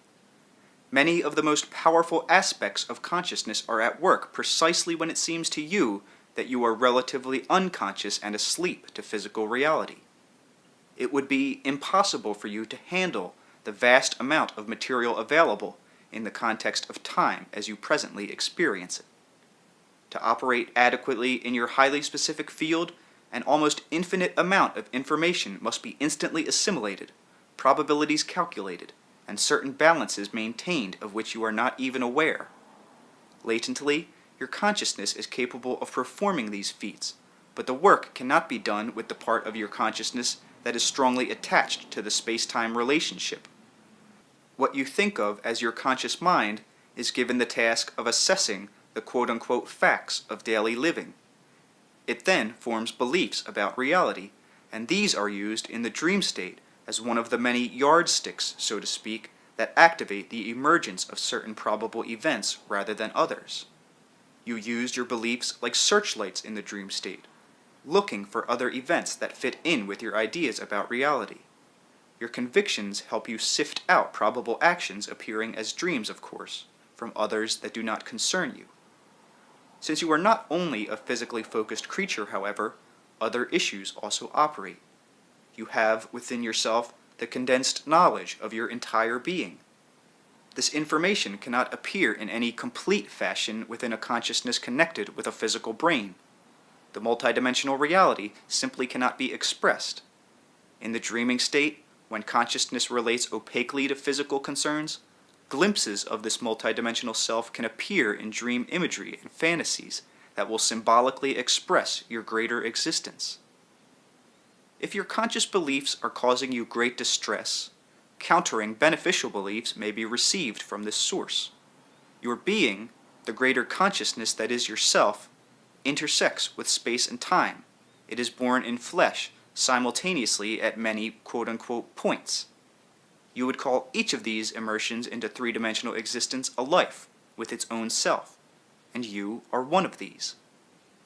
Each self must experience itself in temporal terms, but every self is also a part of its own greater being, a part of the energy from which it continually comes. In dreams, your energy pulsates back toward the being that you are. In a manner of speaking, you travel back and forth each night through atmospheres and entry points of which you are not aware. In your sleep, you do indeed travel. Again, those vast distances between birth and death. Your consciousness, as you think of it, transcends these leaps and holds its own sense of continuity. All of this has to do with pulsations of energy and consciousness, and in one way what you think of as your life is the apparent quote-unquote length of a light ray seen from another perspective. Beneath the dreams that you recall are experiences of consciousness that appear only now and then, and in distorted form. These express in non-physical terms your relationship with your own being. Here you are regenerated, and you are quite free of any conscious beliefs. From this level, individual and mass ideals are formed. This activity goes on beneath ordinary dreaming. To a far lesser extent, it goes on all the time, for it represents the basis upon which your present consciousness rides. The physical reality into which you are born is not nearly as solid or predetermined or definite as it appears to be. Instead, there is a field of rich interaction. Your consciousness must be focused at one particular range of frequencies before it can even perceive matter, much less solidity. In sleep, your consciousness fluctuates between ranges of intensities, literally flowing into and out of the physical matter grouping, and forming from more plastic quote-unquote pre-matter stages the final shape that matter will take in your world. The same applies to events, where some will be crystallized in physical terms and others will not. The deep portions of your own being are aware of those purposes and intents that are uniquely yours. Unconsciously, then, you have within you what you might think of as a set of blueprints for the particular kind of physical reality you want to materialize. You are the architect. A system of checks and balances exists, however, so that in certain dreams you are made aware of these blueprints. They may appear throughout your lifetime as recurring dreams of a certain nature, dreams of illumination, and even if you do not remember them, you will awaken with your purposes strengthened or suddenly clear. When you are working with your beliefs, find out what you really think about the dream condition, for if you trust it, it can become an even more important ally because of your conscious cooperation. If you want to clear up an argument, tell yourself that you will do so in the dream state. There, you can speak freely to those who may avoid you otherwise. Many reconciliations take place at that level. Request the answer to any problem, and it will be given, but you must trust yourself and learn to interpret your own dreams. There is no other way to do this except by beginning yourself and working with your own dreams, for this will awaken your intuitive abilities and give you the knowledge that you need. Your belief in the value of dreams can, therefore, increase their practical effectiveness. End of chapter.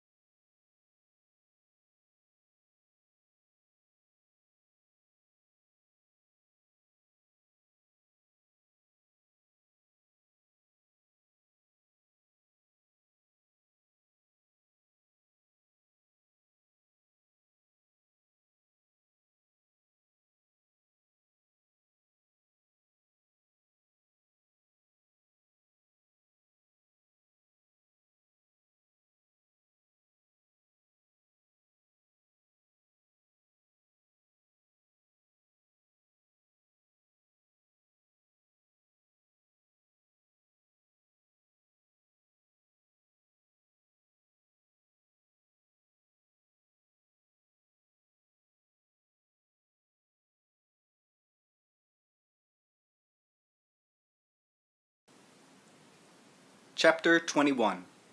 Affirmation, Love, Acceptance, and Denial. Now, affirmation means saying quote-unquote yes to yourself and to the life you lead, and to accepting your own unique personhood. That affirmation means that you declare your individuality. Affirmation means that you embrace the life that is yours and flows through you. Your affirmation of yourself is one of your greatest strengths. You can at times quite properly deny certain portions of experience while still confirming your own vitality. You do not have to say yes to people, issues, or to events with which you are deeply disturbed. Affirmation does not mean a bland, wishy-washy acceptance of anything that comes your way, regardless of your feelings about it. Biologically, affirmation means health. You go along with your life, understanding that you form your experience, emphasizing your ability to do so. Affirmation does not mean sitting back and saying, "I can do nothing, it is all in fate's hands, therefore whatever happens, happens." Affirmation is based upon the realization that no other consciousness is the same as your own, that your abilities are uniquely yours and like no others. It is the acceptance of your individuality in flesh. Basically, it is a spiritual, psychic, and biological necessity, and represents your appreciation of your singular integrity. An atom can take care of itself, but atoms themselves are somewhat like domesticated animals. Joining in the biological family of the body, to some extent they become like friendly cats or dogs under your domain. Animals pick up the characteristics of their owners. Cells are highly influenced by your behavior and beliefs. If you affirm the rightness of your physical being, then you help the cells and organs in your body, and without knowing it, treat them kindly. If you do not trust your physical nature, you radiate this feeling also, regardless of what health procedures you may take. The cells and organs know that you do not trust them, even as animals do.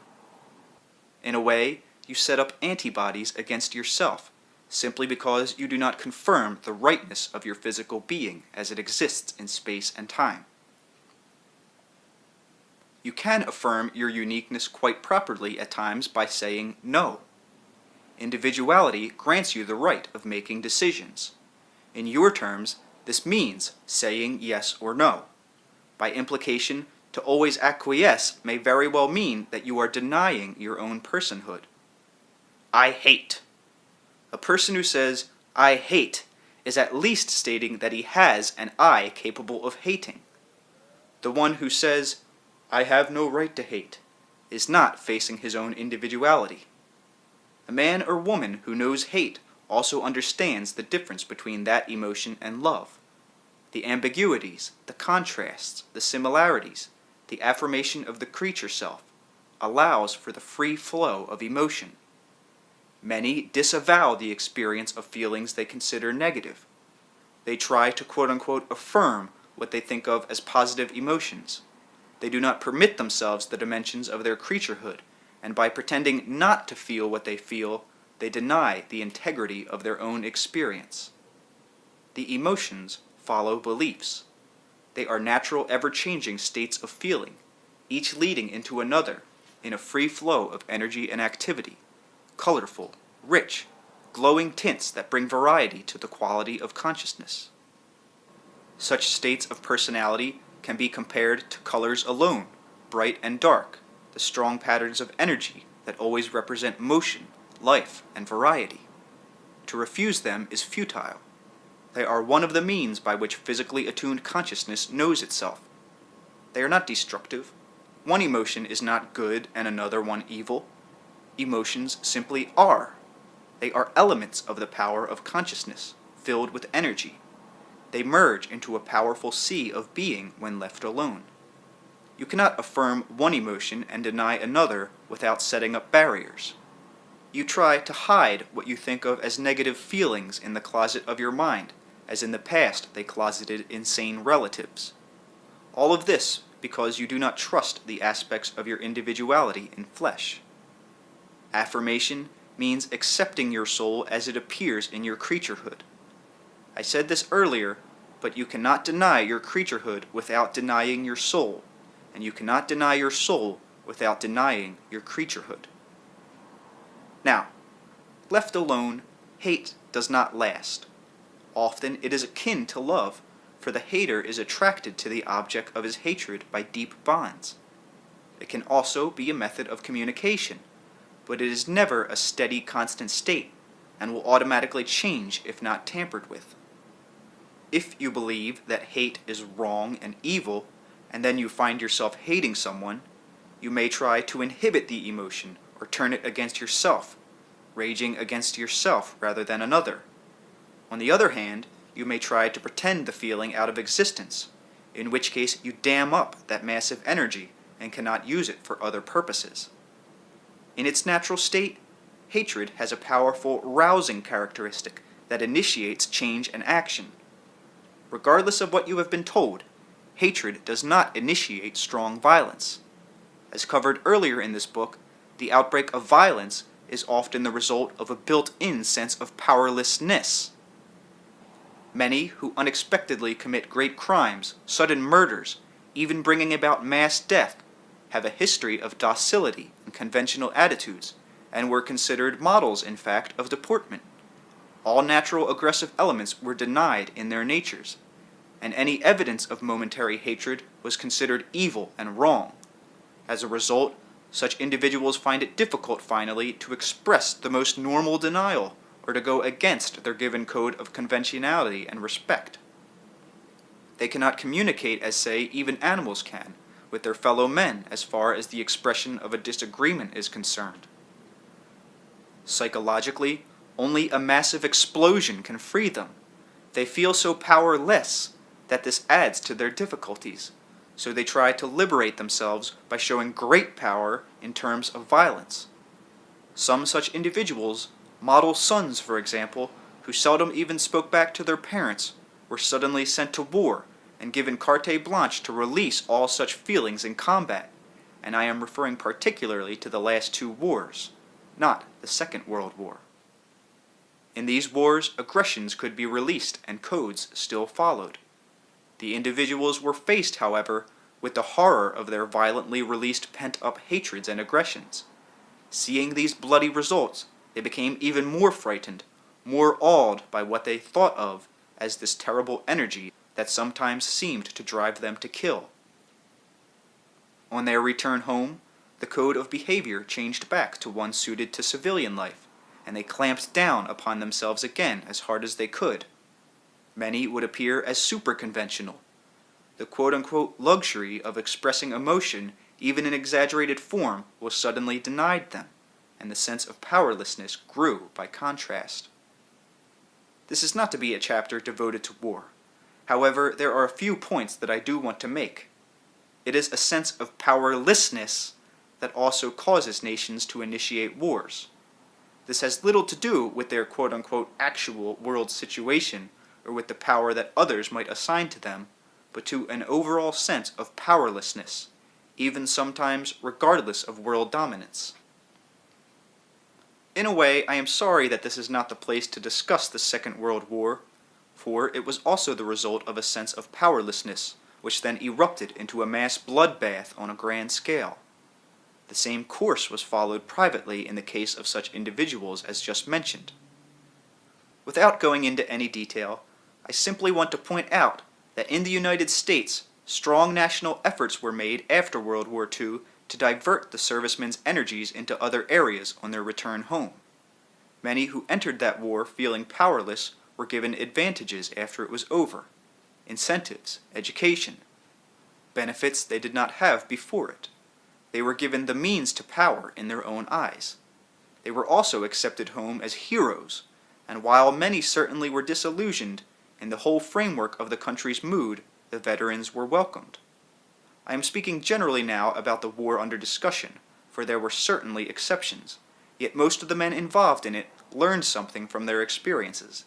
They turned against the idea of violence, and each in his own way recognized the personal psychological ambiguities of their feelings during combat. They were told by politicians that it was to be the last war, and the irony is that most of those in uniform believed it. The lie did not become truth, but it became more nearly so, for despite their failures, the ex-servicemen managed to bring up children who would not go to war willingly, who would question its premise. In an odd way, this made it even more difficult for those who did go into the next two, less extensive wars, for the country was not behind either one. Any sense of powerlessness on the part of individual fighting men was given expression as before, this time in a more local bloodbath, but the code itself had become shaky. The release was not as accepted as it had been before, even within the ranks. By the last war in Vietnam, the country was as much against it as for it, and the men's feelings of powerlessness were reinforced after it was over. This is the reason for the incidence of violence on the part of returning servicemen. Hate, left alone then, does not erupt into violence. Hatred brings a sense of power and initiates communication and action.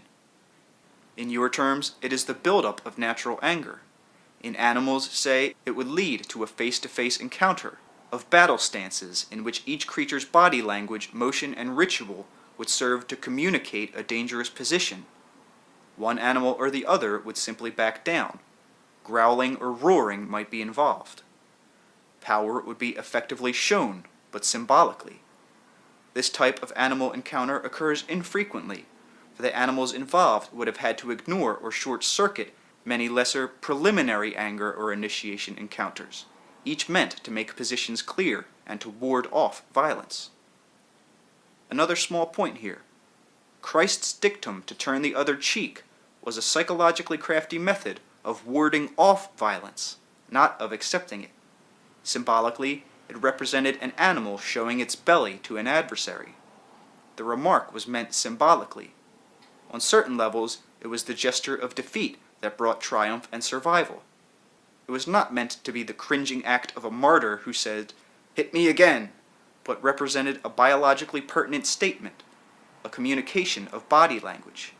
It would cleverly remind the attacker of the quote-unquote old communicative postures of the sane animals. Now, love is also a great inciter to action, and utilizes dynamos of energy. Love and hate are both based upon self-identification in your experience. You do not bother to love or hate persons you cannot identify with at all. They leave you relatively untouched. They do not elicit deep emotion. Hatred always involves a painful sense of separation from love, which may be idealized. A person you feel strongly against at any given time upsets you because he or she does not live up to your expectations. The higher your expectations, the greater any divergence from them seems. If you hate a parent, it is precisely because you expect such love. A person from whom you expect nothing will never earn your bitterness.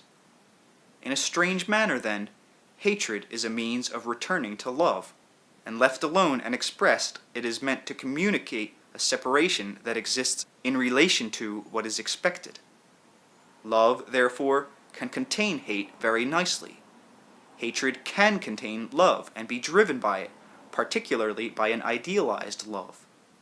You quote-unquote hate something that separates you from a loved object. It is precisely because the object is loved that it is so disliked if expectations are not met. You may love a parent, and if the parent does not seem to return the love and denies your expectations, then you may quote-unquote hate the same parent because of the love that leads you to expect more. The hatred is meant to get your love back. It is supposed to lead to a communication from you, stating your feelings, clearing the air, so to speak, and bringing you closer to the love object. Hatred is not the denial of love, then, but an attempt to regain it, and a painful recognition of circumstances that separates you from it.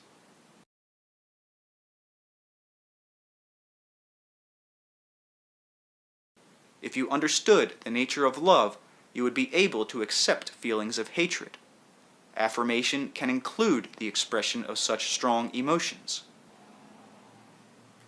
Dogmas or systems of thought that tell you to rise above your emotions can be misleading, even in your terms, somewhat dangerous. Such theories are based upon the concept that there is something innately disruptive, base, or wrong in man's emotional nature, while the soul is always depicted as being calm, quote-unquote perfect, passive, and unfeeling. Only the most lofty, blissful awareness is allowed. Yet the soul is above all a fountain of energy, creativity, and action that shows its characteristics in life precisely through the ever-changing emotions. Trusted, your feelings will lead you to psychological and spiritual states of mystic understanding, calm, and peacefulness.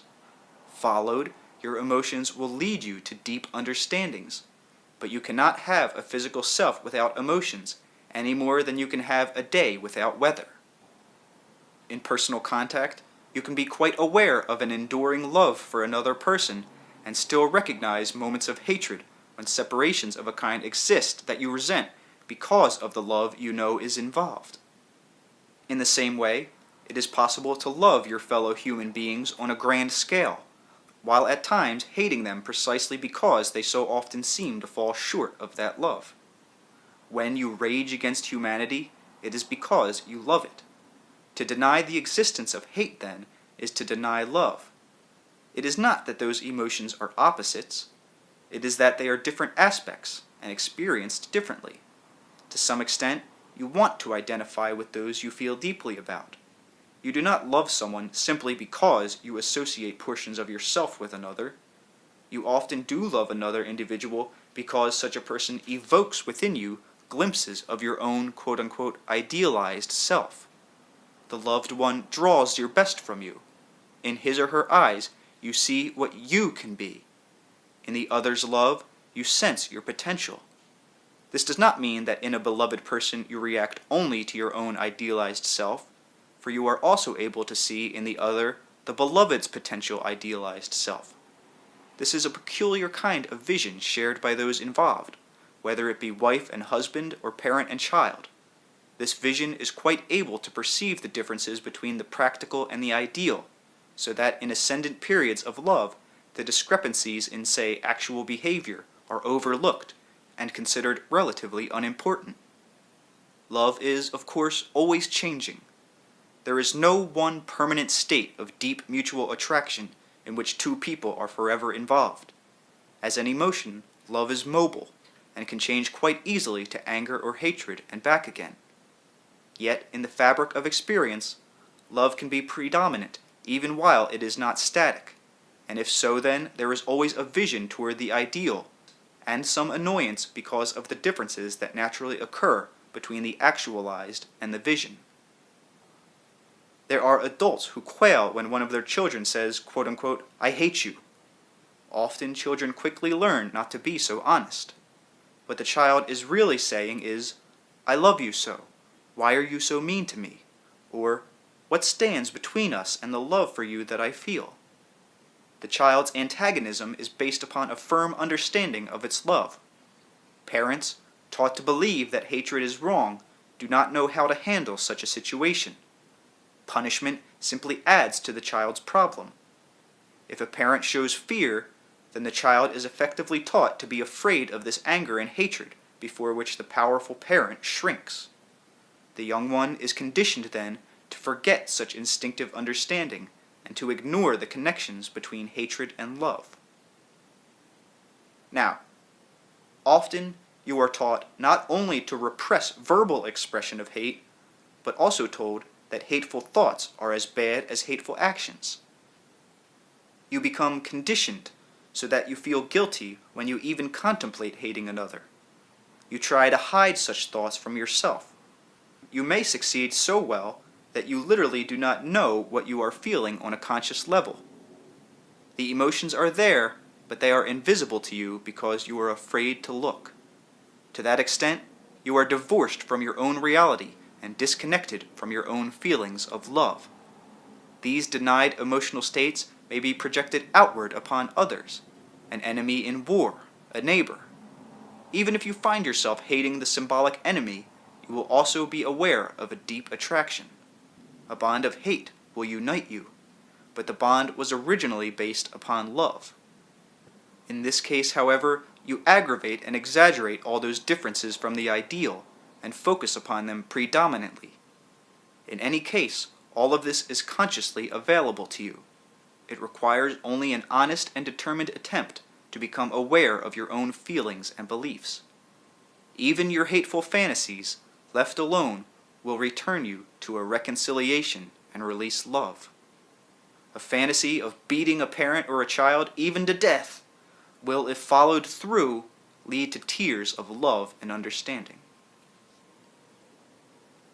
Affirmation means acceptance of your own miraculous complexity. It means saying yes to your own being. It means acquiescing to your reality as a spirit in flesh. Within the framework of your own complexity, you have the right to say no to certain situations, to express your desires, to communicate your feelings. If you do so, then in the great flow and sweep of your eternal reality, there will be an overall current of love and creativity that carries you. Affirmation is the acceptance of yourself in your present as the person that you are. Within that acceptance, you may find qualities that you wish you did not have or habits that annoy you. You must not expect to be quote-unquote perfect.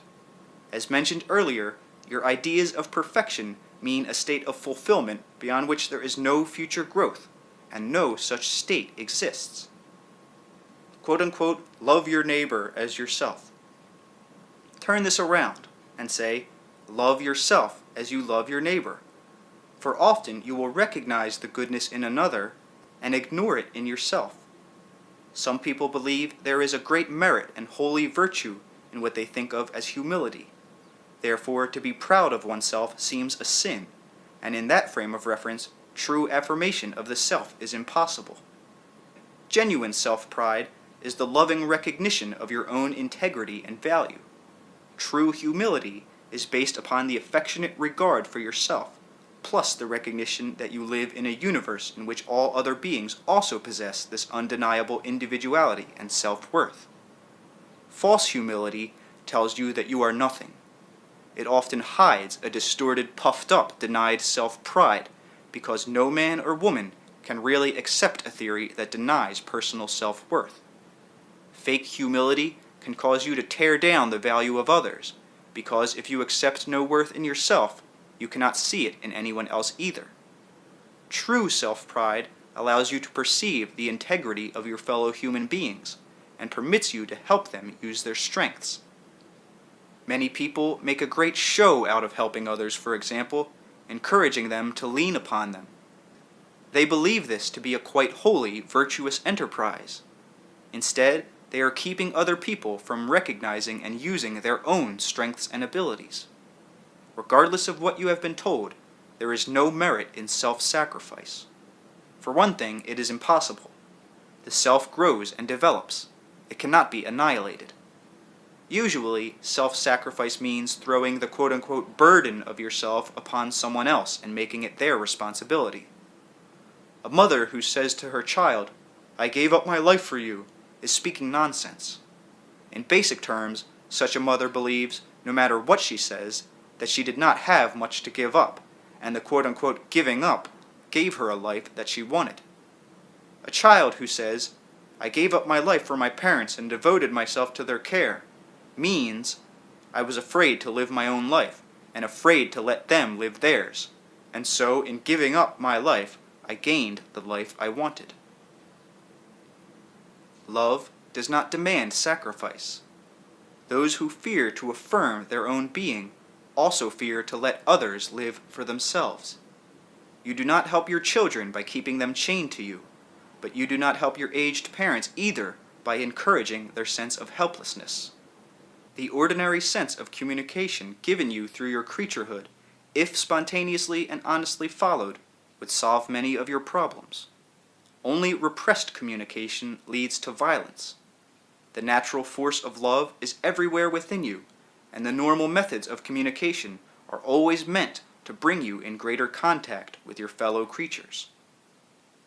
Love yourselves and you do yourselves just honor, and you will deal fairly with others. When you say no or deny, you also do so because in your mind and feelings, a present situation or a proposed one falls far short of some ideal.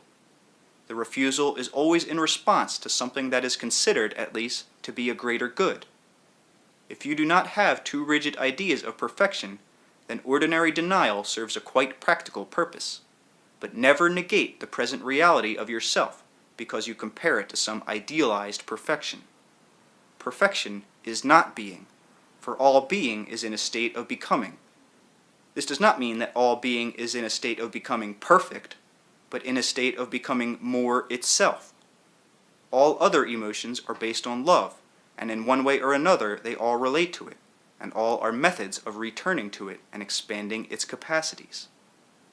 Now, throughout this book, I have purposely stayed away from the word love, because of various interpretations often placed upon it, and because of the errors frequently committed in its name.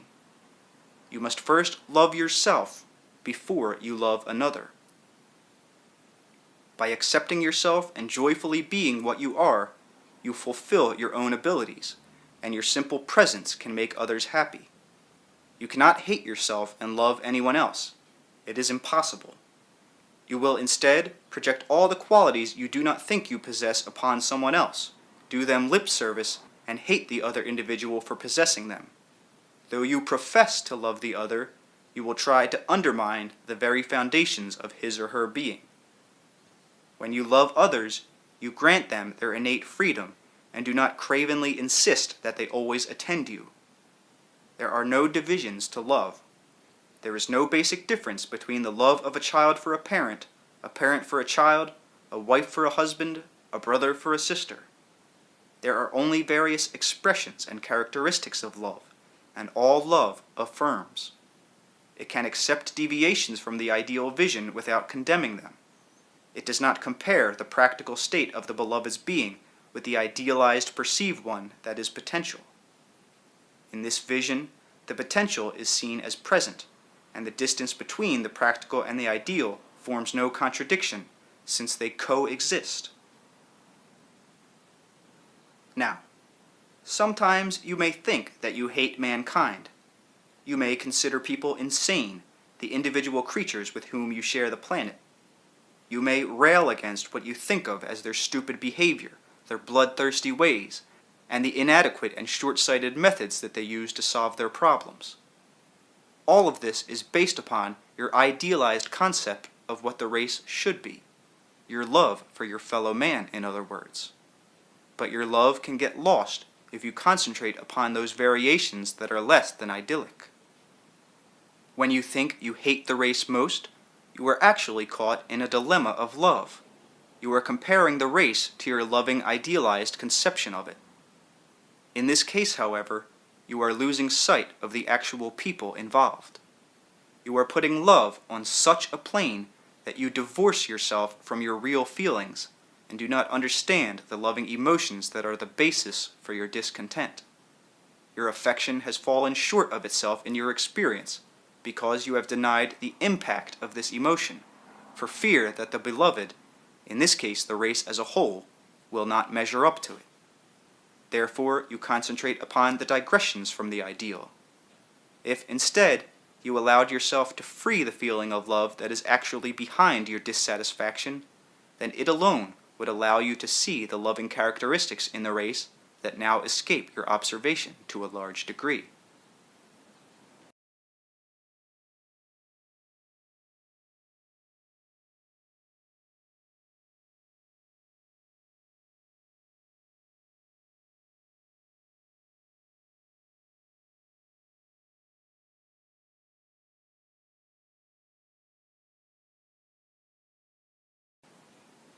Now, there is nothing more pompous than false humility. Many people who consider themselves truth seekers and spiritual are filled with it. They often use religious terms to express themselves. They will say, "I am nothing, but the Spirit of God moves through me, and if I do any good, it is because of God's Spirit and not my own." Or, "I have no ability of my own, only the power of God has any ability." Now, in those terms, you are the power of God manifested. You are not powerless. To the contrary, through your being, the power of God is strengthened, for you are a portion of what He is. You are not simply an insignificant, innocuous clump of lay through which He decides to show Himself. You are He manifesting as you. You are as legitimate as He is. If you are a part of God, then He is also a part of you, and in denying your own worth, you end up denying His as well.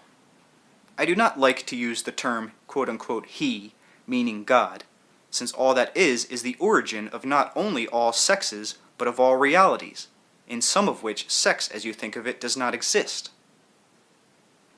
Affirmation is the spontaneous motion of the body as it dances.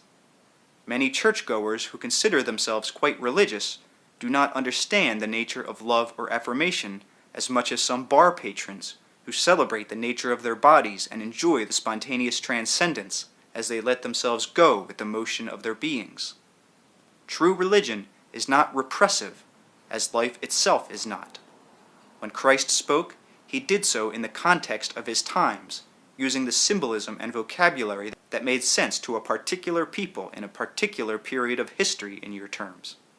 He began with their beliefs, and using their references, tried to lead them into freer realms of understanding.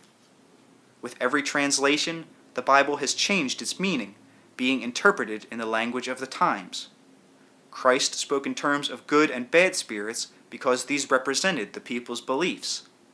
In their terms, he showed them that quote-unquote bad spirits could be vanquished, but these were then symbols accepted as realities by the people, sometimes for quite quote-unquote normal diseases and human conditions. The very term, love your neighbor as yourself, was an ironic statement, for in that society no man loved his neighbor, but distrusted him heartily. Much of Christ's humor has been lost, therefore.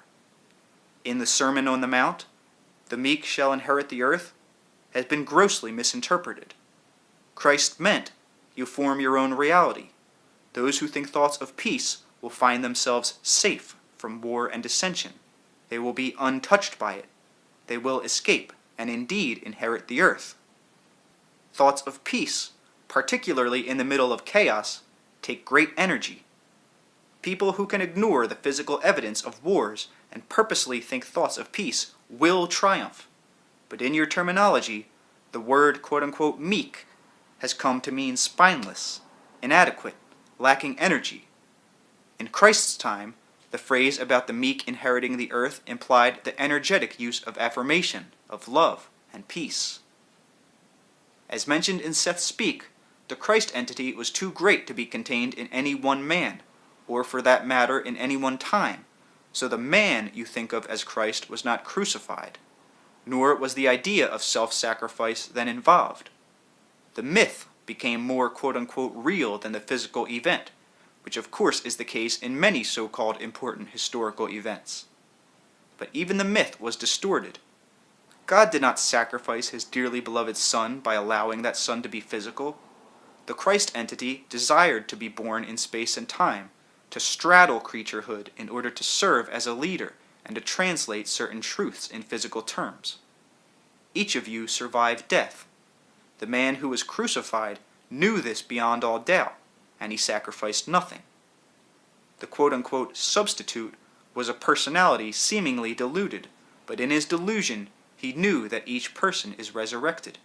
He took it upon himself to become the symbol of this knowledge. The man called Christ was not crucified. In the overall drama, however, it made little difference what was fact in your terms and what was not, for the greater reality transcends facts and creates them. You have free will. You could interpret the drama as you wished. It was given to you. Its great creative power still exists, and you use it in your own way, even changing your own symbolism as your beliefs change. But the main idea is the affirmation that the physical being, the self that you know, is not annihilated with death. This comes through even in the distortions. The whole concept of God the Father, as given by Christ, was indeed a quote-unquote New Testament. The male image of God was used because of the sex orientation of the times, but beyond this, the Christ personality said, the kingdom of God is within you. In a certain way, the Christ personality was a manifestation of the evolution of consciousness, leading the race beyond the violent concepts of the times and altering behavior that had prevailed to that time. In terms of time, evolution as you think of it, emerging consciousness had come to the point where it delighted so in distinctions and differences that even in small geographical areas, multitudinous groups, cults, and nationalities were assembled, each proudly asserting its own individuality and worth over the others. In the beginning, in those terms, man's emerging consciousness needed the freedom to disperse itself, to become different, to originate bases for various characteristics and assert individuations. By Christ's time, however, some principle of unity was necessary by which this diversification would also experience a sense of unity and feel its oneness. Christ was the symbol of man's emerging consciousness, holding within himself the knowledge of man's potential. His message was meant to be carried beyond the times, but this interpretation is often not made. Christ uses parables that were applicable then. He used priests as symbols of authority. He turned water into wine, yet many who consider themselves quite holy ignore Christ at the wedding feast and think any alcoholic beverage degrading. He quote-unquote consorted with prostitutes and the poor, and his disciples were hardly men that could be called the city fathers. Yet many who consider themselves religious people hold on to respectability most of all. Christ used the vernacular of the times, and in his own way spoke out against dogmatic ideas, as well as temples that pretended to be repositories of holy knowledge, but were instead concerned with money and prestige. Yet many who consider themselves followers of Christ now turn against the outcasts that he himself considered brothers and sisters. He affirmed the reality of the individual over any organization, while still realizing that some system was necessary.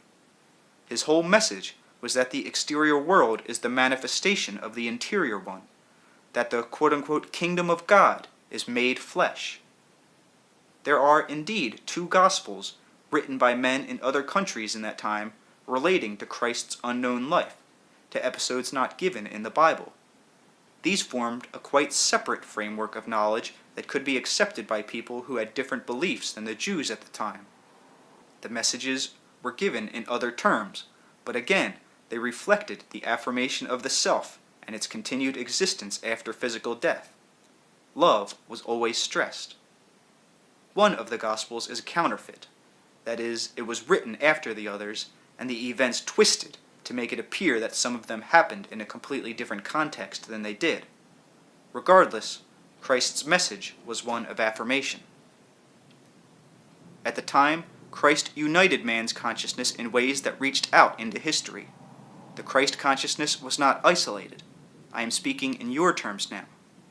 The same consciousness gave birth to all of your religions, therefore, the various frameworks through which the peoples of different times could express themselves and grow. In all cases, the religions began with the beliefs prevailing, spoke through the dictums of the times, and then expanded. Now, this represents the spiritual side of man's evolution. The idea frameworks of psychic and mental life were far more important than the physical aspects as the species grew and changed. Affirmation then means the loving acceptance of your own unique individuality. It may involve denial, where you refuse to accept the visions or dogmas of others in order to more clearly perceive and form your own. Such affirmation will lead you to your own inner discoveries and attract from the deepest portions of your being the particular kind of information, experience, and perception that you need. The loving acceptance of yourself will allow you to ride through beliefs as you would through the changing characteristics of a countryside. The more a belief encourages you to use your abilities and vitality, then the more affirmative it is. Rupert's perception is highly altered this evening, and this is an example of certain kinds of both affirmation and denial. He has always emphasized his own unique creative and intuitive processes. In so doing, he denied many of the concepts believed in by others. He accepted the belief that any consciousness could be in some kind of direct, intimate contact with experiences and realities usually not perceived, but ignored. He knew there were many different ways of experiencing even the physical world, and so he rejected all concepts that told him otherwise.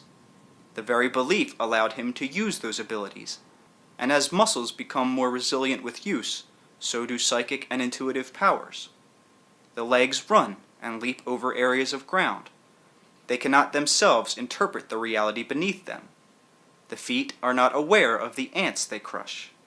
They may feel the grass or sidewalk or the road, but the peculiar individual sensate life of the grass itself or of the ant escapes the feet, which are involved in their own reality and concerned with these other things only in their relationship to feethood. The mind can interpret the experiences that the legs and the feet have, however, and by imaginatively using the sensual data, can perceive the ant's reality to some extent. Now, when the mind races and runs, it sometimes has great difficulty interpreting its activities to the brain, which is usually concerned with other realities only to the extent that they impinge upon it. Now, Rupert's mind is far more aware of other realities than his brain is, but he consciously believes in the greater reality of himself and his perceptions. The brain also possesses this belief, and so it opens itself as much as possible to the mind's activities.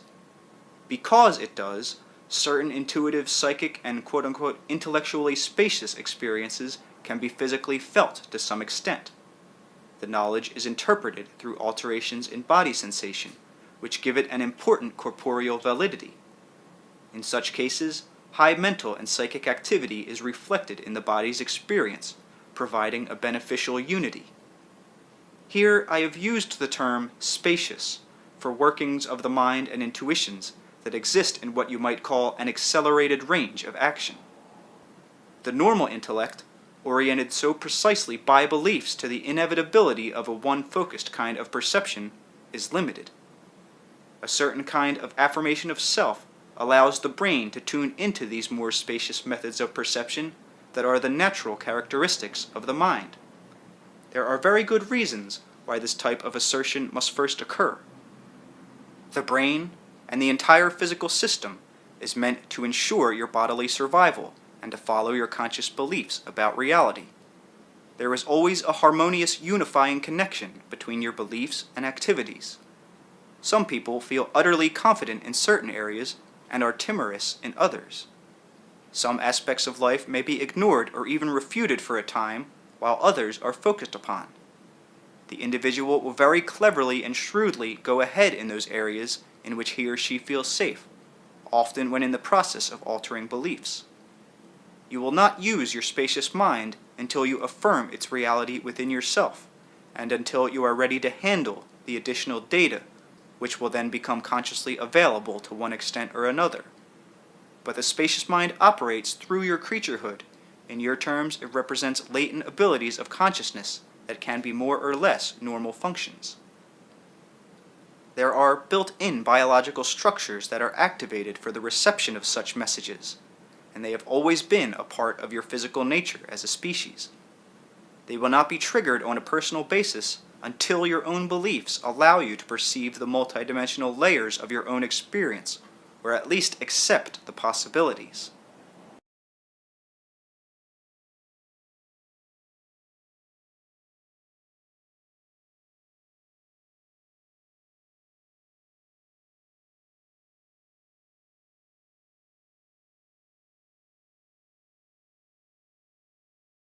As Rupert's episode tonight shows, even normal sense data then achieves a kind of multidimensionality, a richness rather impossible to describe. This automatically provides a biological learning process in which the senses can be used in a freer, deeper fashion. While such occurrences are not constant, they are frequent enough so that ordinary experience is changed. The richness overlaps. You do not have to know anything about so-called psychic matters necessarily. Many individuals use the spacious mind and its perceptions, taking it for granted without realizing how different their own perception is from that of others. Rupert wondered about this next matter, which is related. Physiologically, you carry within yourselves remnants of your evolution, in your terms, physical vestiges of organs and other attributes long discarded. In the same way, you also carry within you structures not yet fully used. Those organizations point, in your terms, toward future evolution. Use of the spacious mind involves these. Individuals through all the ages have experienced this kind of awareness, though never to its fullest form. Experience with the spacious mind dissolves any seeming conflicts that occur between the intellect and the intuitions at other levels. To whatever extent possible, the physical organism interprets that unity through a new mixture of sense data, so that materially the information makes sense. An individual can tune into spacious mind operation 2 or 3 times in a lifetime without realizing it, and have experiences that he finds difficult to interpret later. The affirmation involved is one of transcendence. in which for a time a person affirms his reality in flesh and at the same time states his independence from it, and realizes that both of these conditions exist simultaneously. A dual perception takes place, in which the spacious mind is activated. By activated, I mean that the physical organism is suddenly aware of the spacious mind's existence. Now, when utilized properly and fully in your terms of time, the spacious mind will vastly enrich the dimensions of the species, bringing the body into a greater harmony than now possible. On a neurological basis, there are unreleased latent triggers that can be set off, and when they are, your practical experience with time as you know it will be altered. From your viewpoint, the species will then be so different that it will seem to be another one entirely. As Rupert once suggested, your modern system of communications has already expanded the data available to a private conscious mind in a given amount of time, and this on a purely physical level.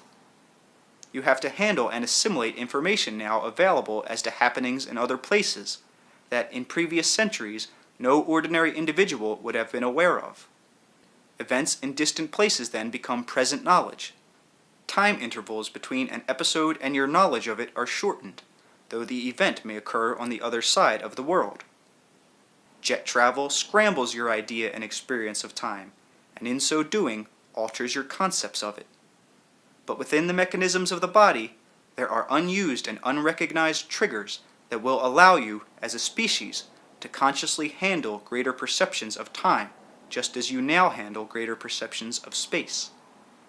In a very limited and fumbling manner, this is hinted at through the use of computers, where you try to assess quote-unquote future probabilities and act accordingly in your present. The mind can do this far better than any computer. If it believed this, then certain portions of the brain would be activated. The brain would become aware of more of the mind's knowledge, and the probabilities of future events would be made consciously available.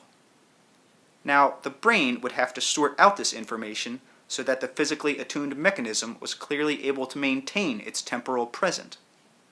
When man first developed the pause of reflection, as mentioned earlier in this book, he did undergo initial disorientation before he learned to distinguish a vividly remembered event of the past from a presently experienced one.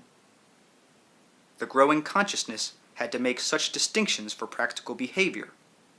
To utilize future probable events, the physical brain would be forced to enlarge its function while keeping the individual in clear relationship with the present moment of power or corporeal effectiveness.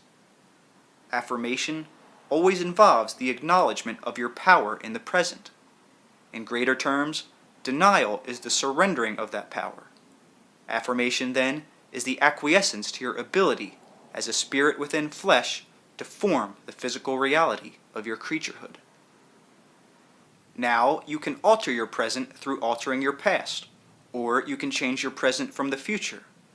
Even these manipulations must take place in your practical experienced present, however. Many people have, at one time or another, changed their present behavior in response to the advice of a quote-unquote future probable self, without ever knowing they have done so. Suppose you have a particular goal in mind as a youngster, toward which you work. Your intense images, desires, and determination form a psychic force that is projected out ahead of you, so to speak. You send the reality of yourself from your present into what you think of as the future. Now, say that at a certain stage you have some decisions to make and do not know which way to turn. You may sense that you are in danger of swerving from your purpose, yet for other reasons feel strongly inclined to do so. In a dream or in daydreaming, you may suddenly hear a voice, mentally, that tells you in no uncertain terms to go ahead with your initial intent. Or in some other way, you may receive the same information through an urge or a vision, or simply by suddenly knowing what to do. This happens in your present. In other terms, the self that you have projected into the future is sending you back encouragement from a probable reality that you can still create. That focused self operates from its present, however, and someday in your own future, you may find yourself thinking nostalgically of a moment back in your own past, when you were indecisive and irresolute, but took the proper course.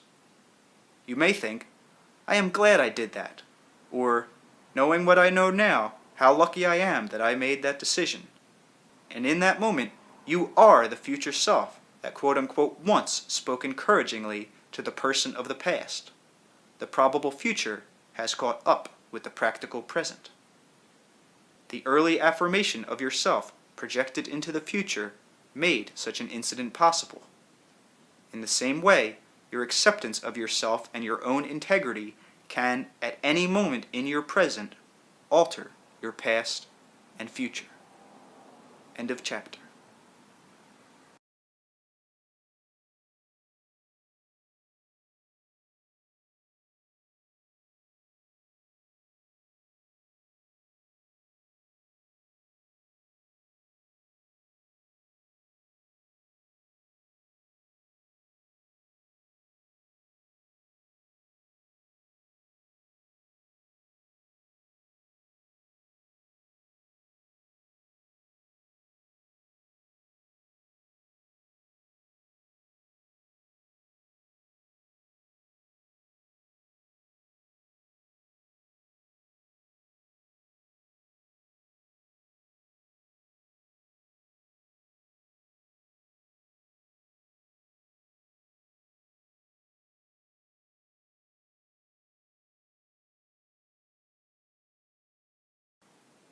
Chapter 22.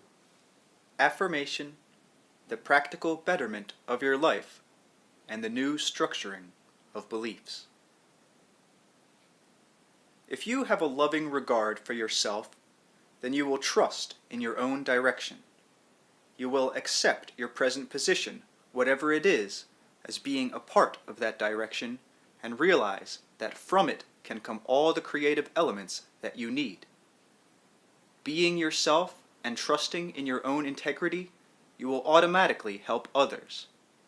It does little good to repeat a suggestion such as, I am a worthy person, I trust myself and my integrity, if at the same time you are afraid of your own emotions and become upset whenever you catch yourself in what you think of as a negative frame of mind.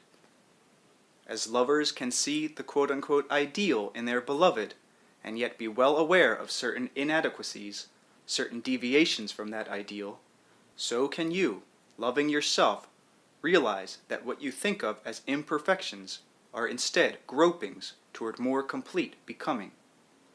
You cannot love yourself and hate the emotions that flow through you at the same time, because while you are not your emotions, you identify with them so often that in hating them, you hate yourself. Use your conscious mind and its logic. If you discover that you feel unworthy, then do not simply try to apply a more positive belief over that one. Instead, discover the reasons for your first belief. If you have not already done so, write down your feelings about yourself. Be perfectly honest. What would you say if someone else came to you with the same reasons? Examine what you have written. Realize that a set of beliefs is involved. There is a difference between believing that you are unworthy and being unworthy in fact. Then, write a list of your abilities and accomplishments. These should include such issues as getting along well with others, being attractive, being good with plants or animals, being a good carpenter or cook. Any talent or achievement should be noted as honestly as you recorded the most minute quote-unquote defects earlier. There is no human being alive who does not have creative abilities in his or her own way, achievements and excellent characteristics. So if you follow these instructions, you will find out that you are indeed a worthy individual. When you catch yourself falling into a mood in which you feel inferior, look at your second list of abilities and accomplishments. Then use the positive suggestion in your own worth, backed up by your own personal self-examination. You may say, but I know I have great abilities that I am not using. When I compare myself to others, then I fall far short. What difference does it make if I have a few mundane achievements that are shared by many others, that are in no way unique? Surely my destiny involves more than that. I have yearnings that I cannot express. In the first place, You must understand that in your own uniqueness, it is futile to compare yourself with others, for in so doing, you try to emulate qualities that are theirs, and to that extent deny your own miraculous being and vision. Once you begin comparing yourself to others, there is no end to it. You will always find someone more talented than you are in some way, and so will continue to be dissatisfied. Instead, through working with your own beliefs, take it for granted that your life is important. Begin with it and where you are. Do not deride yourself because you have not reached some great ideal, but start to use those talents that you have to the best of your ability, knowing that in them lies your own individual fulfillment. Any help that you give to others will come through the creative utilization of your own characteristics and no one else's. Do not get upset with yourself when you find yourself dwelling on negative issues in your life. Instead, constructively ask yourself why you are doing so. The answer will come to you. Use the knowledge as a bridge. Let whatever emotions are involved happen. If you do this honestly, feelings of self-worthlessness or despondency will go through and vanish, changing of their own accord. You may even find yourself impatient with the feelings themselves, or even bored, and hence dismiss them. Do not tell yourself automatically that they are wrong, however, and try to apply a quote-unquote positive belief like a band-aid. Have a sense of humor about yourself. Not a malicious one, but a kindly, humorous regard for yourself. High seriousness is fine when it comes naturally and is not forced, but it can become pompous if it is prolonged. If you allow yourself to be more and more aware of your own beliefs, you can work with them. It is silly to try to fight what you think of as negative beliefs or to be frightened of them. They are not mysterious. You may find that many served good purposes at one time, and that they have simply been overemphasized. They may need to be restructured rather than denied. Some beliefs may work very positively for you for certain periods of your life.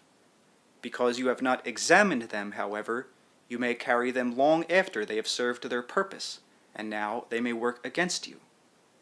For example, many of the young believe at one time or another that their parents are omnipotent, a very handy belief that gives children a sense of security.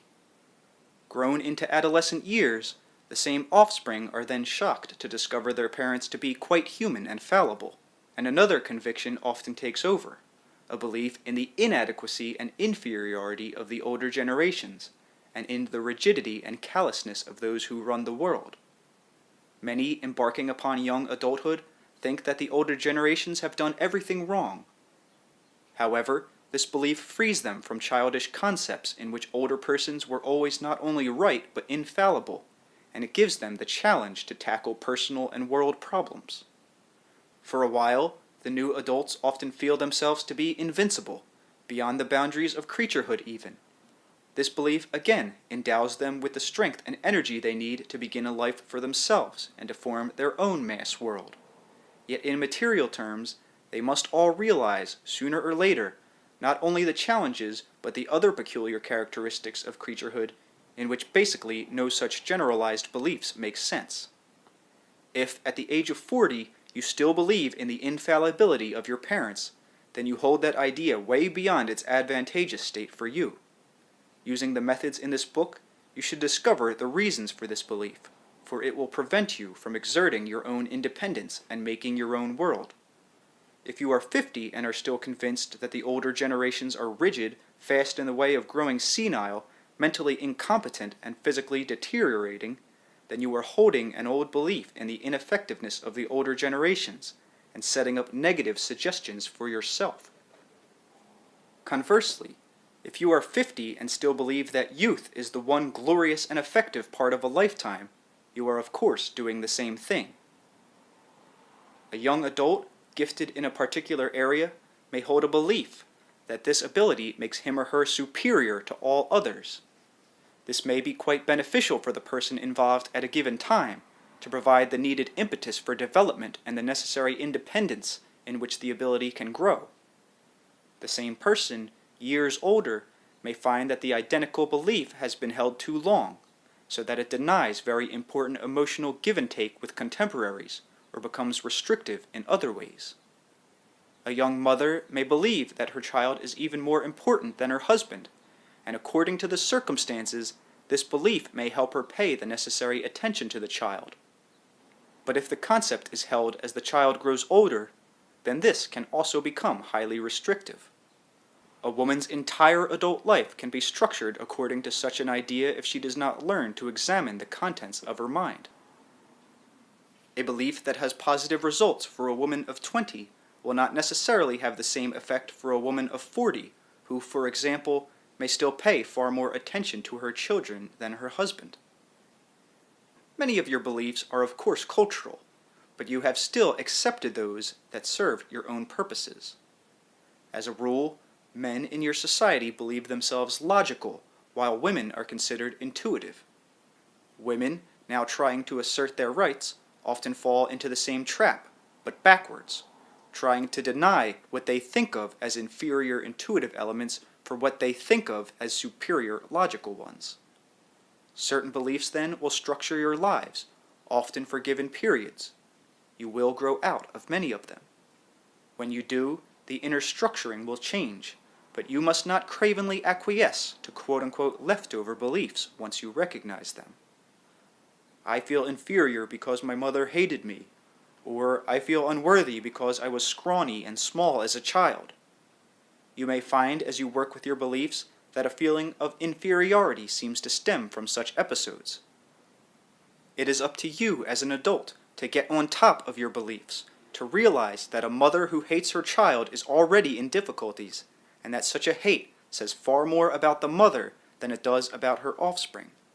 It is up to you to understand that you are now a grown person and not a child to be bullied. The point of power is in the present. That point is not in the past unless you abjectly decide to acquiesce to worn-out beliefs that no longer serve you. If you believed you were unworthy because you were scrawny and bullied, then in some way you undoubtedly used that belief for your own purposes. Admit it. Discover what the purposes were. Perhaps you compensated, became athletic later, or used the impetus to go ahead in your own way. If your mother hated you, you may have used that to assert independence, to give you an excuse or a pathway, but in all cases you form your own reality, and so you agreed to it.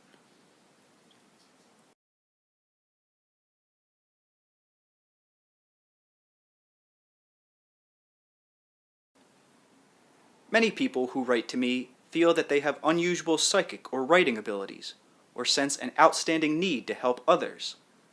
They constantly compare what they do with what they think they are capable of, but often without making a start toward the development of their own abilities. They want to write great philosophical theories, for example, perhaps never putting the pen to the paper, or trusting themselves enough to begin. Some want to help the world at large, but all they do is think about this desire without trying to implement it in all its practical terms. The ideal in their minds becomes so great that they are always dissatisfied with their own performance, yet they are afraid to make a start. The loving acknowledgement of your own uniqueness would in itself show them how to begin to use their own abilities in their own way, and to trust their present situation. The ideal is not yet materialized. It is just the essence of a direction. But that direction can only be found by using what you have in the now that you know, and by acquiescing to your own opportunities and abilities, and using those through the power of the present. There is certainly nothing wrong in asking for help from others when you think that you need it, and sometimes much to be gained. There are those who make a practice of seeking aid from others, however, using this as a means of avoiding responsibility. In specific physical problems, help should be sought in areas in which you have little knowledge. But many people look to those outside themselves, psychics, doctors, psychiatrists, priests, ministers, friends, for the answers to overall life situations. And in so doing, they deny their own abilities of self-understanding and growth. Because of your educational framework, The individual is taught to be wary of the inner self, as mentioned earlier, so unfortunately, the ordinary man or woman looks for the solutions of personal problems outside of the self, where they can least be found. If you use the methods given in this book, you should know yourself far more intimately than you did before, and be better equipped to handle your personal reality. Simply knowing that you form your reality can free you from some limiting concepts that have held you back in the past. You can then examine your beliefs creatively, finding the correlations between them and your experience. The conscious knowledge alone will trigger intuitional responses within the inner self so that you will receive helpful information through dreams, impulses, and ordinary thought patterns. If you affirm the basic grace of your being, then this will automatically weaken the beliefs you have that are contrary to that principle. You will be able to hold equally within your experience the vision of an quote-unquote ideal self and all those natural deviations from it. You will begin where you are and joyfully start to expand those attributes that you have now without expecting them to appear full-blown. You will love yourself and have no difficulty in loving your neighbor. That does not mean that you must be unaware of divergences from your ideal concept of the beloved. And again, it does not mean that you must smile constantly, but that you affirm your validity and grace within the dimensions of your creaturehood. As soon as you begin to compare what you are with some idealized concept of yourself, you automatically feel guilty. Until you work with your beliefs, this guilt can be initiated by the most harmless episodes and characteristics. It is a good idea to write down a list of specific acts or incidents that fill you with a sense of guilt. Often you will be able to trace them to early childhood beliefs quite easily, some instilled by a well-meaning parent to protect you, or out of an adult's ignorance. Brought into the open, however, many of these will dissolve before your comprehension. When you affirm your own rightness in the universe, then you cooperate with others easily and automatically as a part of your own nature. You, being yourself, help others be themselves. You are not jealous of talents you do not possess, and so you can open-heartedly encourage them in others. Because you recognize your own uniqueness, you will not need to dominate others nor cringe before them. You must begin to trust yourself sometime. I suggest you do it now. If you do not, then you will forever be looking to others to prove your own merit to you, and you will never be satisfied. You will always be asking others what to do, and at the same time resenting those from whom you seek such aid. It will seem to you that their experience is legitimate and yours counterfeit. You will feel shortchanged. You will find yourself exaggerating the negative aspects of your life and the positive sides of other people's experiences. You are a multidimensional personality. Trust the miracle of your own being. Make no divisions between the physical and the spiritual in your lifetimes, for the spiritual speaks with a physical voice, and the corporeal body is the creation of the spirit. Do not place the words of gurus, ministers, priests, scientists, psychologists, friends, or my words higher than the feelings of your own being. You can learn much from others, but the deepest knowledge must come from within yourself.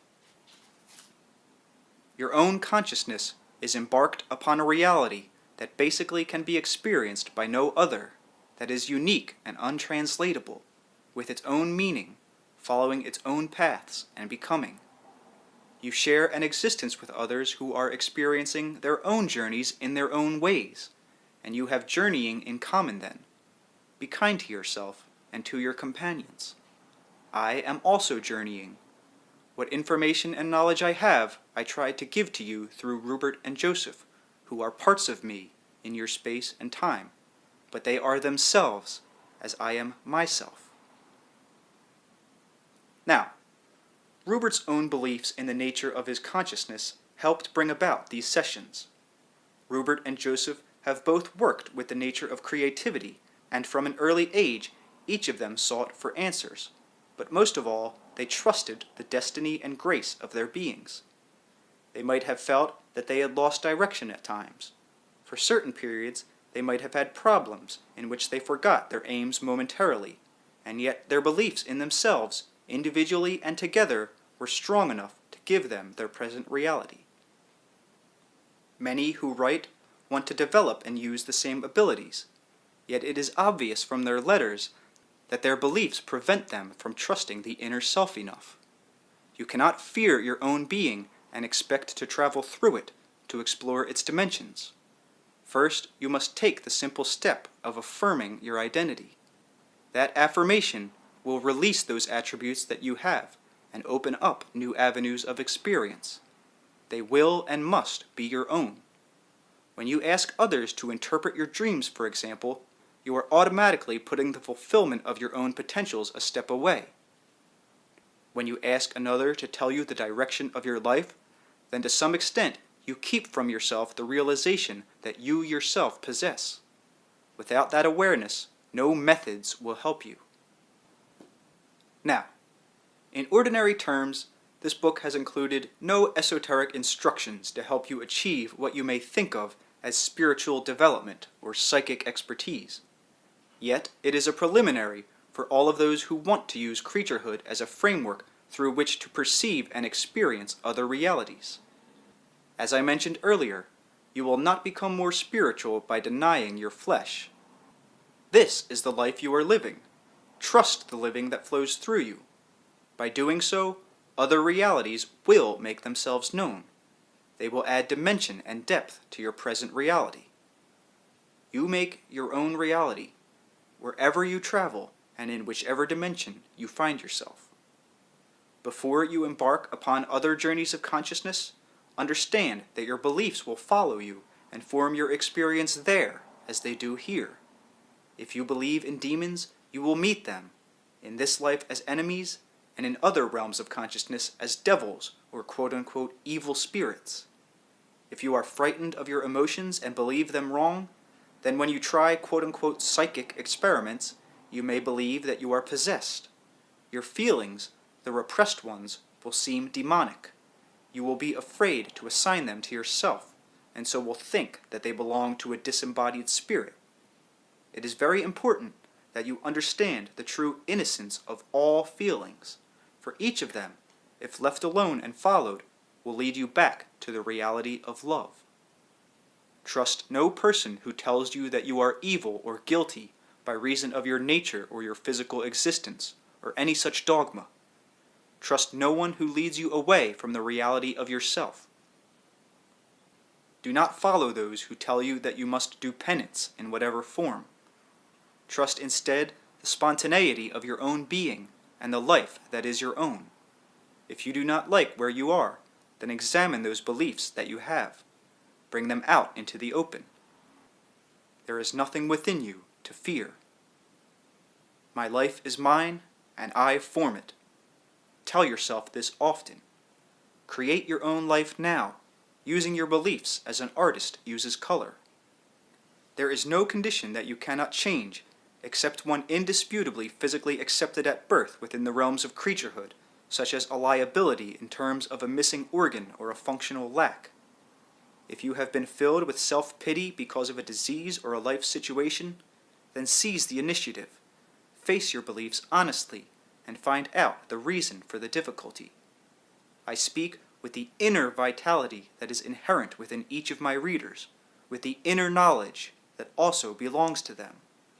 I close by saying, as I have said before, you are given the gift of the gods. You create your reality according to your beliefs. Yours is the creative energy that makes your world.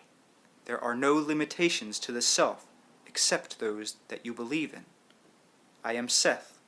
I speak my name joyfully, though names are not important. Then each of you speak your names with affirmation every morning. You create your life through the inner power of your being, whose source is within you and yet beyond the selves that you know. Use those creative abilities with understanding abandon. Honor yourselves and move through the godliness of your being. End of book.